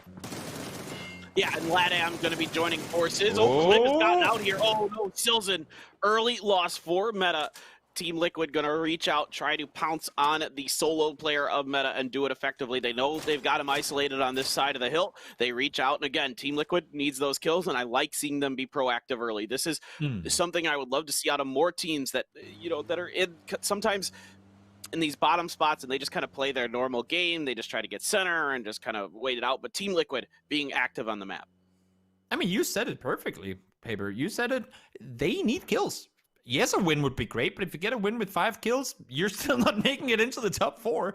On a normal day, that would be a pretty decent game, but that's not going to happen. That's not going to be good enough. So Liquid knows if we want to go out and do anything to get remotely close to that potential 20-kill win we'd need, we need to sprint around the map chasing kills like wild dogs, and I think that's the start of it. They saw one leave, they knew there was a player isolated, they saw him all the way, and they said, great, that's the first one, now let's keep him coming. Well, I can see them potentially crossing paths with infantry, which would be a fascinating battle if that one pops off. MCG, a lot of eyes going to be on them. Our observers are certainly going to be focusing more on the teams that are at the top in the potential money a little bit more, but keep in mind that there's a lot of teams in that mix, so I wouldn't expect it to be too top heavy. We'll see. Evil Lee Tank going to be side by side with T1. Summer and Lingdu up ahead for the MCG for the top dogs right now, and Dengche and Starlord just kind of watching and seeing what they're going to do. And for MCG, it looks like they're just going to try to get relatively center by one of these new features that has been added to Erangel, this kind of encampment, this little trench that's been dug, and just hang out there. But oh no, Summer's been knocked by Rustedmar. I don't know if he's going to be able to get the flush though. Yep, Rustedmar was paying attention to the downhill there. He knew that with T1 wrapping around, maybe Multi-Circle Game would stand still for a second and try and shoot at them, and that's exactly what happened. Used that time gap of 2 or 3 seconds to see a player standing still, gets himself a knock off of it.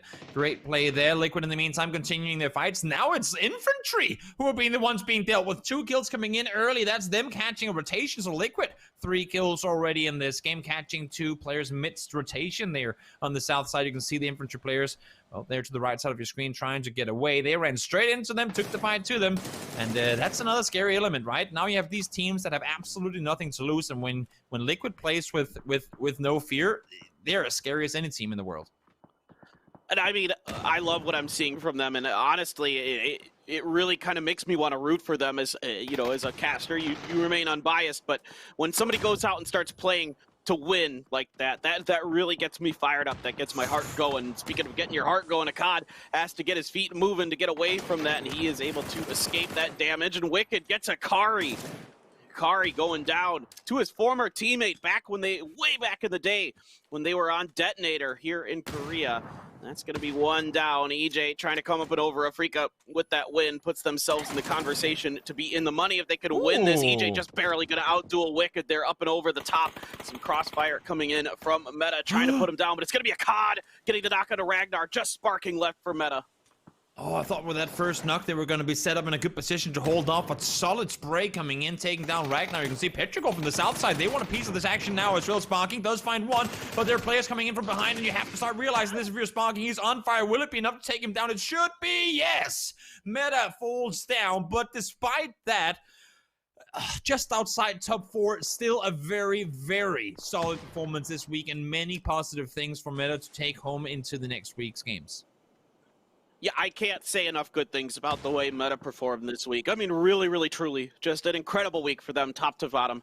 They're playing great. They're getting better and better as this tournament goes on, and the rest of the teams have to be very wary of them because they are that good for the next 2 weeks. They are very much going to be a team that's on my mind as a potential, potential winner, to be frank. Oh, yeah. With the way they played, the way they get better.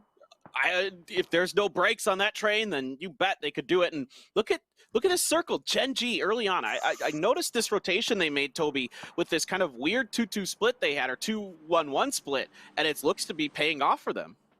Yeah, now they just need a 40-kill win and they get first place. Easy. No, I mean, the circle does go up towards him. It's smart. The circle does go up towards him. It's a good position for them to be in. Let's see now, Oath trying to prevent Afrika Freaks from making this rotation around the side of Afrika. They had a good game last game. We said this needed one more in order to make it happen, and I'm not sure with how things are going right now if that's going to be possible at this point. Down to just one player. Oath in the meantime, again, a team that in order to make your way up there, you have to get kills, and they see a third-party opportunity. They pounce. They find a couple of kills, and now they're trying to see if they can get some more, but of course also wanted to keep their players alive. DA in the meantime, not so eager for kills. They're sitting in 4th right now, still very doable off of maybe not only placement points, but taking things as they come. No stress for them to try and get a good game going here. So they'll just play it center, try and see if they can make their forward. Day trade in the meantime, they've taken their way down towards Sonic. Sonic lose 3 in an instant. They all fall apart. So much action happening, so much commotion, and Mime is on his own now. They're going to lose 2 guaranteed. Yeah, this 2-2 split for Sonics came apart at the seams. Mime is going for the res on to H-Win, and I like Day Trade coming in here, being active on the edge, picking up some points. Now, they've got to know that down in the gas station are the other two members of Sonics, and they don't have to deal with this. They don't. You can kind of keep that gas station team pinned pretty well. The problem is that other teams will start coming up and over that hill behind you if you're Day Trade, if that fight goes on long enough, and you might luck out in that it's ENCE, and they might not opt to go down that way. They're a more passive team than some. We'll see. Team Liquid continues to just slit the throats of a bunch of teams on the back end of everything. And now it's going to be Petrichor's Road's turn. Another team that may have been within spitting distance of the money. It may have been a real uphill battle, but at this point, it's looking pretty dire. Aches left, going to try to kind of pin himself inside of the rocks and wait this out. But here comes Mexi and the rest of Team Liquid. If they can do this efficiently, that's going to be 6 kills and not a single member lost if they can get to him. Yeah, they're on a full speed hunt here, and I like it. Liquid dangerous when unleashed this way. Of course, they just, while being unleashed, as I'm saying, this is one of the things, they cannot overextend. Yes, they have to get the kills, you have to play smart, but in order to get the amount of kills they need, it's so incredibly important that they manage to keep all 4 players alive. If you lose 1, if you lose 2, even though they have 6 kills already, and it's great, expecting to get an additional 5, 6, maybe even more kills than that, that's going to be so incredibly difficult, if not near impossible, if you've lost 2 players already. Mixy the double spray down, like to see it. Drive by meta, drive by meta. I wonder how long we'll get to see that for. We'll go back to the game here. Takes two around the corner, finds one, ends. Also a team out of spitting distance, now doing damage to our top 3 team. Yeah, it just took too long here for Day Trade, and now they did end up getting into the Sonics' position in that gas station because the Sonics left, but now ENCE with a great timing push. I love to see this aggression from ENCE. You can really punish the movement of Day Trade here, and they're down to just 2 left, and now they're stuck in that gas station themselves. Not sure what the vehicle situation is like for Day Trade, but they're going to need them going forward, as these ones up here are completely taken out of use. And Tixu, Tixu. Oh my god. Can you get away? Just barely. Are you kidding? 1 HP. He's going to get over that hill. Oh my god. Able to stay alive, at least for now. As ENCE, they look to try and see if they can somehow find a way into this circle. I mean, the direct approach is doable. There isn't really anyone sitting straight in front of them, but they would be going into a very open territory. You can see Sonics here trying to play the hillside. Oh, watch out, H-Win. You don't want to get taken down because of the full damage. In the meantime, we saw Mexi knock just before. 9 is trying to push in it again. Infantry, they need kills to get up there. They know it's doable. They've only got 2 players, but we've seen Infantry with just 2 left alive do crazy things before, and they have a bit of an uphill battle, maybe more like a downhill battle right now. But they're doing all they can. 9 instantly finds the knock, finds the flush as well with pad caps from the side, able to get the knock on towards 1, and I don't think 9 can get rest. No, not going to happen. Liquid, as a matter of fact, are going to be the team to get that kill. And here comes Day Trade, 3rd place right now. Just 2 left alive. Zenith 1 point ahead. What can you do here, Norrens? What can you do here to try and stay alive? Yep, they're going to try and drive in between ENCE and T1 is going to be the direction that they are heading, and at least that Dacia has all the wheels on it. Still, MCG has to make a move. Top team currently is going to be pushing up underneath T1. T1 has high ground position. Dengche from the guard stand going to be watching these movements. Day Trade doesn't want anything to do with any compounds. They cannot get anywhere near them. There's no point in even trying. They're going to drive up into the rocks, taking a bunch of damages. Nurens. That's going to divert him over to the side, and just in time, going to find the edge of this particular hillside. Nuren's going to start throwing some smokes, and oh my god, he got pretty lucky with that vehicle explosion. That actually could have gone towards him. Oh no, now they're getting torn apart. It's Zenith reaching out to the hill, and it's going to be M200 stealing the point there. That's actually pretty big. Every point is huge for Zenith. I was just gonna say, if there's one thing they didn't want to see happen, that's Zenith, the team right ahead of them, getting the kills. Unfortunately for them, Tianba coming in and stealing 1 away. That's pretty huge. It's right now just a 1-point game for them. Zenith still with 4 alive, of course, so a much better situation going on for them than Day Trades, only having Venutica left. But now back to our current first place team. We have Multi-Circle Gaming wrapping their way forward. Navi did lose Senya early. They had 1 player knocked by Multi-Circle Gaming as well, but he got back up and alive, so no kills confirmed in that one. Circle, over towards Day Trade we go. So despite only having Venutica left alive, you would have to expect Zenith to be forced to take some of these fights on the edge of the circle real soon. Yeah, and it should be pointed out that Sonics did end up falling to Gen G, and there goes Veronica. Day trade is out, so the destiny of that team for the money is going to be in the hands of the other teams in this lobby. Still quite a few alive, although with Sonics going down, that's another team that's very dangerously close to them, falling short. So interested to see how this one's going to all pan out. This is still a ton of PUBG to go here. 20 minutes in, we are at the Phase 5 circle. And I'm really curious what MCG has in store. T1 dug in, going to try to defend this push potentially, as they've got two into the shack, one up in the guard tower. And you got Tank watching from the side. Evil Lead keeping an eye onto Ents. Ents, they might want to get in this fight. I'm kind of curious what Ents is going to do. And oh my lord, Summer is knocked again. That's a pretty decent spray from Rustinmar, but he's going to get backed off. Molly coming out, seeing if he can catch Evil Lee and finish the job. First one comes up short. Second grenade from Tixu's good. Now Molly on the follow-up should finish the job. MCG could be falling apart. Ents doing so much damage from the edge of the circle right now. The res on towards Summer is not going to be possible. He's going to bleed out, and even if he hadn't been, the circle would have done the job for them. Tank and Link do want to get away. They have the Finns peeking on over. The MK in the hand of Diggory is so damn terrifying, and down they go. That's going to be multi-circle gaming out. So we're sitting at a 75-point first place pickup, and Zenith want to get it, but they have T1 to deal with first.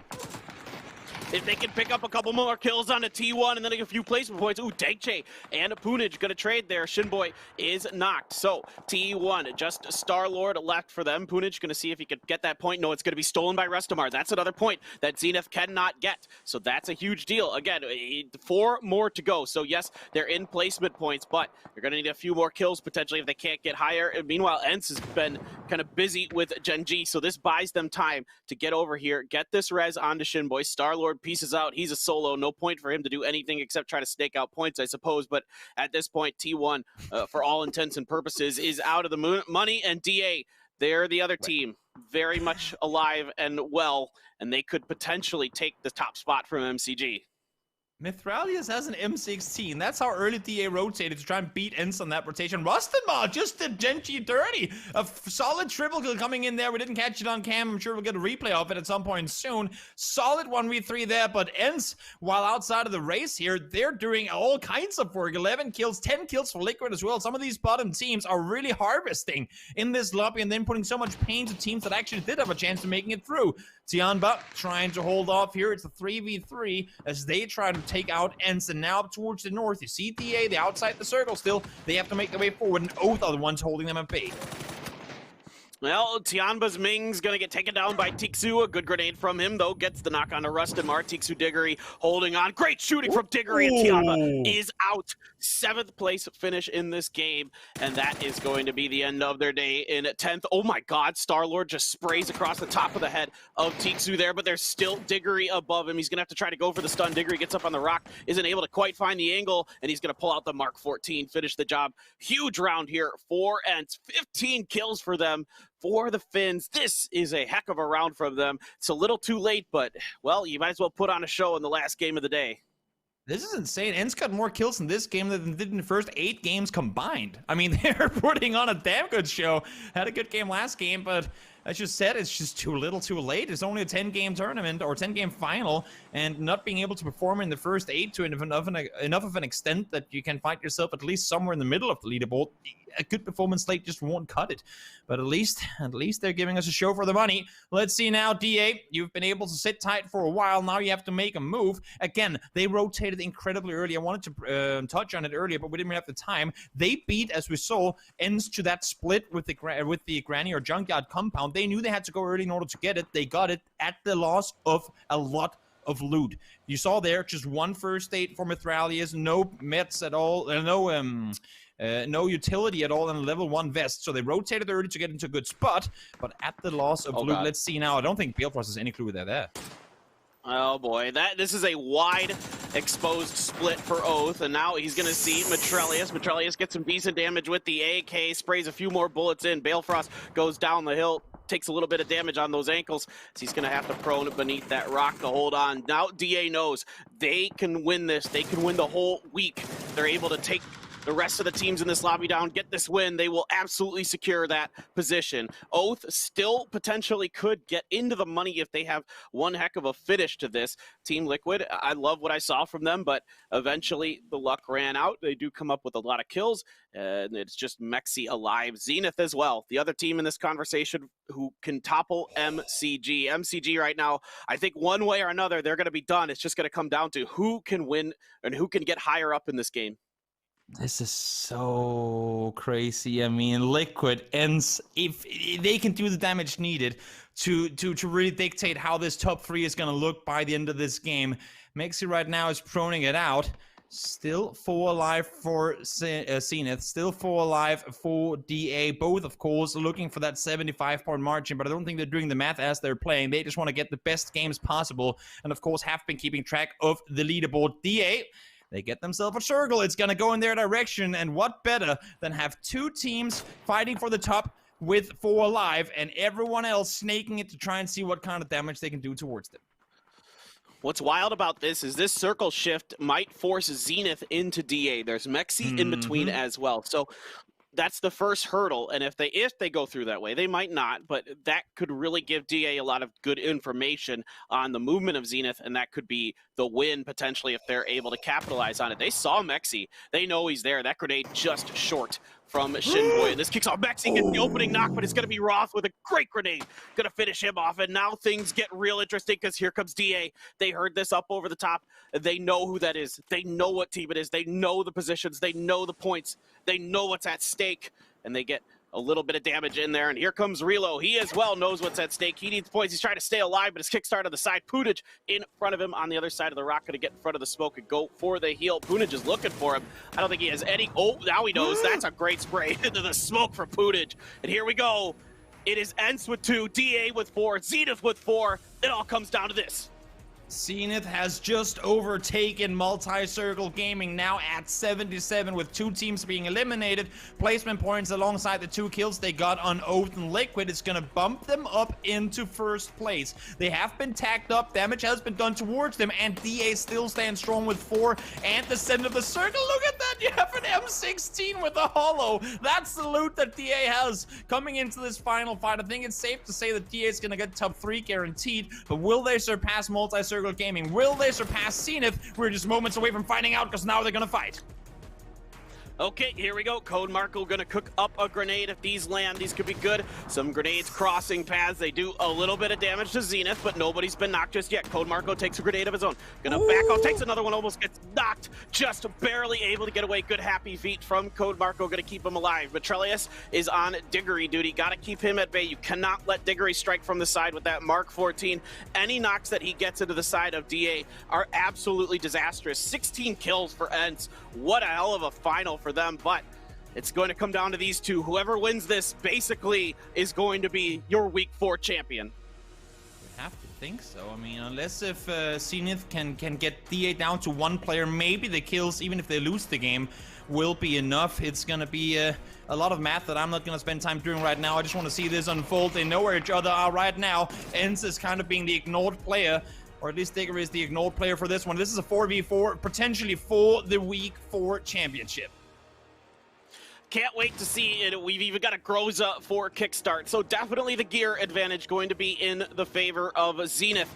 I mean, DA, I love the move they made, the early move. They gave themselves a chance to win this potentially, and I can't give them enough credit for that decision. Kind of going against maybe their natural instincts. They leave early, and now there's even a bolt there for DA. Diggory prone, waiting, phase 8 coming up. He's going to be right on the edge of it. Zenith underneath. The problem for DA, not going to be much in the way of throwables and other things, as you mentioned earlier, Toby. The utility going to be lacking. Utility practically non-existing for DA, and also their loot situation. I mean, overall, we saw 2 players there under 20 spare bullets on their main rifles.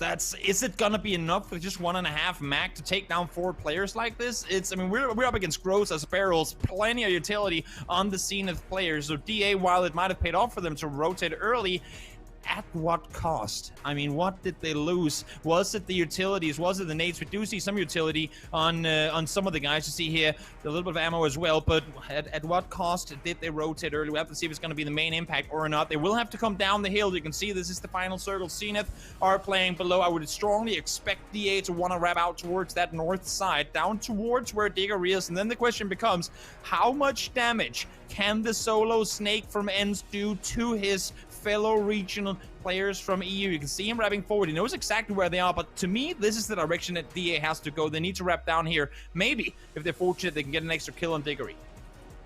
Imagine if they're able to pick up that Mark 14, that level 3 helmet, all 6 mollies as well that Diggory's sitting on. If they could somehow scoop up that extra utility, that could play a big factor in DA's potential victory. You never know. Or Zenith, with this nice position on the hillside, might just kind of be able to camp this, wait for DA to try to come down and rip them apart with those better guns that they have available. We'll see if they're able to do it. Diggory, well, he's just going to chill, and DA is also not going to move much. This is going to be wild. This is going to be absolutely insane. I mean, Diggory is going to have to get up eventually and start moving, and DA's got to be real cognizant of this. They cannot let any significant damage be done by Diggory, or else the round's over. The thing is, with how passive DA has been on the hilltop, they haven't been looking down a whole lot, so they don't know if Zenith has had a chance to maybe spread out to play it wider on this side of the hill. It's incredibly difficult for them to really have obtained any information from this side. Now, Diggory might as well use all the utility you have. You still got 4 more mollies trying to isolate. Shots being fired. There's the kill confirmed. Ends full. Kill goes to DA. 3 points behind. This is pretty much guaranteed a fight for the first place spot. How will this one come to an end? Here comes Zenith over the hill.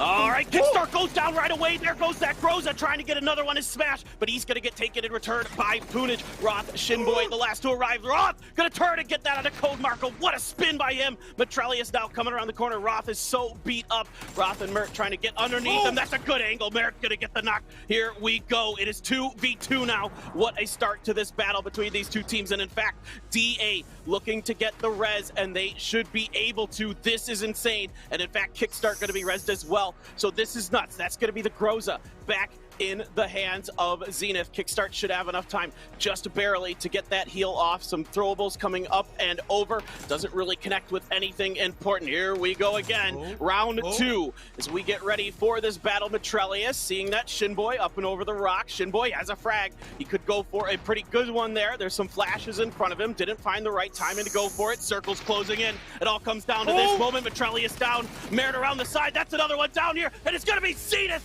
taking the game and the win and the week. Huge play at the end for Zenith. Tons of money available for them. $150,000 and the week 4 win. And you can see the joy in their eyes. They know it already. They know that was the team to beat. That was the game to win. And what better than claiming your Week 4 championship title than by going out and winning the final game against the very team in a 4v4 that stood the chance to beat you. What a fight. Knocks coming in on both sides. Both teams committing to the rest, knowing the importance of keeping their players alive. But the utility for Zenith in the end, being able to constantly lob some flashes over the hill, made it so hard for Digital Athletics to play it underneath on that side. And once again, look at DA. They knew they had a chance. They knew there was a way they could have won that one. And that's going to bring them back to maybe the game on Miramar that they lost earlier today against this exact team. They lost to Zenith earlier today as well. Twice now, Zenith beats DA in a 1v1 for the end. And that's going to give them the championship of the Week 4 tournament. I mean, what a battle today between these two teams. DA played fantastic. They had a win on day number 1 and round number 2. They are coming up big time against Day Trade early. And just, Toby, I was just blown away with Zenith. This is such an incredible squad coming up here from NA. I don't think, oh my God, $350,000 is insane. But I don't think a lot of people had DA as a team that was going to win any week, or excuse me, Zenith as a team that would win any week. And they do. Insane stuff. What an absolute insane way to finish things off. And we're not even through with the tournament. We've still got 2 more weeks of play. And we, of course, also have to congratulate Zenith. Twice today, they take down DA. Final game is the one that granted them the tournament. Now, let's hop back to the desk and see what they have to say about that $350,000 4v4 that Zenith just won there. I love it. Look at that tally racking on up. Welcome to the game show here at the PGI.S. You've won $350,000. Zenith walks away with the victory off the back of this 4v4. Unbelievable scenes here at the PGI.S. Poro and Avenger joining me. Poro, this is Zenith's day. What a day.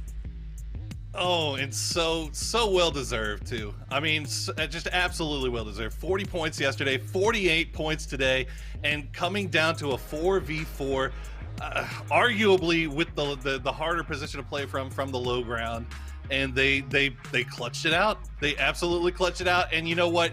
I gotta give credit where credit is due. You want to talk about superstars stepping up and making superstar plays when everything is on the line. Kickstart, 25 kills this weekend, playing absolutely out of his mind. Yeah, definitely so. Avenger, looking at this, we've been singing North America's praises for quite a while here throughout this final, and Zenith is the one to pull it out here for North America. It's fantastic to see. Yeah, there's absolutely no denying that Kickstart is an absolute superstar. Like, this is insane. Obviously, this is a team effort, but his individual performance today and yesterday has just been through the roof. Like, it is absolutely insane. I can't believe it. 350k for these guys. They're never gonna make more money in 2 days ever again, unless they obviously win the next 2 weeks. I don't know.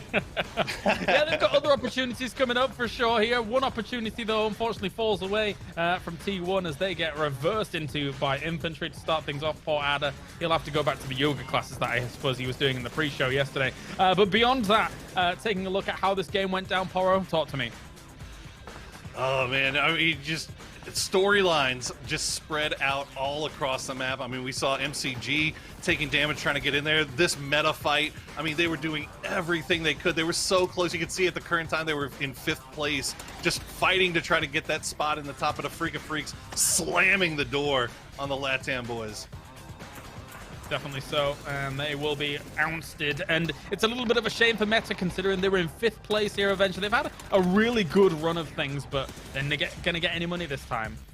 Yeah, it's a shame both for Meta and MCG. MCG actually first time they get 1 point or less is in this last game here. Super sad for them, but obviously you have to step out when it matters, and Zenith and DA obviously did that, and they managed to grab away that 1st and 2nd place.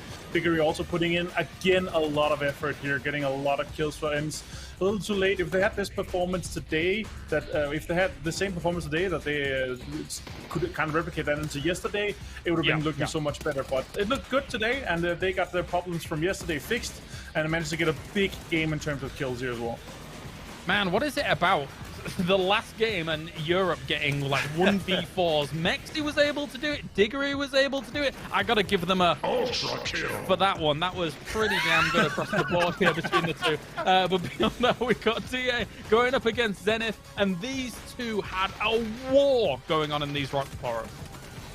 Oh my god, I mean, it was just a masterclass in trying to play around a fixed location, that fixed rock position, and using your smokes, using utility. Now the problem for DA is, I mean, they were hanging out on that northern side. They were all alone. No fault to them. I mean, you kind of play the safe spot when you've got so much riding on the line, but at the end they just didn't have the utility that you would like to have to try to put that pressure onto the low ground team to make a move that they wouldn't necessarily otherwise want to make. So Zenith was able to just kind of take their time and let that play out, and in the end, just fantastic stuff from them.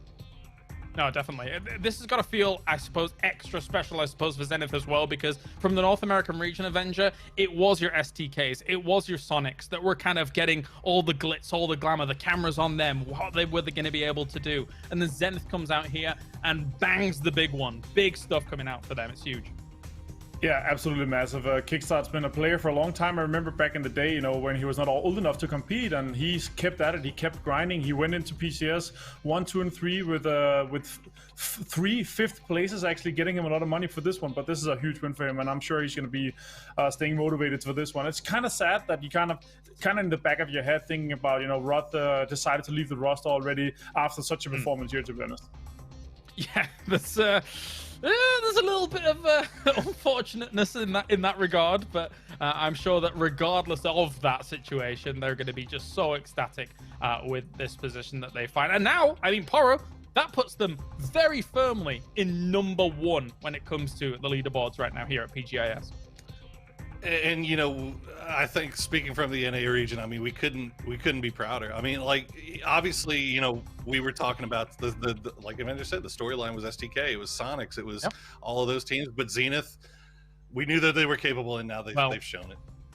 Let's go and head over to them. Zenith here winning the big one. Let's go talk to them. 와, 정말 오늘 마지막까지 결과를 예측할 수 없었던 경기들이 이어졌는데요. 우승하고 난 직후에 로스 선수의 소감이 어떤지 제일 먼저 듣고 싶어요. So it was really intense until the last moment in the final game. Curious to know how you're feeling, Roth. I'm still trying to process it. I think the whole team is still trying to process it right now. I don't think anybody expected us to be here, but that's why we were the most determined team to prove them wrong. At the end of the day, we rotated well. We fragged. You know, Kick had a 10-kill game. That speaks, you know, for itself. And right now we're the #1 team in earnings, and right now we feel like we're on top of the world. So it feels great.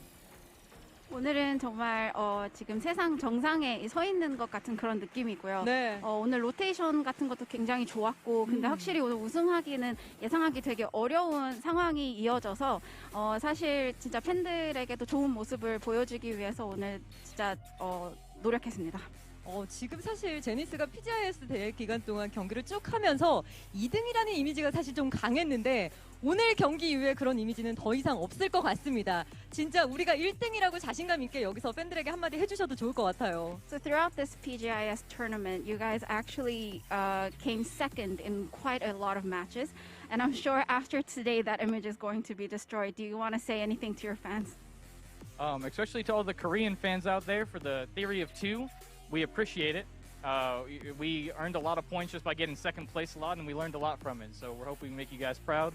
And to all our other fans out there that have been supporting us nonstop, we love you guys, and we hope to keep doing well, and we plan to end on top, that's for sure.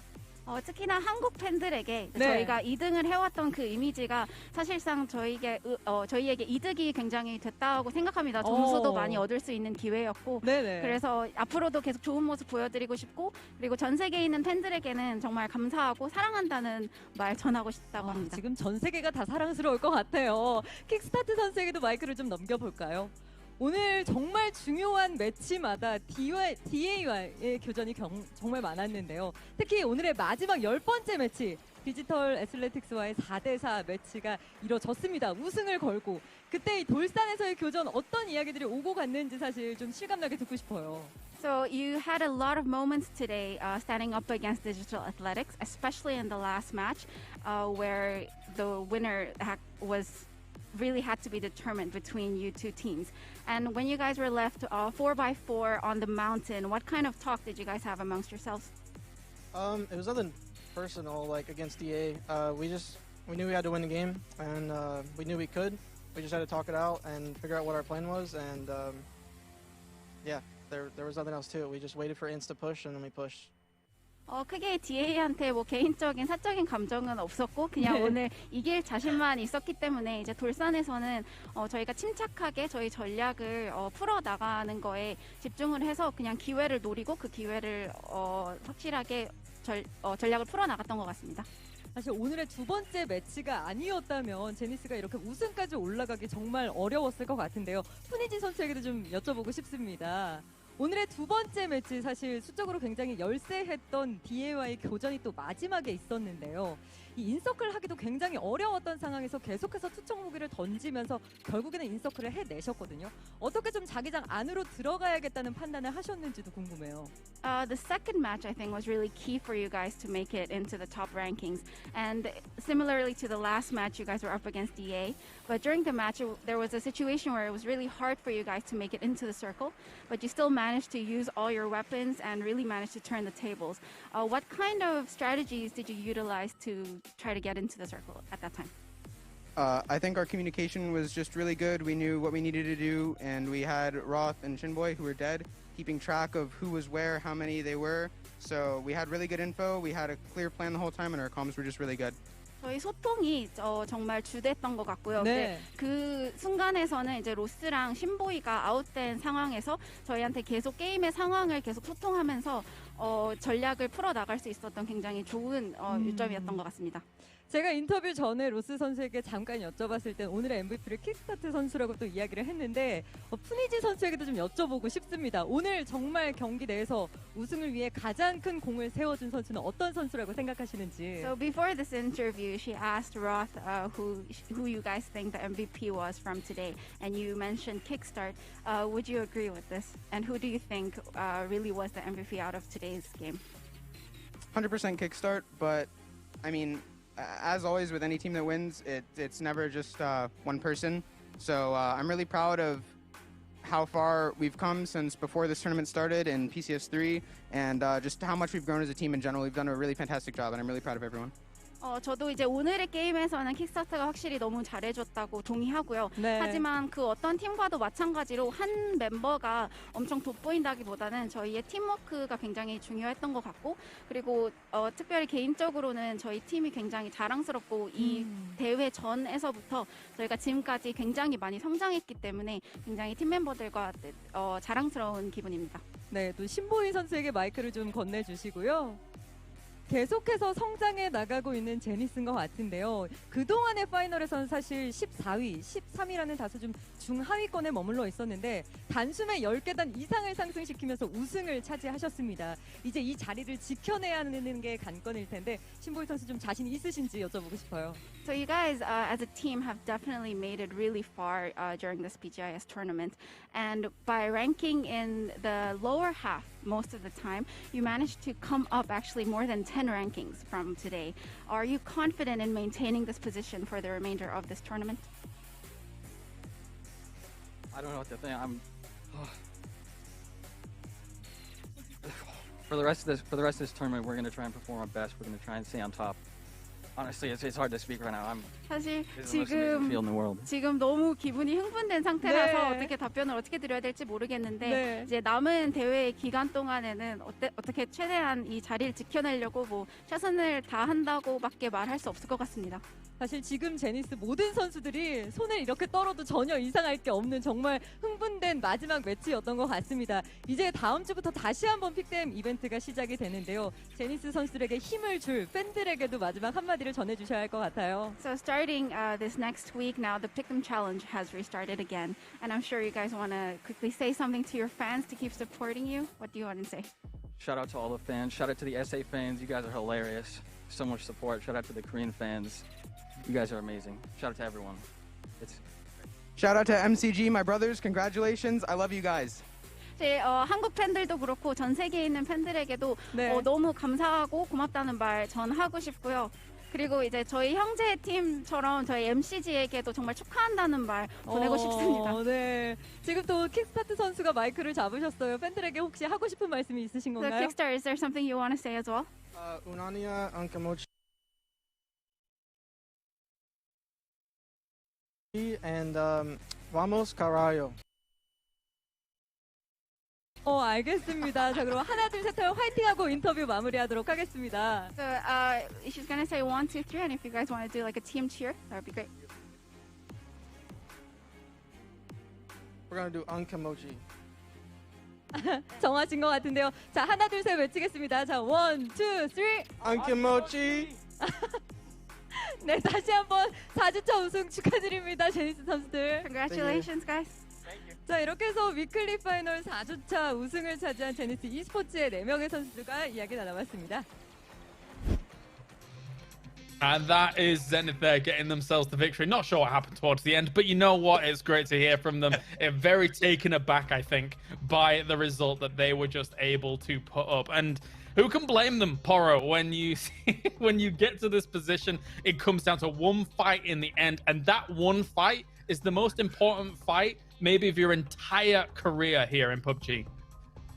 I mean, you could see Shinboy. I mean, he's still trying to recover from the adrenaline high. But I mean, what else is there to say? I mean, Zenith comes through in the weekly finals. STK dominating the undercard. It's NA week, baby. That's all there is to say. I mean, hopefully we'll see this continue. But I know they hate it. I know they hate it. Well, let's take a look at the money that has been accrued here, and one, of course, is Zenith is walking away with the huge lion's share of all of this. 150,000 base goes to Zenith here, of course. DA will walk away with 75,000. Overall, in that last game, those last moments here, Avenger, because MCG goes out so early in this situation, both of these teams leapfrog them, taking away the big prize pool. Yeah, and especially in the last game here, the first time for in 10 games, the only and first time they get 1 point or less is this last game. Like, that's just heartbreaking. They were 1 point away from DA. If they would have tied break them and won with the kills, they were 11 points from Zenith. Like, if they had just a few more kills throughout the tournament, or actually had a decent last game here, it could have been so interesting. But honestly, that last matchup with a full 4 versus 4 Zenith versus DA was one of the most exciting moments in late game in PUBG, honestly.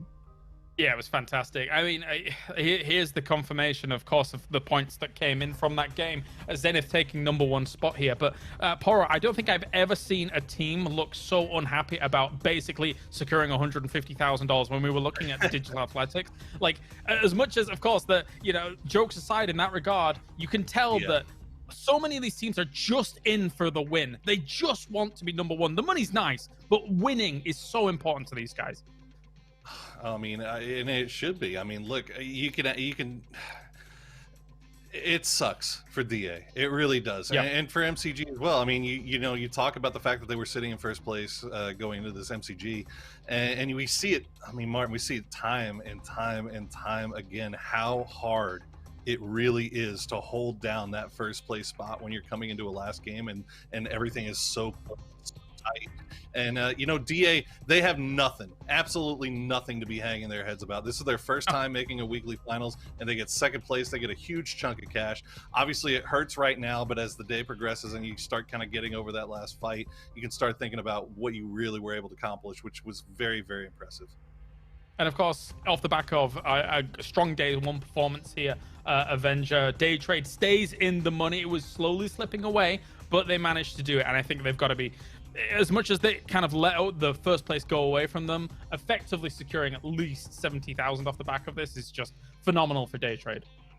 Yeah, for sure, but you're not going to win the big bucks if you don't close out the most important day, the Sunday, honestly. So I'm fine with that. But like for Zenith, going from 13th, 14th place the last 2 weekends, going into winning here, I think 99% of us is going to have the same reaction as Shinboy does. So I was pretty surprised to see the 3 other guys be so calm and collected, professional guys as they are, of course.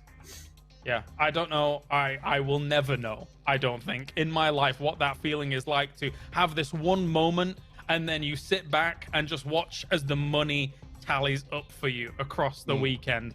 Crazy scenes here. Zenith, congratulations to them. They win week #4 here and putting themselves in first place. And of course, going into the next weeks, they're going to try and push for even more. Well, thank you very much, Poro. Thank you very much, Avenger, for joining me here today. That has been the week 4 final. And what a final it was. We are back next week for week 5, where the money gets even bigger here at PGI.S. It does not slow down by any stretch of the imagination. We'll see you next time for more PUBG action.